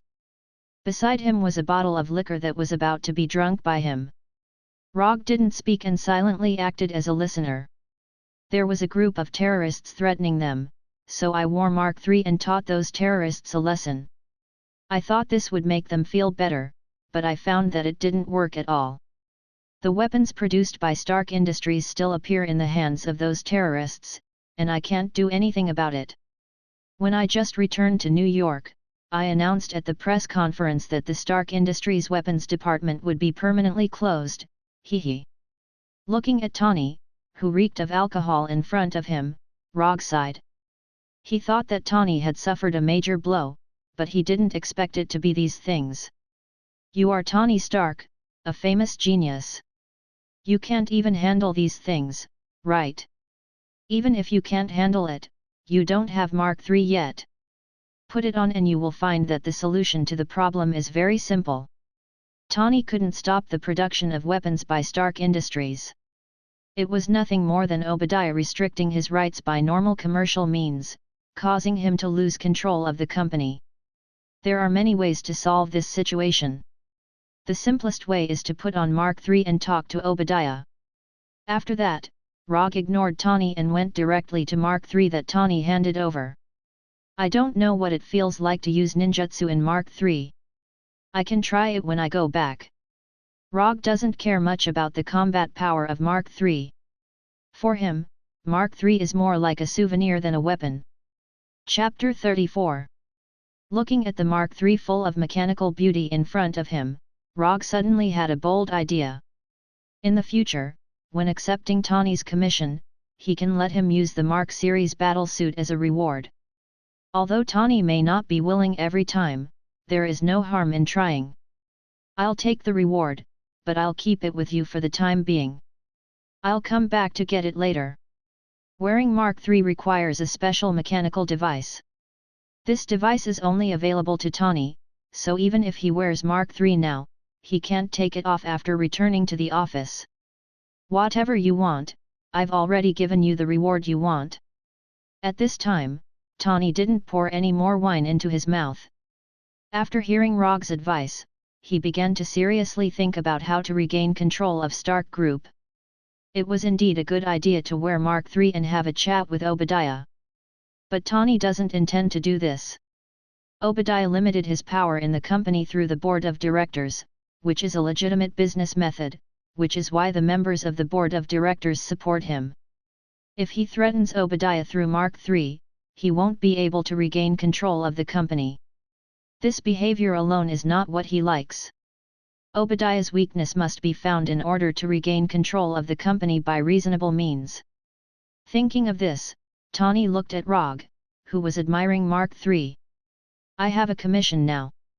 I hope you can accept it. As for the reward, you can ask for it." Mark III can be a reward, so Tani naturally won't care about other things and said with great pride. If your commission is for me to collect information about Obadiah, then I advise you to give up. Rogge is 100% sure that this kind of commission will not pass the system's judgment. Why? Aren't you a ninja? Do ninjas pick tasks? Tawny asked, very puzzled. I don't know what other ninjas are like, but I'm a principled ninja, so I won't take any commission. Although a commission scroll only costs 1 ninja coin, it's still meat no matter how small the mosquito leg is. There was no need to waste a scroll on a commission that obviously couldn't pass the system's judgment. This is his experience in the past 3 years of using ninja coins. If you have other missions in the future, you can contact me again. As soon as his voice fell, Rogge's figure disappeared in front of Tawny and returned to the firm in an instant. After accepting Mark III, the mission status in the system immediately changed to the completed status. Content: Fight with Tawny Stark wearing Mark III, Commission status: completed, Commission reward: 5 ninja coins sent. After completing Tawny's commission, Rogge's ninja coins increased from 5 to 10. But in the next second, the number of ninja coins he had not consumed changed back to 5. 4 commission scrolls and 1 summoning scroll. When he received Tawny's commission, Rogge had used up his last commission scroll. If he wanted to continue accepting commissions, he would have to exchange for a new commission scroll. As for the summoning scroll, he planned to use it to store Mark III in the future. But because he hasn't learned summoning technique yet, even if he exchanged for a summoning scroll now, he can only put Mark III into a different space in the scroll, but there is no way to summon Mark III out of it. The price of summoning technique is not expensive, it only costs 20 ninja coins. If it goes well, he can take another mission and have enough ninja coins to exchange. When Rogge left, Tawny thought of a suitable candidate, someone who can help him spy on Obadiah's weakness. Little Pepper Potts. There are not many people that Tawny can trust now, and Little Pepper is one of them. And Little Pepper's identity is destined to be the most suitable candidate. You help me do something. You go to my office and hack into the computer's mainframe and get all the recent load lists back. This should work. Tawny didn't tell Little Pepper the reason and directly handed her a USB disk with the hacking program. It may be in the administrative documents. If not, it's in the hidden disk. You go and find the one with the smallest number. Looking at the USB disk in her hand, Little Pepper asked Tawny, if I get it back, what are you going to do? It's still the same. As long as it's a secret transaction, I will stop it, find my weapon and destroy it. Little Pepper has seen Tawny's appearance when he came back from Gemila last time, so she knows what Tawny is talking about. Tawny, you know I'm willing to help you do anything, but if you mess around like last time, I can't help you. I don't want to show off to anyone, nor for money, nor for any contract, I just want to do this, that's all. That's all? Then I resign. Little Pepper smiled bitterly, then threw the USB disk in her hand on the table. You have been by my side for so many years. When I made money by destroying others, you were also there. Today I want to save those who are threatened by my weapon, and you want to leave me? Little Pepper stopped and turned to Tawny and said, you will die, I don't want to help you and harm yourself. If I didn't have this belief, I would have died. Potts, I'm not crazy, I just finally understand my mission. The voice in my heart tells me that this is the right thing to do. Little Pepper slowly walked back to the table and silently picked up the USB disk. In his remodeled private practice room, Rogge was thinking about how to teach himself Chidori Blade. Chidori Blade is a property change improved on the basis of Chidori. By injecting Thunder Attribute Chakra into the blade, it increases the lethality of the blade. Rogge learned Chidori a long time ago, but he rarely used it because he didn't have Sharingan, so he couldn't exert the strength of Chidori. As for Thunder Attribute Chakra, it was no problem for him. The problem now is how to add a property change to Chidori and attach it to the blade. The best tool to learn Chidori Blade is the Kusanagi sword used by Sasuke. But the price of the Kusanagi sword is a bit high, and it's not something he can consider for the time being. So he can only take a step back and try it with an ordinary katana. If it really doesn't work, then he will exchange for the Kusanagi sword. Releasing and condensing chakra is not difficult for Rogge. But when he tried to attach thunder attribute chakra to the katana in his hand, he felt a very obvious resistance. Chapter 35. When chakra tried to attach to the katana, it was like the positive pole of a magnet meeting a negative pole. There was an irresistible resistance between the two. After trying several times in a row, Rogge had to stop this useless effort and temporarily dispelled the idea of learning Chidori Blade by himself. And he now suspects that even if he exchanged Chidori Blade from the system, if he doesn't find a suitable weapon, he won't be able to use Chidori Blade, a lightning release ninjutsu. Looking at the Kusanagi sword priced at 80 ninja coins in the system, Rogge sighed helplessly. Things like ninja coins are really never enough.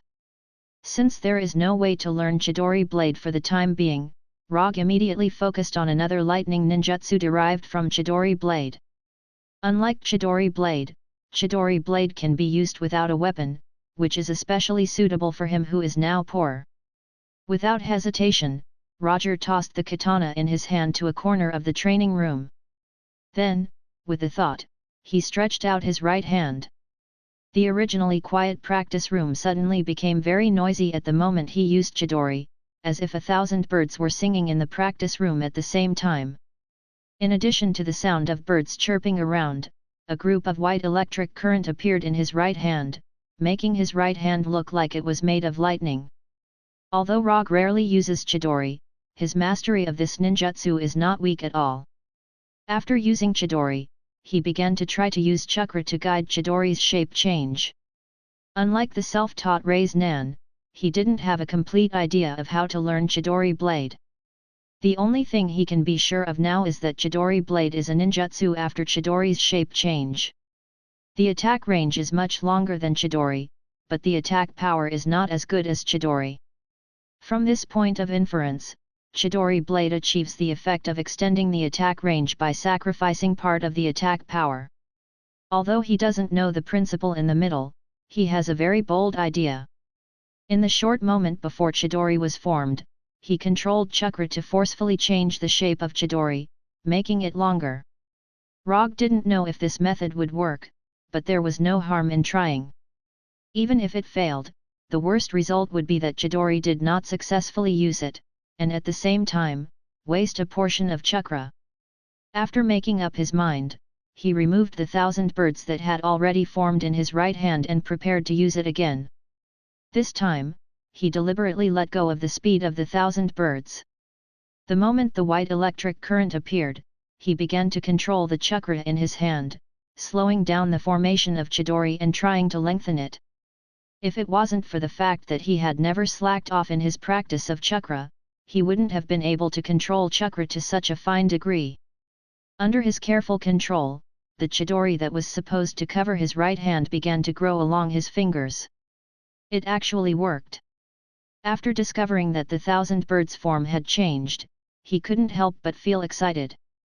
Because of his excitement, the Chidori that had begun to grow in his hand suddenly became uncontrollable, and then disappeared in the chirping sound of the birds. After seeing the white electric current in his right hand dissipate instantly, Rogge didn't show any disappointment, but became more excited. Although it may have been an accident, he found that he seemed to have mastered the trick of the Chidori series of ninjutsu. If Chidori is also divided into 4 stages like Rei's Nan, then the difference between Chidori Blade, Chidori Sharp Spear, Chidori Flow, Chidori Thousand Ben, and other derived ninjutsu is that the last stage of nature change or shape change. If Chidori is to gather the high-intensity electric current produced by chakra in the right hand, making the right hand like a sharp blade, thus having a strong penetrating power. Then Chidori Blade is to gather the electric current on the weapon, thereby increasing the lethality of the weapon. It's just that the electric current of Chidori Blade is no longer attached to the ninja's body, so it needs a suitable weapon to use. In the same way, Chidori Sharp Spear, Chidori Flow, Chidori Thousand Ben, and other ninjutsu only change the fourth stage of Chidori to achieve the effect of emitting electric current or covering the whole body. The specific operation will certainly be different in details, but the general principle should be like this.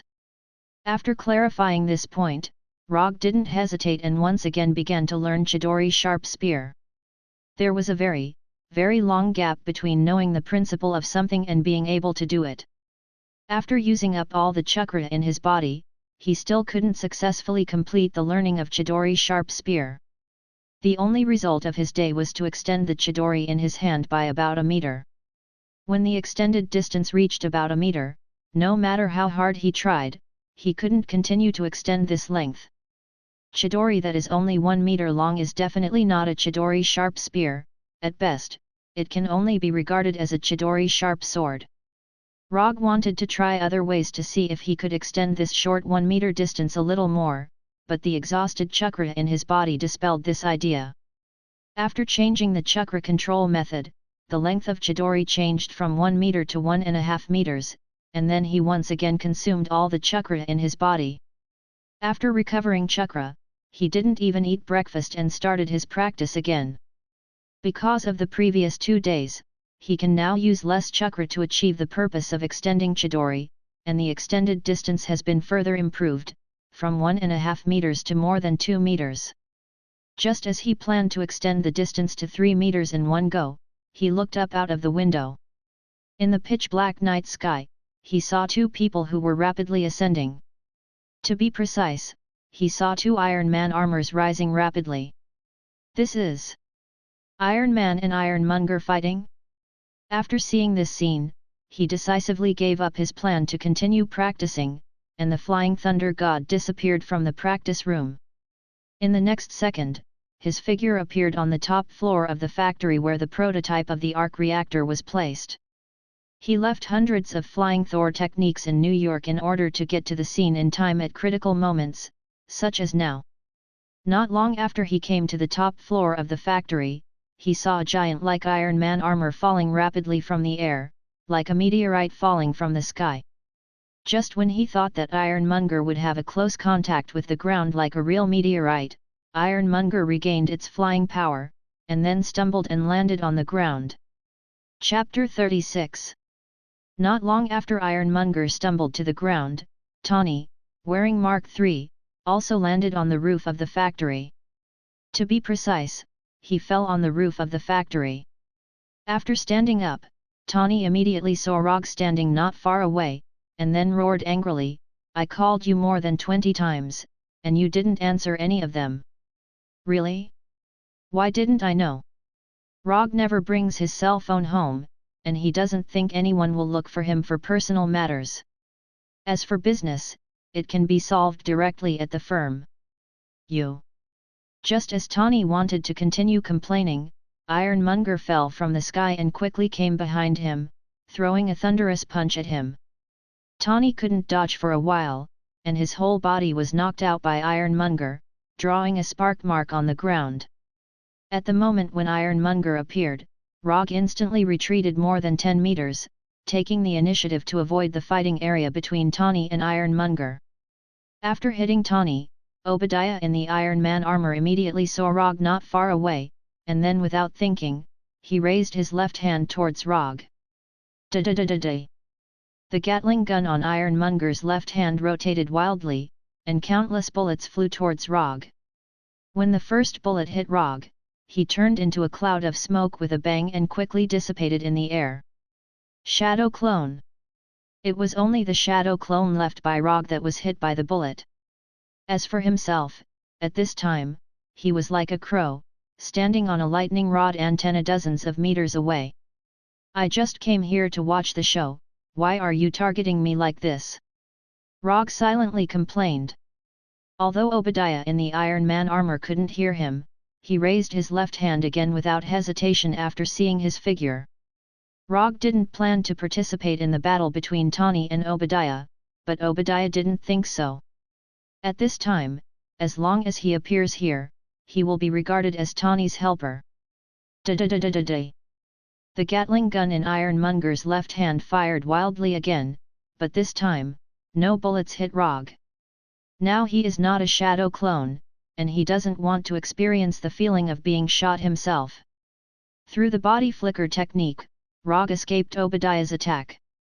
However, before he could do anything, Tawny, who was sent flying by Obadiah, came to Ironmonger with a sprint and a jump, and then gave him a hard punch in the head.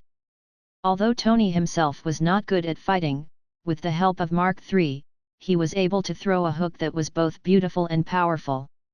However, this punch did not cause any damage to Obadiah in the armor. Unlike Mark III, Obadiah's Ironmonger is not only loaded with many heavy weapons, but it is also larger and has thicker armor. After being hit by Tawny, Obadiah controlled Ironmonger to give Tawny a fatal hug. Tawny struggled hard, but under the huge size and strength gap, he couldn't break free from Ironmonger's embrace while wearing Mark III. Mark III's defensive armor also began to deform and break under the huge pressure. Energy gun failed. Missile failed. The auxiliary system in Mark III reminded him that the weapon failed. Watching Tawny's struggle getting weaker and weaker, Obadiah in the armor showed a cruel look. He planned to strangle Tawny alive, strangle this damn playboy.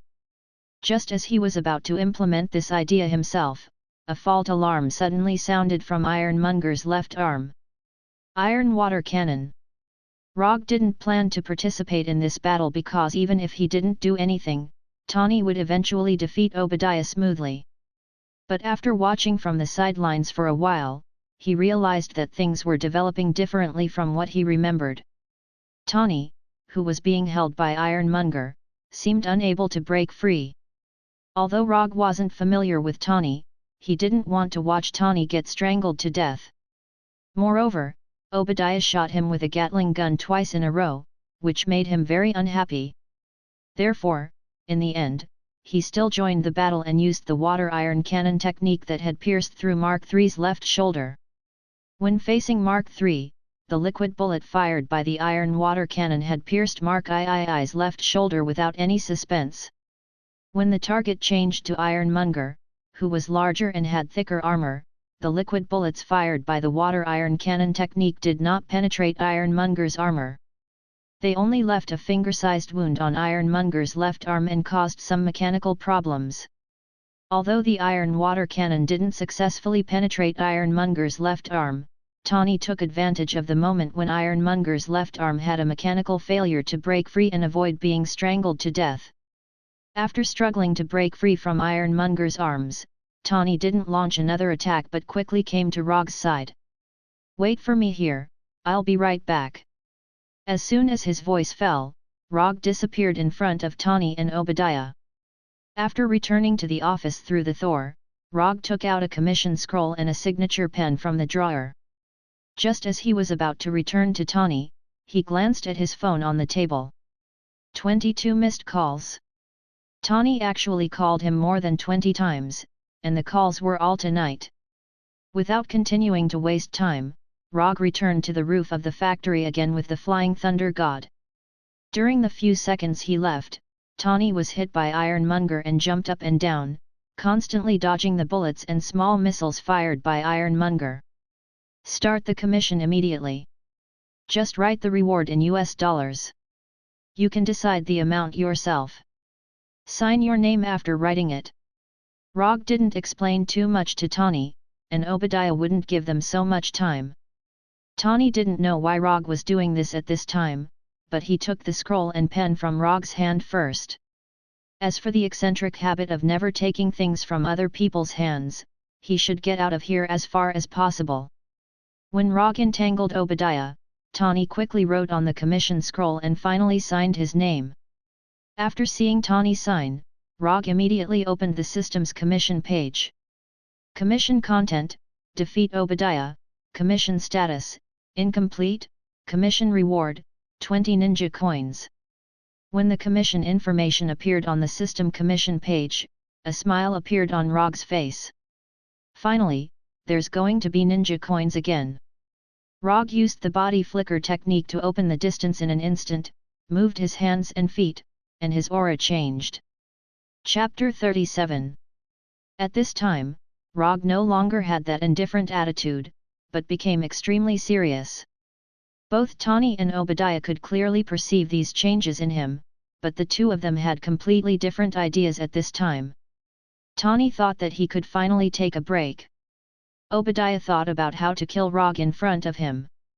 After a few brief exchanges with Rogge, Obadiah found that he seemed to have underestimated the private detective in front of him. Although he had sent someone to investigate Rogge before, the information he found was far from being as real as what he saw with his own eyes.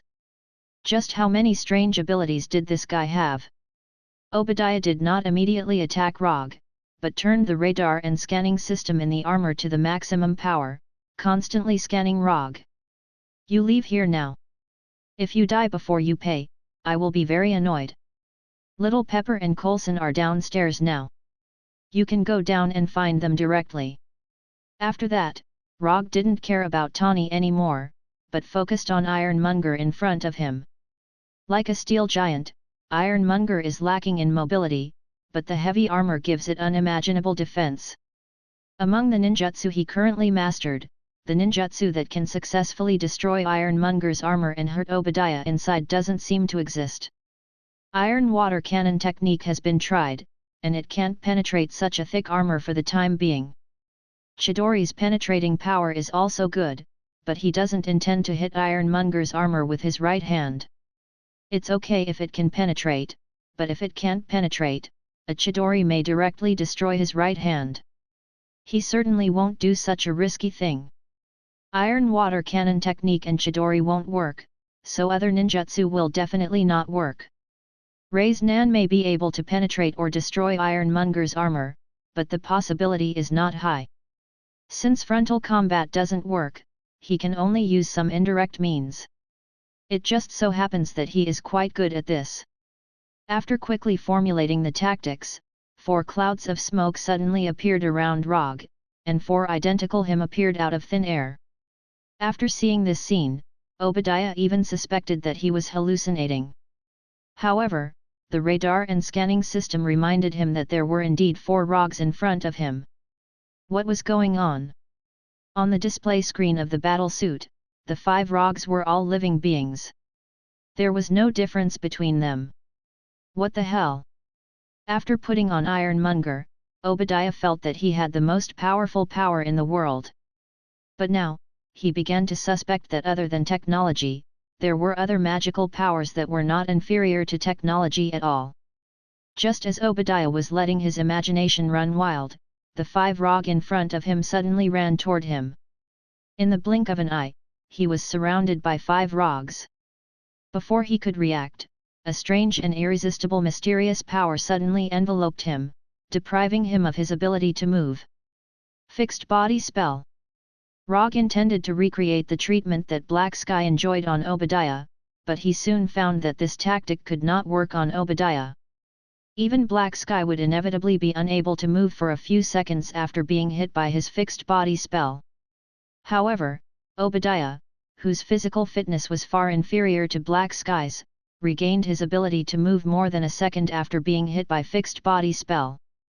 Will it have such a big impact through the Iron Man armor? Rogge had also used fixed body spell in some abnormal situations before, such as fixing the target sitting in the car next to him. But at that time, fixed body spell still played its role and fixed the target for more than 10 minutes. It was absolutely impossible for the steel barrier to weaken the effect of fixed body spell to this extent. Without any hesitation, Rogge decisively used chakra perception and began to perceive Obadiah's situation. Unlike fixed body spell, chakra perception was not affected at all. It completely perceived Obadiah's life strength and the energy strength of the reactor in Ironmonger's chest. So that's how it is. Through chakra perception, Rogge finally figured out why the effect of fixed body spell was weakened.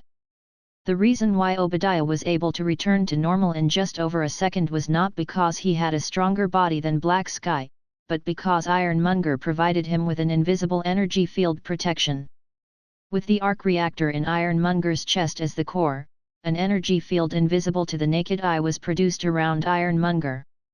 This energy field does not affect the surrounding environment, but it is inexplicably compatible with the energy frequency of fixed body spell, causing most of the energy of fixed body spell to be assimilated and absorbed when it reached Obadiah.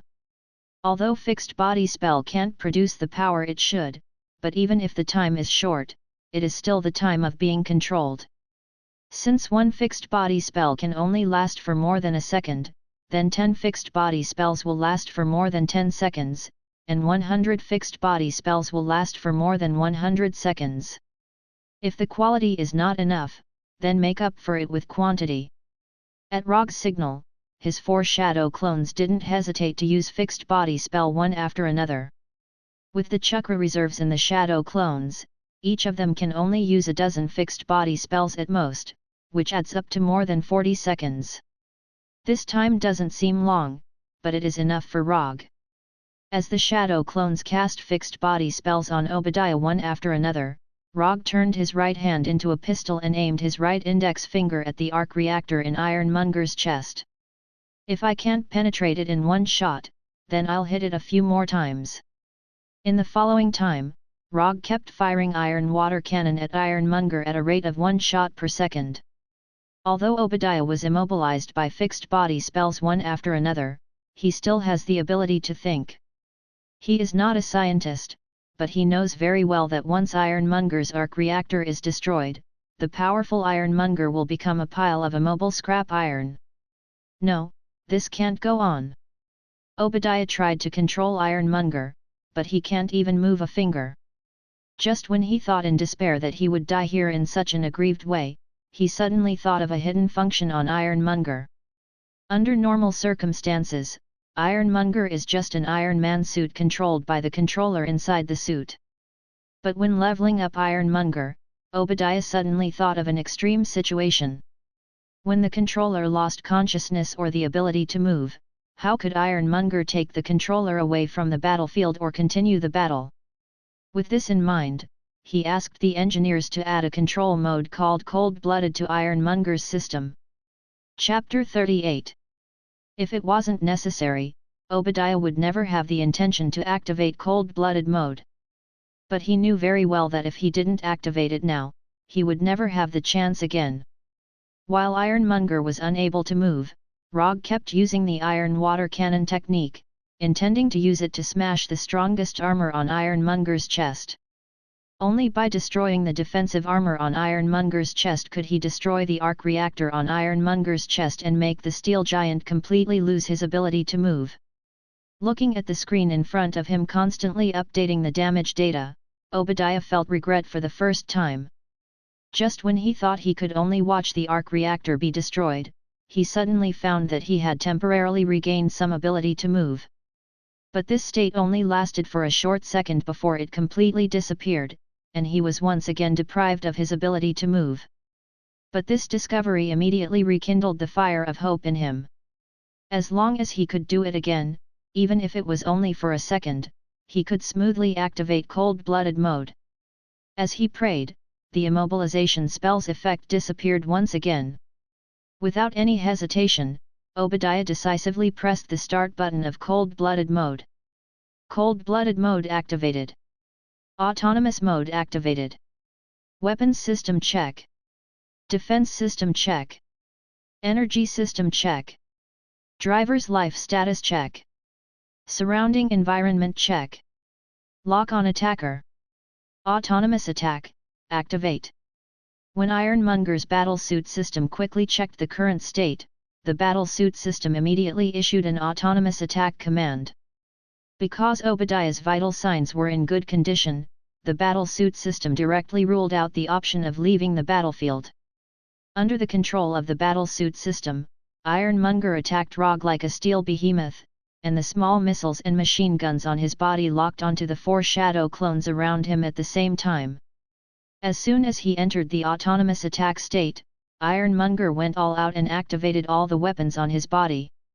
The moment Ironmonger moved again, Rogge stopped using the iron water cannon technique and blinked several times in a row to open up the distance in an instant. While Rogge was dodging Ironmonger's attack, his 4 shadow clones also used body flicker in an attempt to dodge the small missiles and bullets. Although these shadow clones avoided the direct attack of the small missiles and bullets, the blast from the explosion still hit them, turning them into smoke and disappearing one after another.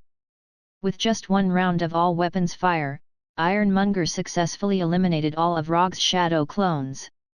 But Rogge himself wasn't surprised. The shadow clone's ability to resist blows was very weak, and a slightly stronger fist could make them disappear directly, not to mention the blast generated by the explosion of a missile. Unless these shadow clones could really dodge unharmed, it was only a matter of time before they were destroyed to be eliminated. What's more, the roof of the factory building was not a very good fighting environment. In this environment, of course, it was not T's to escape, S's to escape, S to hide, T to fight, TSTT. When all the shadow clones disappeared, Rogge didn't hesitate to use the shadow clones again, and 4 of him appeared again. When the second batch of shadow clones appeared, Rogge didn't give them any more instructions to use the fixed body technique, but let them all use the iron water cannon technique. At this time, although Obadiah had regained his ability to move, he couldn't continue to control Ironmonger. Once the cold-blooded mode was started, unless the battlesuit system thought that all the enemies around had been eliminated, it couldn't stop. Even the driver could only let Ironmonger act independently at this time. After detecting that 4 identical Rogge had appeared around him again, Ironmonger didn't shoot at these shadow clones with all his weapons like before. Although Ironmonger's battlesuit system didn't have much wisdom, it had already judged that the key to dealing with these shadow clones was the real body. As long as the real body was dealt with, these shadow clones that looked exactly like the real body would naturally disappear. Under this logical judgment, Ironmonger directly ignored the 4 shadow clones around him and attacked Rogge with maximum power. Ironmonger's judgment couldn't be said to be wrong, but it ignored a problem, that is, Rogge's shadow clones also have attack power. When Ironmonger attacked Rogge's real body, the 4 shadow clones used the iron water cannon technique at the same time.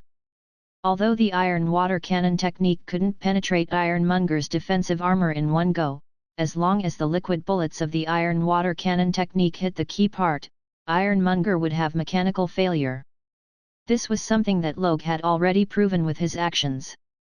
The iron water cannon technique used by the 4 shadow clones was aimed at Ironmonger's limbs. When the liquid bullets fired by the iron water cannon technique hit Ironmonger's limbs, Ironmonger, who was originally running wildly, suddenly staggered. Ironmonger's right leg and left arm had mechanical failure at the same time, which made it slightly lose its balance. At this time, the shining light blue rays Nan appeared in Rogge's right hand. At this time, although Obadiah couldn't control Ironmonger, when he saw the light blue rays Nan in Rogge's hand, he suddenly had a strong sense of danger. In the blink of an eye, Rogge, who was still more than 10 meters away, instantly came in front of Ironmonger, then jumped slightly and aimed the rays Nan in his right hand at the arc reactor on Ironmonger's chest. In the beginning, the rays Nan might not have been able to break through the defensive armor on Ironmonger's chest and thus destroy the arc reactor inside. But now, the defensive armor on Ironmonger's chest has been destroyed by the successive iron water cannon technique, and the remaining defensive power is not even 1/3 of the previous one. When the rays Nan touched the defensive armor on Ironmonger's chest, Rogge knew that the battle was over. Facing the solid defensive armor, the rays Nan continued to advance at a constant speed. In just a short second or two, the rays Nan penetrated the defensive armor on Ironmonger's chest and touched the arc reactor inside. The next second, the steel giant like Ironmonger was hit in the chest by the strongest tornado, and its huge body was blown away in an irregular spiral shape, flying dozens of meters away. Ironmonger, who was blown away, tried to regain its balance by flying, but there were bursts of dazzling electric sparks around its body.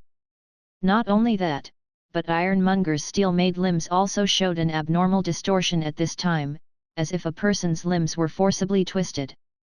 Chapter 39. Although Ironmonger was trying to maintain its flying posture, the severely damaged fuselage could not faithfully perform the system's instructions. After holding on for a while in the sky, the several-meter-high Ironmonger fell to the street like a real meteorite, smashing a very obvious crater. Boom! The huge impact attracted the attention of everyone around, including Tawny and Little Pepper, who had not left at this time. Beside Tawny and Little Pepper was Agent Coulson with a slightly high hairline. On the roof of the factory, looking down at the completely scrapped ironmonger, Rogge finally breathed a sigh of relief. If Ray's Nan can't successfully destroy Ironmonger's arc reactor when the defensive armor is almost destroyed, then he can only compete with the arc reactor to see whose endurance is better. Although Ironmonger was destroyed, Obadiah, who was inside Ironmonger, didn't suffer too much damage. When he struggled to open Ironmonger's cockpit, the first thing that appeared in front of him was Tawny wearing Mark III. Tawny wanted to teach Obadiah a good lesson, but before he started, he finally gave up the idea. After finding that Tawny had no intention of venting, Coulson gestured to the shield agents behind him. After escorting Obadiah to the car, the shield agents turned back. And this time, they drove a truck that was big enough to carry Ironmonger. "What do you want to do?" Even if his reaction was slow, Tawny realized that something was wrong and immediately stopped the shield agents. "Obadiah is temporarily detained by S.H.I.E.L.D. As for this Iron Man armor, it is the most direct evidence that he threatens public safety, so we need to take it back," Coulson explained with a serious face. "You're fooling a 3-year-old. How can you come up with such a lame reason?" While answering Coulson, Tawny quickly scanned the current state of the Ironmonger armor with Mark III's scanning program. 73% damage. The core energy is destroyed. The power system has been destroyed. The body is in a severely damaged state. There is a risk of the internal weapons going out of control. It is recommended to leave as soon as possible. After seeing the system feedback, Tawny did not continue to stop these shield agents, but silently said, "If I were you, I would definitely stay away from that big guy." Although Tawny didn't say it clearly, no one present was stupid, so they knew what he was trying to say. After giving her a kind reminder, Tawny walked up to Little Chili Pepper and hugged her by the waist. He then flew away without looking back. After Tawny and Little Chili left, Coulson was considering whether to arrange for other professionals to come and deal with the severely damaged Ironmonger. However, before he could come up with a decision, the severely damaged Ironmonger made his own decision. Boom! Boom! Boom!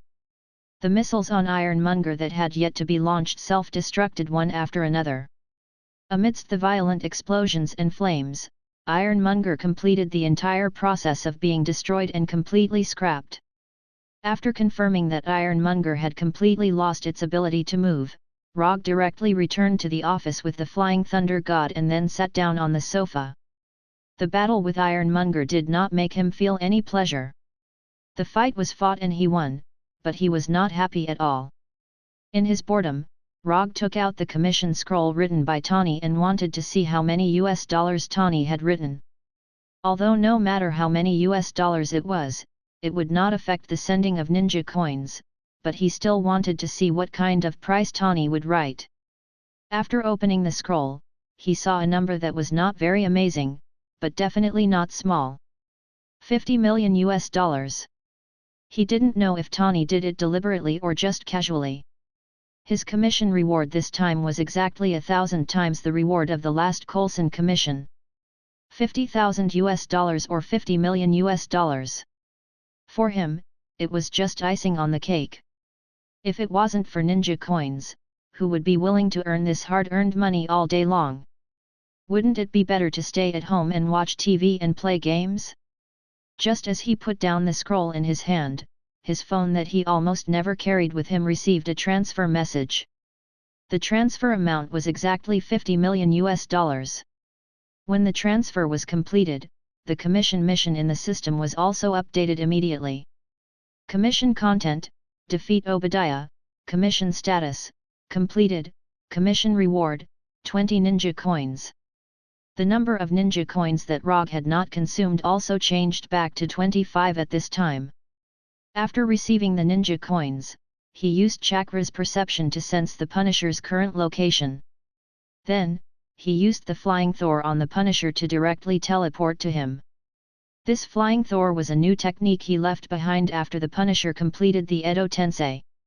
Leaving the flying Thor technique on his face is not a routine operation, but for the current Rogge, this is the best way. Who asked him to not know spirit connection now? After the Punisher was reincarnated from the Edo Tensei, Rogge didn't give him any missions. He would only check on the Punisher's condition from time to time to see if there were any abnormalities or if he would attract some existences that he couldn't fight against. Although ninjutsu is magical, there are many things in this world that are more magical than ninjutsu. Especially Edo Tensei, a ninjutsu that involves life and death and soul, who knows what kind of chain reaction it will cause. So he decisively followed his heart's choice and first used the Punisher's Edo Tensei to test the limelight.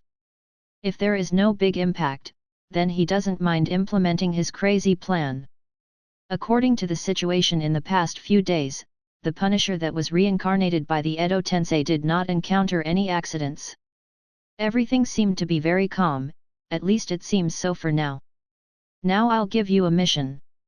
I want you to go to a country called Wakanda, and then bring out 2 things from there. One is a rare metal unique to Wakanda called vibranium, and the other is a plant called heart-shaped grass.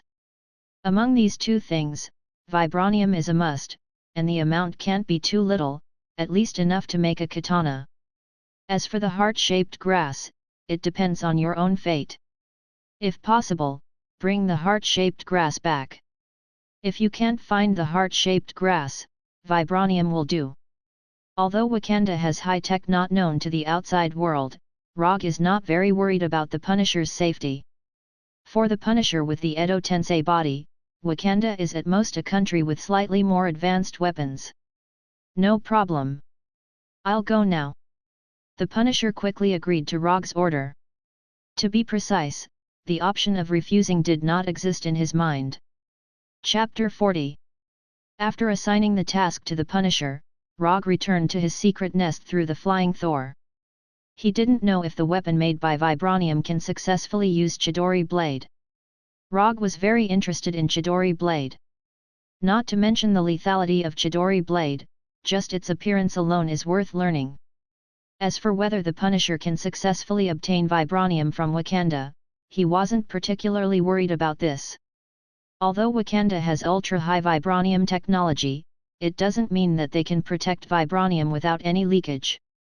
Even some mercenaries can snatch some vibranium from Wakanda, so the Punisher with the body of Edo shouldn't have a problem. The only thing he needs to care about is whether the Punisher can bring back the heart-shaped grass that only the King of Wakanda is qualified to consume. No one will complain that their physical fitness is too good, and Rogge, as a ninja, naturally won't. And as his physical fitness improves, he can have more and more chakra. His total chakra has been fixed a long time ago. If he doesn't take some other measures, it is estimated that it will be difficult for his total chakra to continue to increase. The best way to increase the total chakra is to directly exchange a sage body from the system. It's just that the exchange price of this sage body is a bit high, higher than the price of Hashirama's Mokuton. In the end, it's because there are too few ninja coins.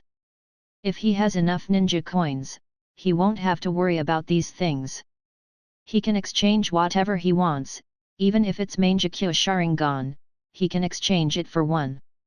When he gets tired of Ataka's Amaterasu Tsukuyomi, he can change it to Kota Amatsukami. When he gets tired of Kota Amatsukami, he can also exchange it for Obito's Kamui. With a beautiful imagination for the future, Rogge ended the day's practice. Stark Industries has issued a statement about what happened last night and sent it to you. Witnesses said that they saw 2 steel warriors fighting last night. On the TV, Colonel Rhodes was giving a speech with a serious face. At this time, Tawny was in the next room, making the final arrangements.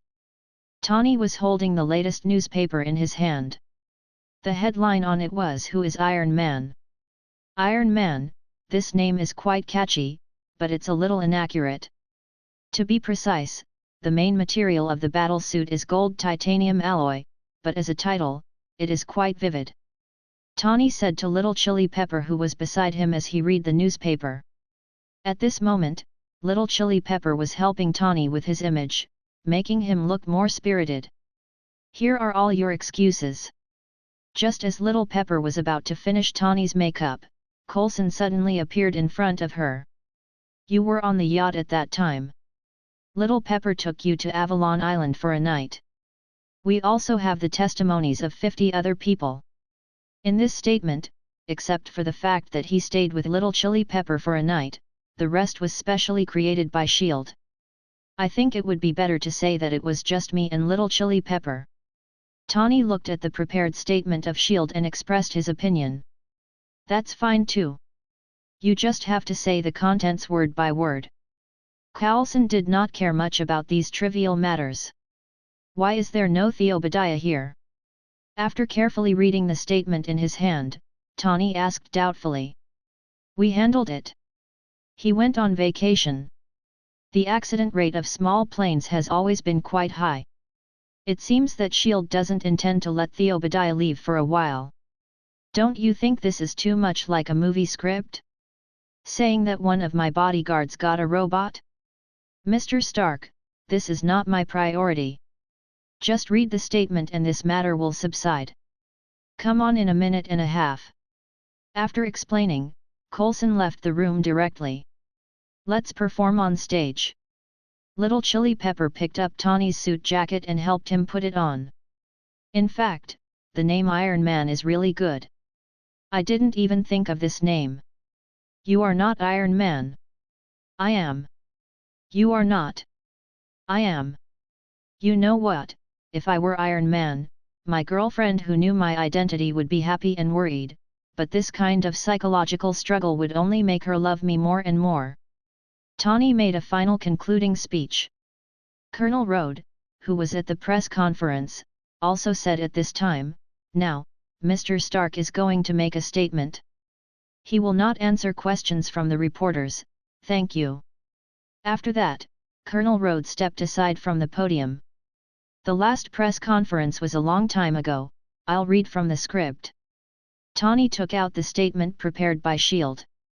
Some people suspect that I was involved in the highway and the roof of the factory last night. Tawny just opened his mouth when a beautiful reporter sitting in the front row interrupted his speech. Sorry to interrupt you, Mr. Stark, do you really think we will buy your account? One of your bodyguards suddenly appeared, and you are still. I know this sounds quite mysterious. Of course, you can question the official statement, but don't insinuate that I am a superhero. I didn't say you are a superhero. No? It sounds too sci-fi. I am not a hero material. I have so many personality defects and caused so much trouble for everyone. Hearing this, Colonel Rogge, who was standing next to Tawny, couldn't help but come to his side and whisper to him, say it according to the script. Okay. Tawny once again picked up the statement in his hand and took a serious look at it, thinking silently for a few seconds. I am Iron Man. Tawny finally said the classic sentence, and the scene of the press conference suddenly became sensational, and the live broadcast was then terminated because of Tawny's departure. After watching Tawny's classic speech, Rogge turned off the TV and went to the practice room. He has decided that he will not go to the office again until he has completely mastered Chidori Iguchi. Time passed day by day, and after Tawny publicly admitted that he was Iron Man, the whole world became a little different. Those who originally only existed in comics or novels began to emerge, and the other side of the whole world seemed to wake up. While Rogge was concentrating on learning Chidori Iguchi, the Ninja's Hand and Holiness Church became extremely active. Many citizens witnessed the battle between them, and the word ninja began to frequently appear in the headlines of the newspaper. In some neighborhoods, there was even a small trend of imitating ninja. Chapter 41. After staying in his secret nest for a week, Rogge finally ended this kind of continuous practice day and night.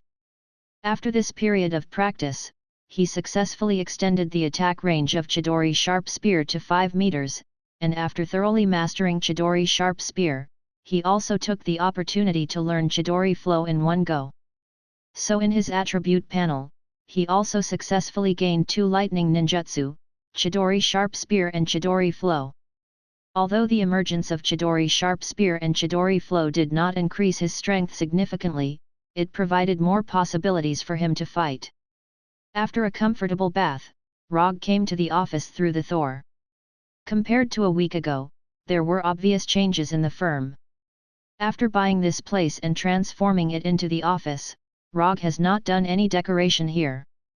The entire office is a large room of 60 or 70 square meters. Now, the office is divided into two different rooms.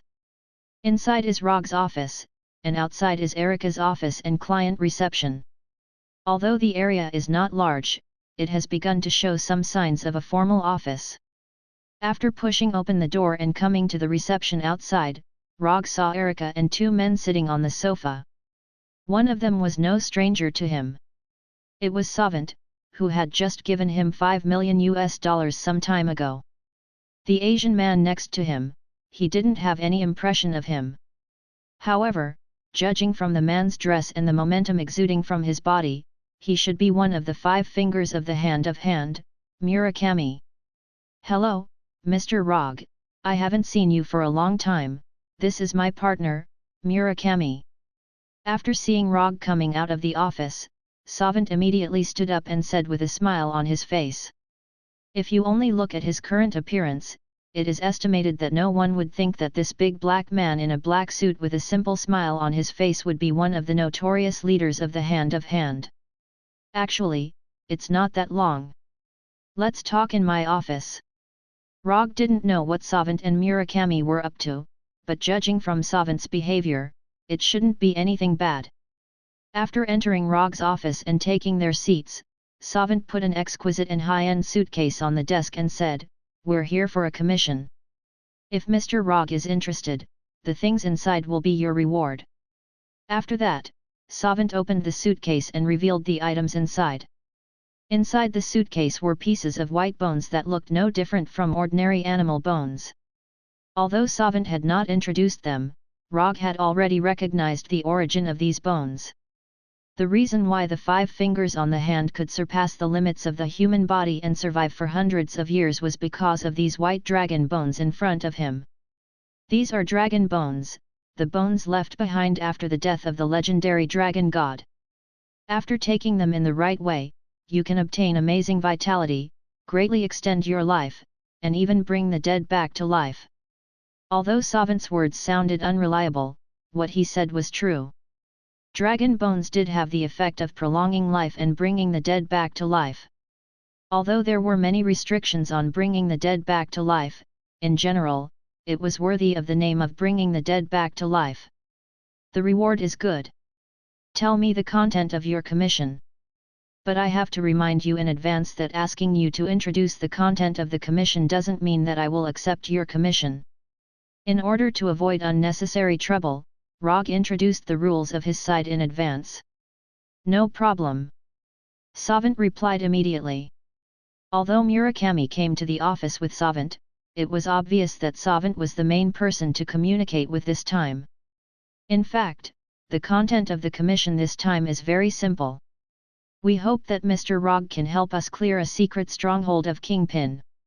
After hearing Savant's words, Rogge was taken aback for a moment, and then said, "Is it popular for you guys in the underground world to hire people to attack your opponents? Your way of playing is very trendy. If the underground world doesn't do it themselves, how can it be called the underground world? We know that Kingpin once entrusted you with a task, Mr. Rogge, but after the commission ended, your previous cooperation relationship ended. And I think that Kingpin deliberately leaked your information last time, Mr. Rogge, so others mistakenly thought that you were his subordinate, which made you very upset." Rogge didn't really care about what Savant said. How should he put it? It felt a bit like he had met someone once, and then that person began to brag to the outside world that he was his friend. Simply put, it was the kind of story that he often heard before he crossed over, "I have a friend" or "I have a buddy." Even so, he used to be my client. So, you have to pay more. If the reward Savant offered was in USD, Rogge would have accepted it. But they took out a magical item like the dragon bone that could increase vitality, so it was no wonder that he increased the price temporarily. Seeing Rogge seriously asking for more money, Savant was suddenly a little stunned. No, things shouldn't have developed like this. Didn't they say that he rarely cares about the commission's reward? Why is there an increase in reward? Savant was full of confidence. After all, they took out a rare item like the dragon bone. But the current development had completely exceeded his expectations. Just when Savant didn't know whether to agree to Rogge's request, Murakami, who had been sitting next to him without speaking, suddenly spoke. No problem. How much do you want? Another box of dragon bones. Okay. After listening to Rogge's request, Murakami agreed decisively, and then began to say a word again. I like generous customers like you. After that, Rogge took out an unused commission scroll from the drawer. Write down your commission content and reward, and then sign your name. Although they didn't know why Rogge suddenly made such a request, Savant and Murakami wrote the content on the scroll and signed their names. Commission content: eliminate Kingpin's secret stronghold. Commission status: incomplete. Commission reward: 20 ninja coins. The commission of the hand passed the system's judgment smoothly, which made Rogge's mood better. Although he still doesn't know which Kingpin's stronghold the hand asked him to eliminate, even if the target specified by the hand is Kingpin's Fisk building, it's not difficult for him. Chapter 42. Kingpin's secret stronghold is in Queens. This is the specific address. Savant handed a business card with an address to Rogge. On the business card was a name that Rogge didn't know, but his attention was on the company name on the business card. Chester Paleontological History Research Institute? What the hell is this place? Looking at the puzzled look on Rogge's face, Savant quickly explained, Chester Paleontological History Research Institute is just a name on the surface, but in fact, this is a secret place where Kingpin conducts some biological research. It's the same type of existence as the biological laboratory of the Fisk building that was attacked some time ago. The hand didn't know where they got the news, but judging from Savant's expression, they should have confirmed the authenticity of this information. What do you want me to do? Go in and kill, or destroy that place directly. Rogge was in a good mood now, so he didn't mind if Savant had any additional requests. We stole a batch of dragon bones some time ago.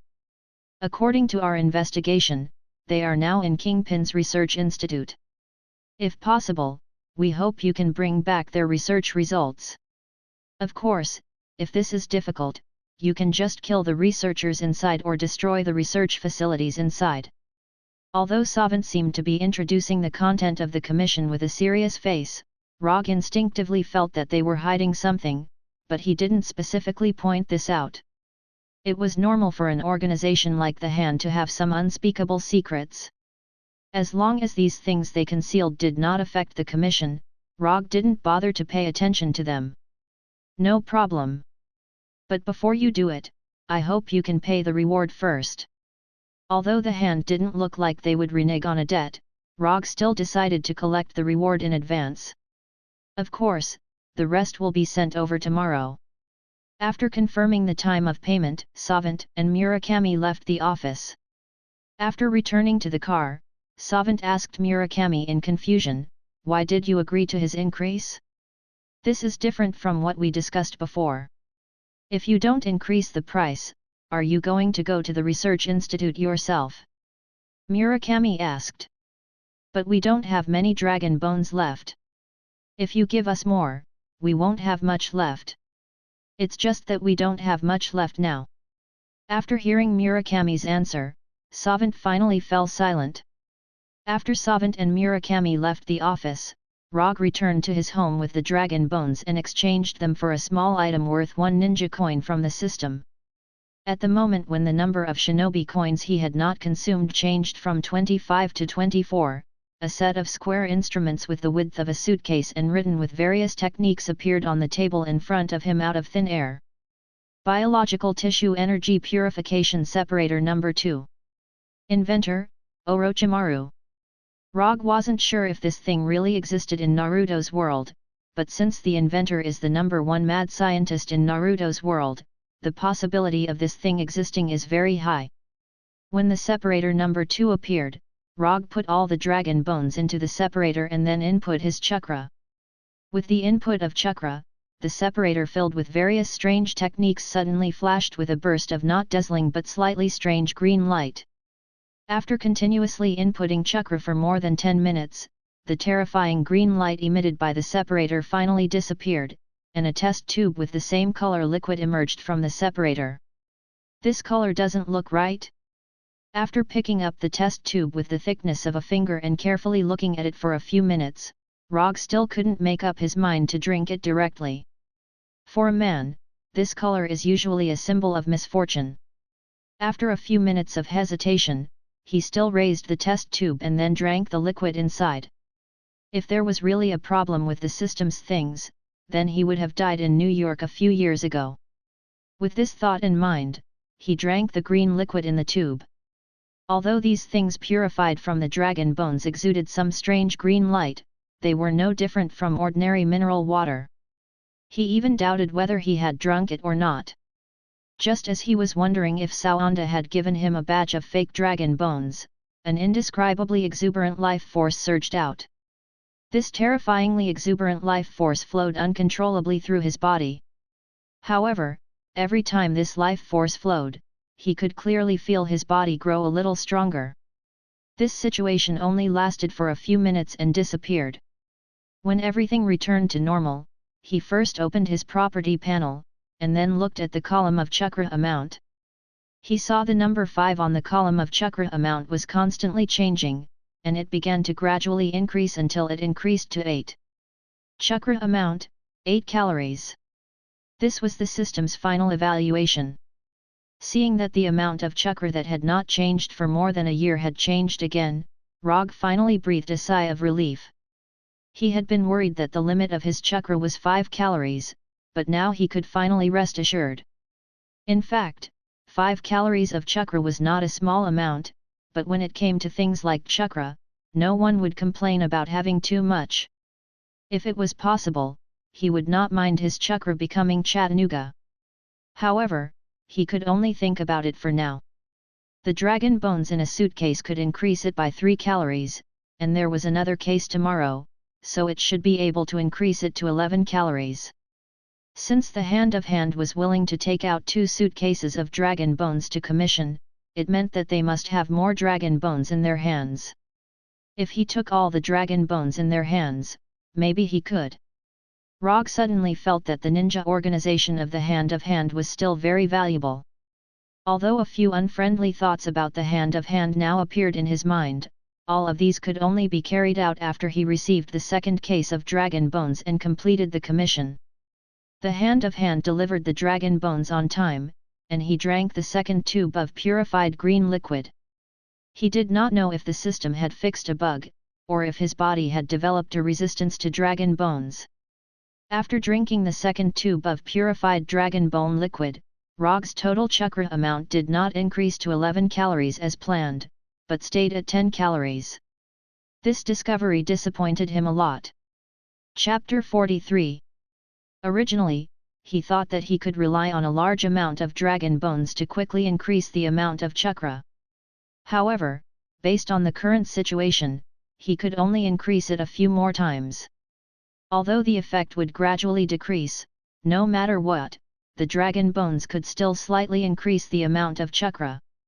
Therefore, Rogge decided to find time to visit the hand after completing this mission. When night fell, Rogge left the room with the Flying Thunder God and went directly to the rooftop of a building in Queens. This was the closest Thor spell to the Chester Institute of Paleontology and History. After teleporting there, he was only a few blocks away from the Chester Institute of Paleontology and History. He planned to walk the rest of the distance. Queens was the largest district in New York and also the second most populous district. Therefore, there were more people who used illegal means to make a living here. Of course, the situation here could not be compared to the Hell's Kitchen. On the way to the institute, Rogge did not walk on the brightly lit streets. Instead, he specifically chose to walk in the dark and dilapidated alleys. Not many people would come to these dark and dilapidated alleys even during the day, let alone at night. He was alone, without any weapons, and did not look particularly strong. At this moment, Roger was like a fat sheep that had walked into the hunting area of the wolves on his own accord. Just as he expected, after he walked through these alleys for a few minutes, a group of gangsters who didn't look like good people appeared behind him. "Boss, this guy looks pretty rich. Why don't we do it here?" A gangster who was not far behind Rogge suggested to his boss. "How many times have I told you? We are not robbers. We just want to borrow some money from him." The tanned man, who was more than 2 meters tall and had muscles all over his body, scolded the hooligan who made the suggestion. "Do you want to do it or not? There are still a few groups of people waiting in front." Just as the group of hooligans were about to take out their weapons to threaten Rogge and borrow some money from him, Rogge took the initiative to turn around and walk in front of them. "Brat, I don't care who you are. Since you met us today, it can only mean that your luck isn't." Roger didn't hesitate at all as he punched the man in the chest, sending the man flying. The total amount of chakra had increased, but the speed at which it circulated did not increase. The degree of control was also about the same as before. After this punch, Rogge quickly came to a conclusion.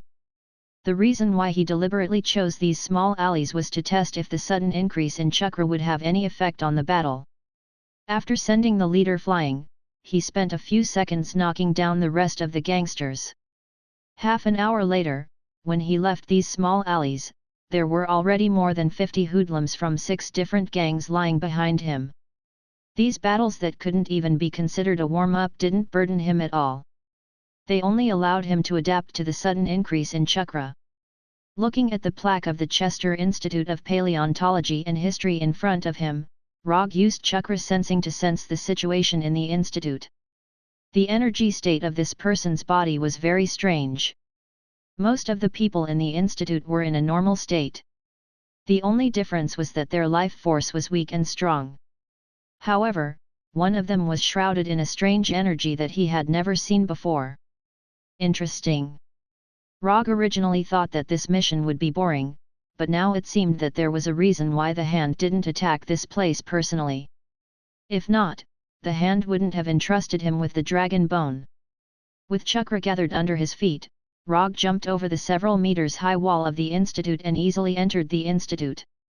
When he came to the hall on the first floor of the institute, the security personnel of the institute finally noticed his arrival.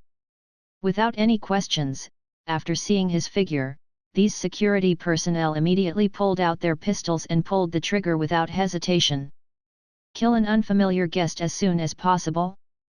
This level of vigilance had far exceeded the defense level of a normal institute. It seemed that Kingpin attached great importance to this institute. Rogge used the teleportation technique to avoid the bullet attack, and it didn't take him much effort to deal with the security personnel in the hall. The moment the gunshots rang out, the entire research institute seemed to have been activated, and ear-piercing alarms rang out in every corner of the institute. At the same time, teams of heavily armed security personnel quickly rushed towards Rogge's location. "There are intruders outside, aren't you going to deal with them?" A man in only black and white, like the one in a photo, said to the man next to him. "My mission is to prevent anyone from entering this laboratory. Other things are not within the scope of my mission." The man who answered was wearing a blue tights with a bull's-eye symbol on his helmet. If Rogge were present, he would definitely recognize this man in blue tights at a glance. This man was none other than Kingpin's chief assassin, Bullseye. As for the man next to Bullseye, he was the leader of the Devil Gang, and also one of the biggest gangsters in New York, Mr. Negative. Although Mr. Negative was not as famous as Kingpin, he was still a heavyweight in New York's underworld. More importantly, Mr. Negative had a unique negative energy that could instantly catalyze the negative emotions of the target, causing the closest relatives, best friends, and most beloved lovers to kill each other. The strange energy that Rogge had sensed before was the negative energy in Mr. Negative. At this time, Rogge was still unaware of this. He was now on his way to the basement of the institute. After the alarm sounded, all the elevators in the institute were completely locked, and all the electronically operated doors were closed immediately. Rogge did not foolishly wait for the security personnel to arrive.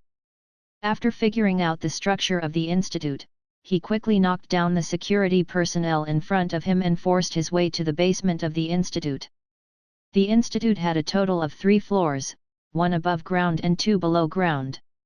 Rogge's destination at this time was a laboratory on the 2nd floor, which was guarded by Bullseye and Mr. Negative. Chapter 44. The security personnel arranged by Kingpin in the Research Institute were not bad, but only for ordinary people. Relying on his elusive speed, dazzling and simple fighting techniques, Rogge only used an ordinary kunai to completely break through all the defenses of the first basement floor of the Research Institute and smoothly arrived at the second basement floor of the Research Institute.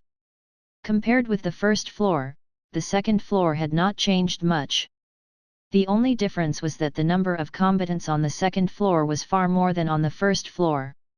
If this was not a research institute, Rogge would even think that he had come to a secret terrorist base. As soon as he appeared on the second floor, various types of bullets flew toward him like lightning.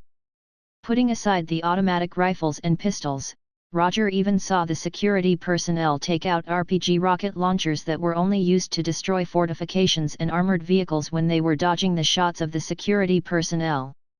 Are these guys crazy? Aren't they afraid that the explosion will cause a chain reaction that will bury the entire second floor? Boom! Boom! 2 rockets hit the place where Rogge had been standing, and a huge explosion resounded throughout the second floor. Rogge did not intend to use ninjutsu on these ordinary security personnel, but these crazy guys made him change his mind. If he continued to let these guys attack, it was only a matter of time before the second floor was buried. Immobilization Jutsu. Body Flicker Jutsu. Rogge instantly used Immobilization Jutsu and Body Flicker Jutsu, appearing in front of the security personnel who were restrained like a bolt of lightning. The kunai in his hand was like the scythe of the Grim Reaper, slashing the throats of the security personnel.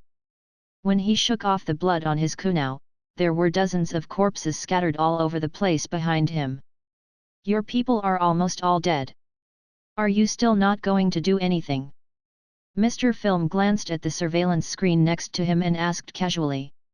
They are not my people. My task is to prevent anyone from entering this laboratory. Everything else has nothing to do with me. In front of Bullseye was a busy laboratory. This laboratory seemed to be in a completely different parallel universe. No matter what happened outside, the researchers inside did not stop their research. More than a dozen researchers in white coats were injecting the serum in their hands into one white mouse after another, and then observing the condition of each white mouse. On a table in the laboratory, there were more than a dozen white bones, and next to these bones, there were bottles of different colored liquids with numbers written on them. Since you are not going to do anything, let me go out and have some fun. After that, Mr. Film walked out without looking back. The reason he was here was only because of Kingpin's invitation. As for what Kingpin was doing here, he did not particularly care. The only thing he cared about was that Kingpin did not fulfill his promise to help him destroy Hammerhead's gang. After clearing out the crazy security guards, Rogge successfully arrived at the core area of the second floor of the basement, where he bumped into Mr. Film, who had just come out. When he saw Mr. Film, Rogge was stunned. After a few seconds of serious thinking, he finally remembered Mr. Film. Although Mr. Film was also a supervillain, he was not a well-known villain. In Rogge's memory, Mr. Film was basically no different from an ordinary gang leader except for a small feud with Spider-Man. After seeing Rogge's figure, Mr. Film did not say a word. He directly used negative energy to transform into an energy sword, and then waved it at Rogge's position a few times. Mr. Film seemed to be waving his sword casually, but every time he waved his sword, negative energy would attack Rogge, just like the sword energy described in Eastern martial arts novels. For Rogge, who could even dodge bullets. Avoiding these negative energies was not difficult.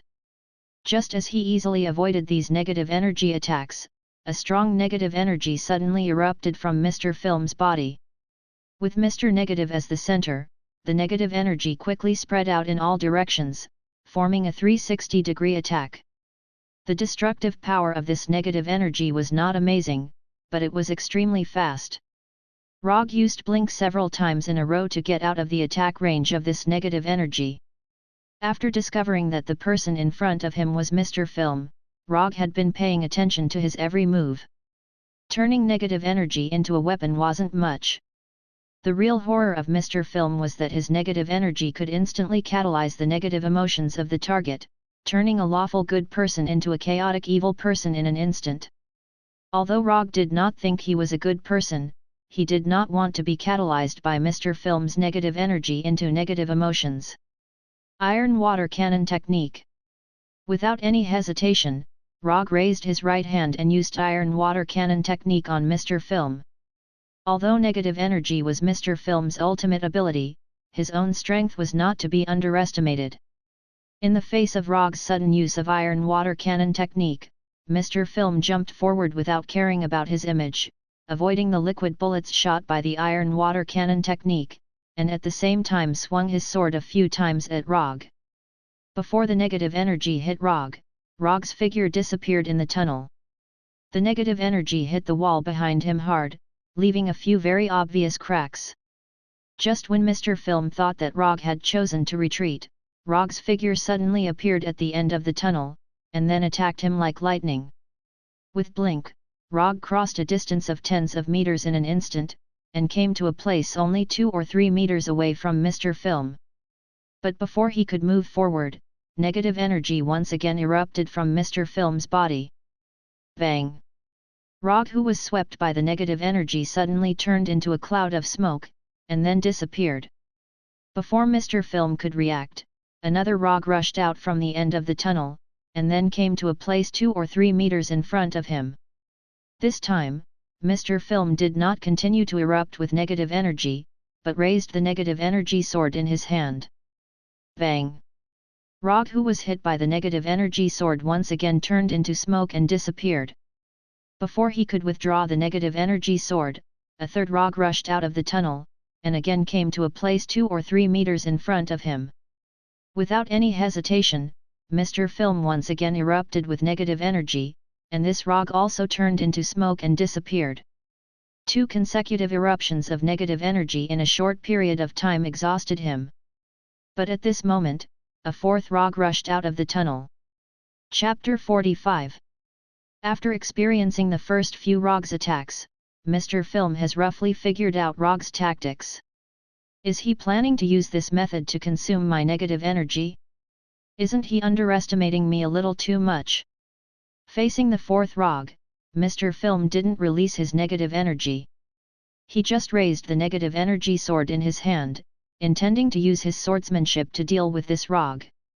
Just as Mr. Film was about to chop this Rogge into smoke like before, he suddenly saw a pair of blood-red eyes. This is... Looking at the pair of blood-red eyes with 3 tomo, Mr. Film suddenly found that the Rogge who was rushing towards him disappeared. Not only that, the negative energy sword in his hand and all the negative energy on his body also disappeared. He turned back to a normal person in an instant. Just as Mr. Film was puzzled, he glanced around and found that he was no longer in Kingpin's research institute, but in the endless ocean.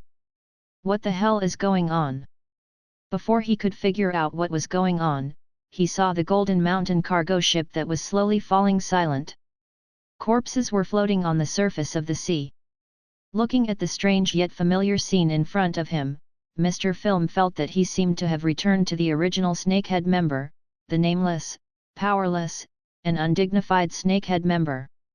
On the second floor of Kingpin's research institute, Mr. Film, who was holding the negative energy sword, suddenly lost consciousness and stood motionless in the same place.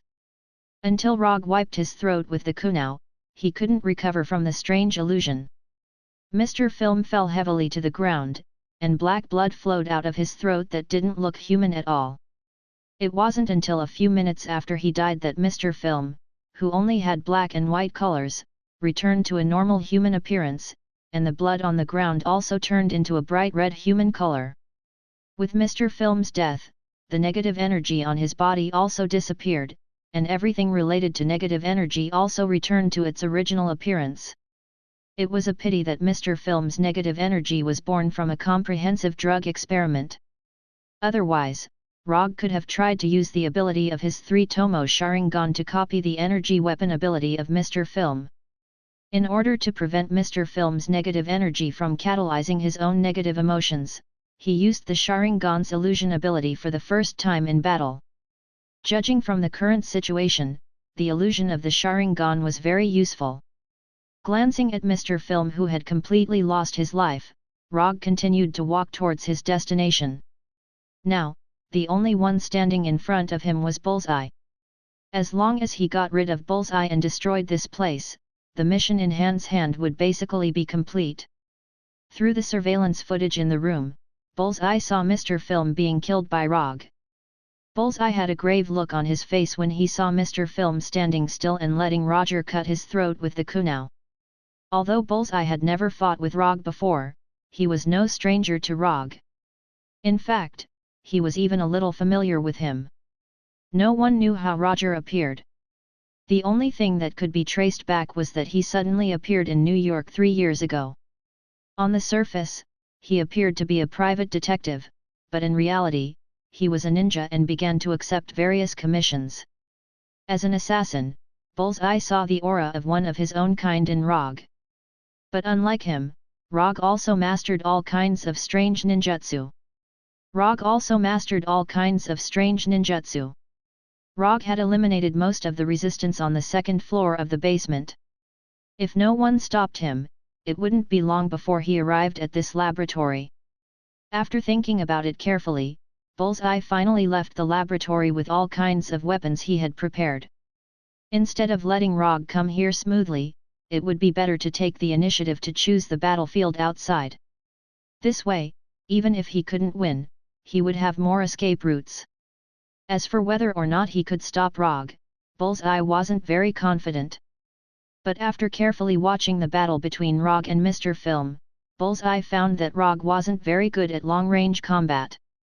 If that wasn't the case, he wouldn't have had to use those strange doppelgangers to charge again and again just now. And long-range attacks happened to be what he was best at. Therefore, before leaving the laboratory, Bullseye had already formulated a strategy, which was to use his best throwing ability to deal with Rogge from a distance. Just as Rogge was about to reach the core laboratory on the second floor of the basement, several daggers attacked him at lightning speed from strange angles. These daggers naturally couldn't fly as fast as bullets, but they were far more accurate than the bullets fired by the security guards. Clang! Clang! Clang! Rogge's kunai hit the daggers in an instant, and all of them bounced away. But just as these daggers were bounced away, a large number of different things flew towards him. These included daggers, darts, metal bullets, irregular iron nails, and even a few poker cards. In terms of lethality, these things couldn't compare with bullets at all. But they came from extremely tricky angles, and even seemed to be linked to each other. Instead of trying to bounce these weapons away, Rogge directly used Blink to retreat. As Rogge disappeared, these weapons either hit the floor or the wall. As if having predicted Rogge's retreat, a few more daggers came at him just as he steadied himself. Blink! Rogge's figure disappeared again, but this time, instead of continuing to retreat, he chose to move forward. Although the attacker hadn't shown up yet, Rogge already knew who it was. No one else could have such an accurate throwing ability except Bullseye. After crossing dozens of meters in the blink of an eye, he finally saw Bullseye, who was about to disappear at the corner of the passage. The moment he saw Bullseye, Bullseye also saw him, and immediately attacked him with a few more daggers. After throwing these daggers, Bullseye disappeared in front of Rogge again. After dodging Bullseye's dagger, Rogge didn't chase after Bullseye immediately. Instead, he cast Shadow Clone. After the Shadow Clone appeared, Rogge first had it chase after Bullseye, while he himself took out a flying Thor and stabbed it into the ground, before returning to the office through the Thor. Chapter 46. After returning to the office, Rogge took out a backpack that he hadn't opened for a long time and looked inside. There were 100 shurikens in the backpack. He had ordered these shurikens to be custom-made. But after they were made, he put them aside and never used them again. But today, after witnessing Bullseye's superb throwing ability, he suddenly had an idea. There was an icon for shuriken techniques on the exchange page of the system, but he had never exchanged for this ability. Although it would save him a lot of practice time, the system's price for these techniques was not lower than that of advanced ninjutsu, so he had never exchanged for them. He had already mastered the kunao, but his shuriken skills were still a mess. After picking up the backpack full of shurikens, he returned to the second floor of the Jester Institute of Paleontology and History through the Flying Thor. After collecting the Flying Thunder God kunao on the ground, he used chakra perception to sense the location of Bullseye, and then rushed towards him. At this moment, Bullseye was being chased by his shadow clones and was constantly throwing all kinds of weapons at him. It wasn't particularly difficult to dodge Bullseye's weapons as long as he was prepared. What was difficult was how to dodge these weapons without getting hurt, and at the same time, close the distance between them. Although Rogge's shadow clones had the same fighting skills as him, they weren't him after all. After a series of attacks, Bullseye successfully destroyed 2 of Rogge's shadow clones. Just as he was about to destroy the remaining 2 shadow clones, he saw Rogge with his backpack. Looking at Rogge's backpack, Bullseye had a bad feeling. Before he could think about it, Rogge dispelled the remaining 2 shadow clones and took out several shurikens from his backpack. Bullseye didn't know what Rogge was up to, but after the shadow clone disappeared, he threw several daggers at Rogge without hesitation. At this moment, Rogge had opened his 3-tomo Sharingan and observed Bullseye's every move. This included the way he threw, the way he used his strength, and the way he threw. While observing Bullseye with his Sharingan, Rogge didn't forget to avoid the daggers. After dodging the daggers, he imitated Bullseye and threw out his shuriken. The moment Rogge threw out the shuriken, Bullseye had a strange feeling. But this feeling quickly disappeared. The shuriken that Rogge threw flew at Bullseye at an extremely fast speed and passed him perfectly without causing any damage. Bullseye had thought that Rogge had extraordinary throwing skills like him, but it turned out that he was wrong. This was completely a layman's technique. How could he throw this kind of spinning dart like a dagger? This was simply messing around. Bullseye was about to mock Rogge's throwing skills, when he suddenly thought of something. This throwing technique. This way of using strength. This attack trajectory. Isn't this the way I threw my daggers just now? Thinking of this, the contempt on Bullseye's face disappeared. This is impossible. How can he learn my attack after seeing it once? This is absolutely impossible. As if to cheer himself up, or to prove that his attack technique couldn't be imitated so easily, Bullseye took out a shuriken. Whoosh! Whoosh! Whoosh! Without any hesitation, Bullseye threw 3 darts at Rogge, aiming at his forehead, throat, and heart. Rogge dodged Bullseye's darts again and took out 3 shurikens. As if history was repeating itself, Rogge threw 3 shurikens at Bullseye's forehead, throat, and heart. Seeing Rogge's almost copy and paste action, Bullseye's face was full of disbelief. Even so, he still dodged Rogge's shurikens and ran away without looking back. Rogge wouldn't let Bullseye leave so easily. He hurriedly blinked and chased after him. Bullseye didn't look back, but he could clearly sense that Rogge was not far behind him. *CK, I'll do it. Sensing that Rogge was getting closer and closer, Bullseye finally gave up the idea of running away and took out the throwing weapons he had prepared. This time, he didn't deliberately choose to throw darts. Instead, he picked up several weapons and threw them at Rogge. In the face of Bullseye's attack, Rogge didn't dodge, but took out the same number of shurikens. Instead of continuing to imitate Bullseye's movements, he threw the shurikens according to the technique he had just mastered. Clang! Clang! Clang! The shuriken and Bullseye's weapon collided with each other, and then bounced off each other with a crisp sound. Seeing this scene, Bullseye instantly understood why Kingpin had stopped him from making trouble for Rogge last time. Is this guy really a human with such a terrifying imitation ability? Bullseye didn't know how to describe Rogge in front of him anymore. He had always thought that his innate talent for throwing was a gift from the heavens. But now, he began to seriously doubt it. It had only been a few exchanges, but he was able to imitate his throwing ability exactly. This was what it meant to be a F***ing talent. If it weren't for the fact that they were on different sides, Bullseye really wanted to ask Rogge how he did it. Thanks to Roger's deliberate movements, Bullseye was never caught up to by Bullseye. Instead, the two of them kept chasing each other, throwing daggers and shurikens at each other. After Bullseye threw out the last dagger in his hand, he finally stopped and didn't run anymore. Clang! The dagger that Bullseye threw didn't fly very far before it was easily hit by Rogge's shurikens and bounced off the wall. You're finally done. Roger was in a very good mood at the moment. In fact, it could even be said that he was in a very good mood.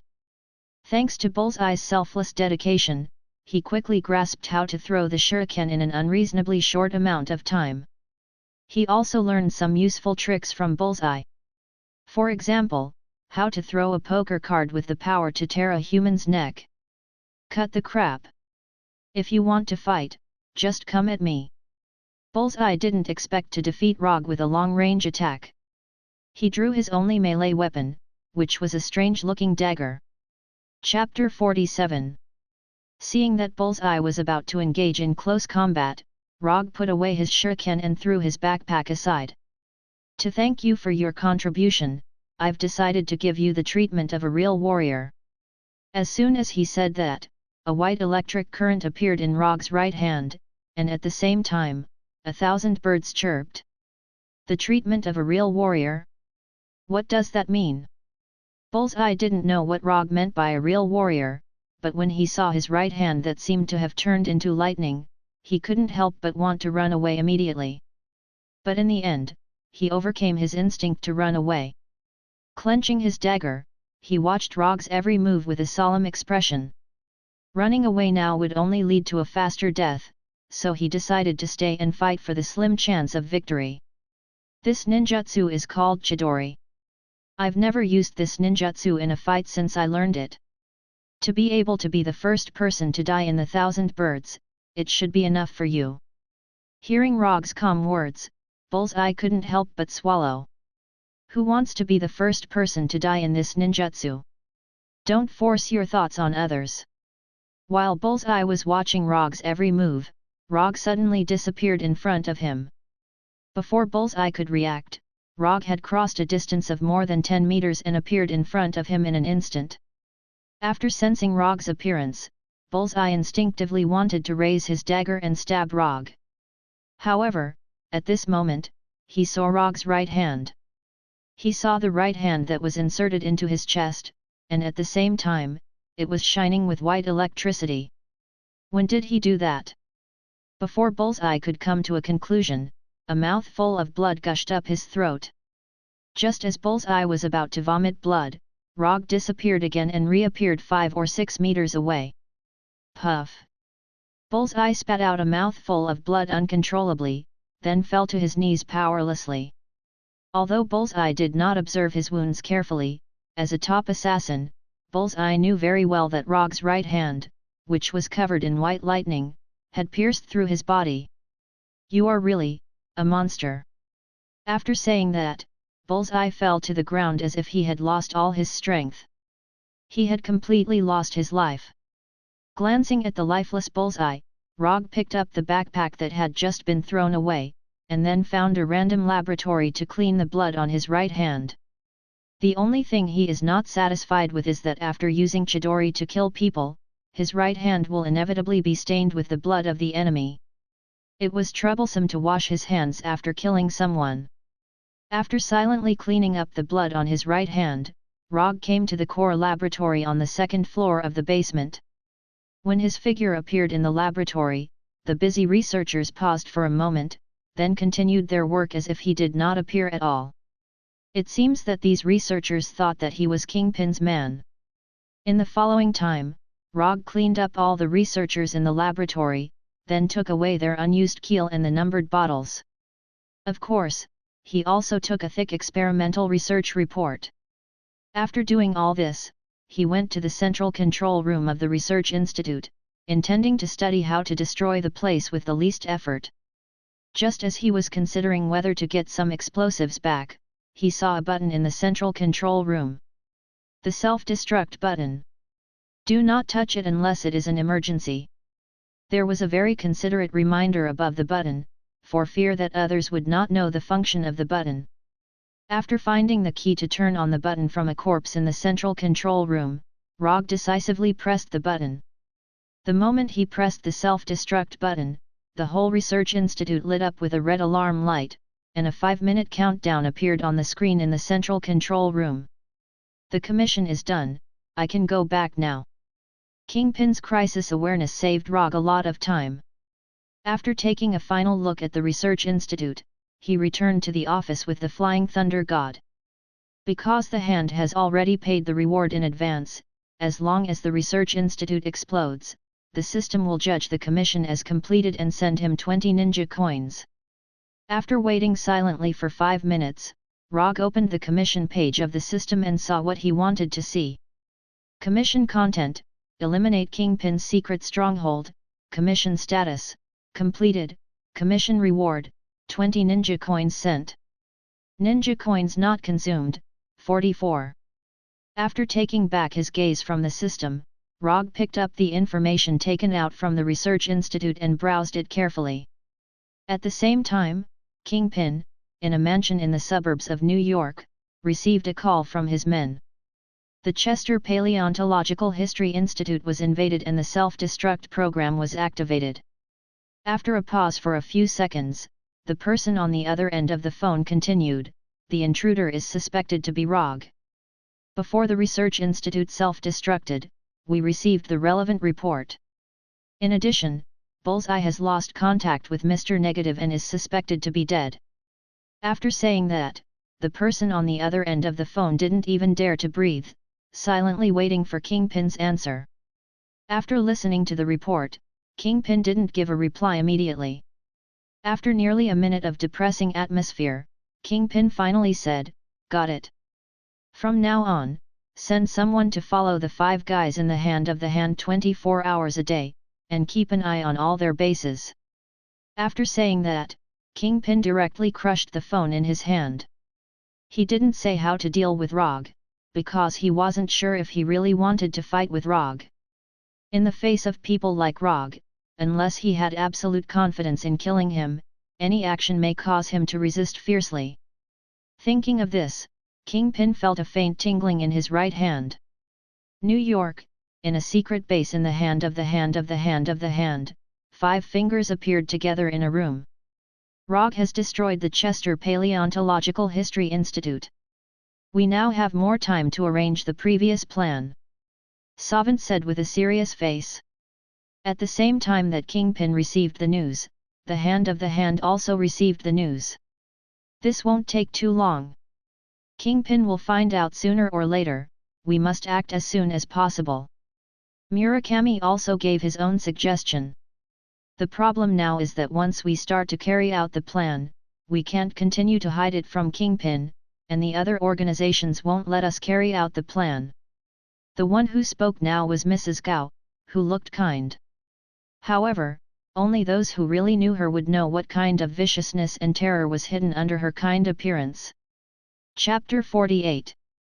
Even so, we can only take the risk of opening the seal. If we don't do anything, Kingpin will study the effect of the dragon bones sooner or later, and it will be much more difficult for us to take the dragon bones then. After hearing Mrs. Gao's words, Alexandra, who was sitting next to her, said silently, "Even if we can't get all the dragon bones in it, as long as we can get most of them, it will be enough for us to use for many years." Batu also expressed his opinion. Then let's start voting now. Those who agree to take action immediately, raise your hand. After speaking, Savant took the lead in raising his right hand, and Murakami, Alexandra, and Batu also raised their right hand. Except for Mrs. Gao, the other four fingers of the hand agreed to take action immediately. Now that everyone has agreed, let's arrange the next task. We don't need to worry too much about Kingpin for the time being. He doesn't know the true role of the Dragon Bones yet, so even if we start the plan, he won't stop us for a while. The main thing to worry about now is the Holiness Church, and Shield. When Savant talked about Shield, the entire conference room suddenly became silent. Although the Hand is a powerful ninja assassin organization, they are still too weak compared to Shield. Not to mention, they are still in New York.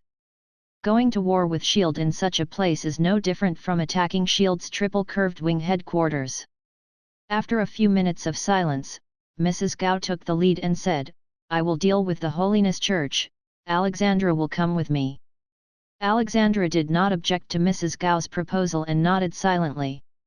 "Then leave the Holiness Church to me and Batu, I just want to learn from that guy." After Mrs. Gao and Alexandra took on the trouble of the Holiness Church, Murakami also spoke and pulled Batu along. Kingpin and the trouble of the Holiness Church have been taken on by someone, and now only the most troublesome Shield is left. "You're not going to let me fight Shield alone, are you?" Although Savant is usually very conceited, he never thinks that he can resist Shield alone. If he had this ability, he wouldn't need to dig up dragon bones, let alone be afraid of Kingpin and the Holiness Church.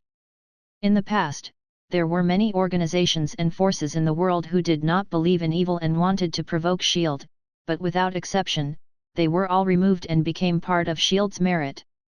Perhaps, you can look for Rogge again and ask for his help through a commission. After a few minutes of silence, Mrs. Gao suggested. Although they don't know who Rogge is, they know that people like Rogge will never be afraid of Shield. Even if he is not an opponent of Shield, it is not a problem to block Shield. And they believe that as long as they give enough rewards, Rogge, who has mastered mysterious ninjutsu, will not refuse them. "Are you sure you want to do this? He is not an easy person to deal with." He asked for 2 boxes of dragon bones just to destroy Kingpin's research institute. If he is allowed to block Shield, the price may be incredibly high. As the person who dealt with Rogge the most, Savant is not as optimistic as Mrs. Gao. In the eyes of Mrs. Gao, Rogge is nothing more than a ninja with good strength, no different from those mercenaries who work for money. "Try it, if he doesn't accept your commission, we'll think of other ways." Mrs. Gao made a final concluding speech. At this time, Rogge was carefully browsing the documents brought out of the research institute in the office. Report on the effect of dragon bones on the lifespan of lactating organisms.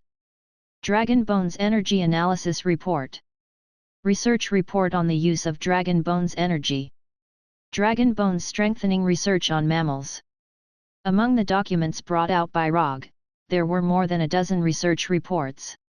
When he finished reading these reports one by one, he finally figured out what the Hand of Hand was hiding. According to Savant, Kingpin took a batch of dragon bones from them, so they entrusted him to clean up Kingpin's research institute. But according to the feedback in the report, Savant only told part of the truth. Kingpin did snatch a batch of dragon bones from them, but what Kingpin snatched from them was not just dragon bones. Along with the dragon bones, there was also an ancient book about the dragon bones suspected to be hidden under New York. Kingpin may not know what the dragon bones do now, but this secret can only be maintained for a short period of time at most. As long as there is a little progress in the research institute, Kingpin will soon know the true role of the dragon bones and guess the true purpose of the Hand of Hand. If the true effect of the dragon bones is known to Kingpin, even if the Hand of Hand has the means to open the seal of the dragon bones, they will not be able to take the dragon bones out of New York. In a place like New York, Kingpin was the undisputed underground emperor. Although Kingpin's strength is not comparable to that of Shield, the problem is that shield will not keep an eye on the hand of hand. As long as the movement is not very big, it is not impossible to hide it from shield. But Kingpin is different. New York is his base camp. Everything that happens here will attract his attention. Not to mention that the target of the movement is the hand of hand that he has been paying attention to. Savant and the others don't know yet that Kingpin has now sent people to follow their whereabouts 24 hours a day. Not only them, but even their ninjas and even their unknown secret bases are also being watched by Kingpin's men. If he didn't know enough about the hand of hand, Kingpin wouldn't have given such accurate information last time and entrusted Rogge to destroy the hand of hand's base. After putting down the report in his hand, Rogge suddenly felt that the hand of hand had been a little unlucky recently. If it weren't for the fact that the ancient books were stolen along with the dragon bones, they could have waited until the Sacred Purity Society left New York. When Kingpin lost interest in them, they could have secretly opened the seal and taken away the dragon bones buried in it. But they obviously won't have such an opportunity now. Kingpin may not have a way to open the dragon bone seal, but he doesn't need to open the seal himself. He just needs to wait for others to open the seal.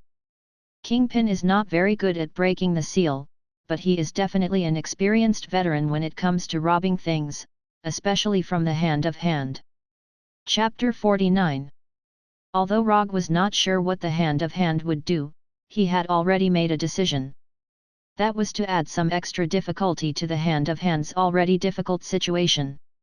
How could extorting the hand of hand compare to robbing the hand of hand in broad daylight? As for the hand of hand's favorability, he did not care about it at all. He vaguely remembered that the dragon bones hidden under New York seemed to be the corpse of an entire dragon god. If that was true, it meant that the number of dragon bones that had been dug out this time would reach an extremely terrifying level. Even now, every time he used the dragon bones, it would produce a corresponding resistance to the dragon bones, causing the dragon bones to increase the amount of chakra to become less and less. However, as long as the dragon bones' effect on increasing the amount of chakra did not disappear completely, he would not give up on the dragon bones. It did not matter if the amount of increase was low, even if it was only 0.01 calories at a time. If efficiency was not enough, then he would make up for it with quantity. Early the next morning, while Rogge was still asleep, Savant came to the office with 3 boxes of dragon bones. It was not until past noon that Rogge returned to the office and saw Savant, who had been waiting in the office all morning. Although Savant had not said anything, the purpose of his visit could be guessed just by looking at the 3 suitcases that were exactly the same as the last time. "Come in and talk." No matter what, Savant was still his previous client, so Rogge did not chase him away directly. Instead, he let him into his office. "Mr. Rogge, we were very satisfied with the previous commission, so we want to commission you again. These 3 boxes of dragon bones are the deposit for this commission." The hand of hand did not have many dragon bones left, so these 3 boxes of dragon bones were considered a great show of sincerity to them. "Since you're so generous this time, the commission must not be simple. Tell me, what do you want to commission this time?" After reading the reports of the Kingpin Research Institute, Rogge knew very well what kind of situation Hand was facing now, so he was not surprised that Hand spent a lot of money to hire foreign aid. "Since everyone is so familiar with each other, I'll be frank. The reason why dragon bones are called dragon bones is because they are the bones of a divine dragon. After our investigation, we found that the bones of an entire dragon were buried under New York. We want to excavate the skeleton of this divine dragon, but during the excavation process, it may attract the attention of some forces. Therefore, we hope that Mr. Rogge can help us stop one of the forces. If you are willing to accept this commission, we are willing to give you 1/3 of the dragon bones as your reward." Taking 1/3 of the dragon's bones as a reward was not a decision made by the 5 fingers on the hand of the hand, but by Savant himself. However, as long as Rogge agreed to accept the mission, he was confident that he could convince the other 4. No matter how many dragon bones there were underground, they would have to be dug out successfully. 1/3 of the dragon's bones, you guys are really extraordinarily generous. But I'm sorry, I can't accept this kind of risky reward. This reward is really tempting, but Rogge doesn't think that Hand has the ability to pay this reward. Because he is very sure that Hand can't get the dragon's bones this time. Even if Hand successfully opens the seal, they can't take the dragon bones away smoothly. I know that this reward is indeed uncertain, but as long as you are willing to help, the success rate is still very high. Savant tried to persuade Rogge, but he never thought that Rogge, who was sitting in front of him, was the one who wanted to rob the dragon bones. I'm sorry, I still can't accept your commission. Unless you can come up with the equivalent of 1/3 of the dragon bones now. Although Rogge doesn't know how many dragon bones there are in Hand's hands, he is very sure that there are not many dragon bones in Hand's hands. If they still have so many dragon bones, they don't need to think about the dragon bones underground at this time. If that's the case, then I can only say that this is a pity. After speaking, Savant stood up and planned to leave the office with the 3 boxes of dragon bones. Wait a minute. Savant, who was about to pick up the 3 boxes of dragon bones, heard Rogge's words and was suddenly happy, thinking that Rogge changed his mind. But then, he heard something that he couldn't believe. You can leave, but you must leave these 3 boxes of dragon bones. After hearing Rogge's words, Savant was stunned. What the hell, what kind of development is this?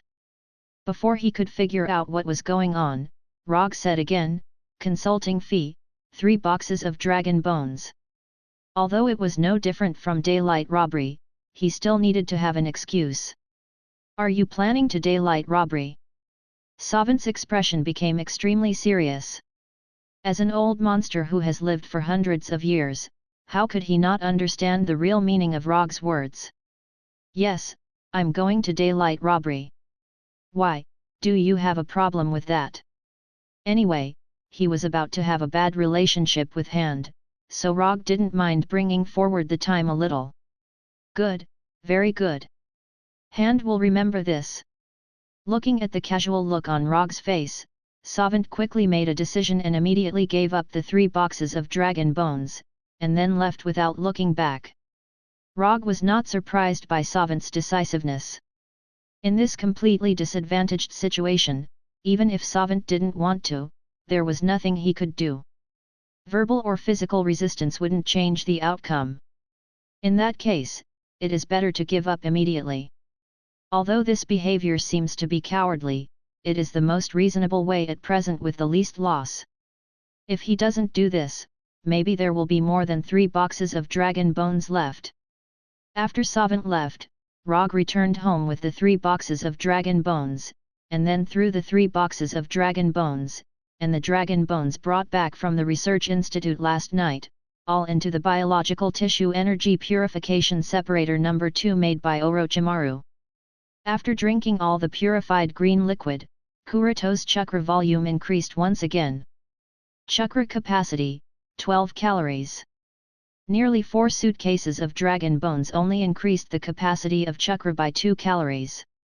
The efficiency of dragon bones to increase chakra capacity was further reduced. However, Rogge didn't take this to heart. If he guessed correctly, the dragon bones underground in New York can fill at least thousands of suitcases of the same model. After Rogge snatched the 3 boxes of dragon bones, Savant did not hesitate and returned directly to the secret base where they had a meeting last night and told the other 4 people the news. Chapter 50. After listening to Savant's news, the other 4 people in Hand immediately realized that not only did they not achieve the purpose of letting Rogge block shield, but they also added an additional enemy to themselves. Since Rogge dared to snatch the 3 boxes of dragon bones so simply, it means that he is also eyeing the batch of dragon bones underground. For the Hand, which was already under a lot of pressure, this was undoubtedly one disaster after another.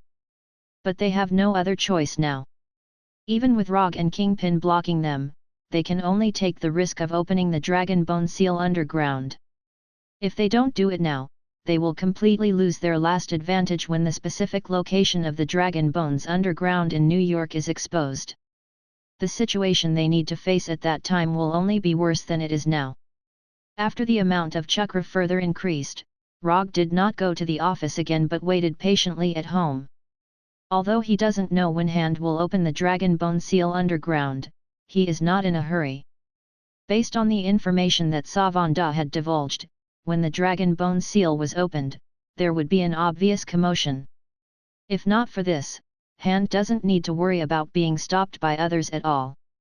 Time passed little by little, and after waiting patiently at home for a day, Rogge didn't feel anything strange. The third day, the fourth day. After waiting silently for 5 days, Rogge still didn't notice anything strange. During these 5 days, although he never left home, he used chakra perception every hour to perceive the movements of the entire New York City. Even when he was sleeping, he would arrange for Shadow Clone to pay attention to the situation. These guys in Hand are really patient. In addition to Rogge, Kingpin is also paying close attention to Hand's every move. But like Rogge, he didn't find anything strange. Just when Rogge thought that today would be a peaceful day, he was about to go to bed when he used chakra perception. Then, he sensed an abnormal energy fluctuation. Is this the energy fluctuation of the Dragon Bone Seal? He wasn't very sure because this was the first time he had sensed this type of energy fluctuation. However, he still decided to go over and take a look. If it was a mistake, then he would just treat it as a stroll before bed. Through the tactics that he had set up earlier, he used the flying Thor to arrive at the street near the source of the abnormal energy fluctuation. Then, he kept jumping from roof to roof and quickly rushed to the specific location of the abnormal energy fluctuation. However, when he arrived at the exact location, he did not see anything unusual. In front of him was a street with few pedestrians. Other than the occasional passing car, there was nothing unusual in the vicinity. There were only a few shops that were open. He used Chakra's sensing ability again, but this time, he focused his senses on the humans. Every living creature would have a clear sign of life energy on them. The only difference was that the strength and form of life energy would be different. It turned out that they had dug a tunnel from somewhere else. It was a very old-fashioned method, but it was very useful. Through sensing the human life energy around him, he discovered a group of people who were active underground. Although he hadn't seen them yet, he could basically confirm that the group of people underground were the people of the Hand of Hand. This was because he had sensed Sawanda in that group of people. Just as he was using the movements of the members of the Hand of Hand to speculate the specific entrance, a faint vibration suddenly came from the ground. This vibration only lasted for a few seconds, and the intensity of the vibration was not big.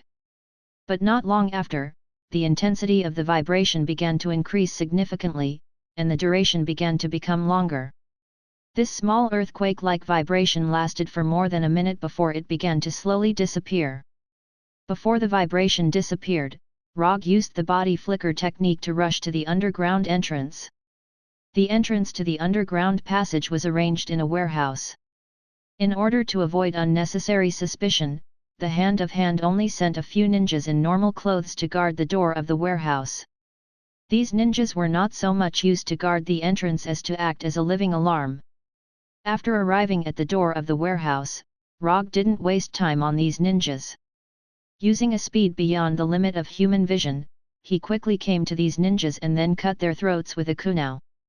After doing all this, he didn't stop at all and immediately rushed towards the inside of the warehouse. At this moment, the third vibration occurred. If the first two vibrations only made people feel a slight shaking, then this vibration was a large earthquake that was enough to destroy houses.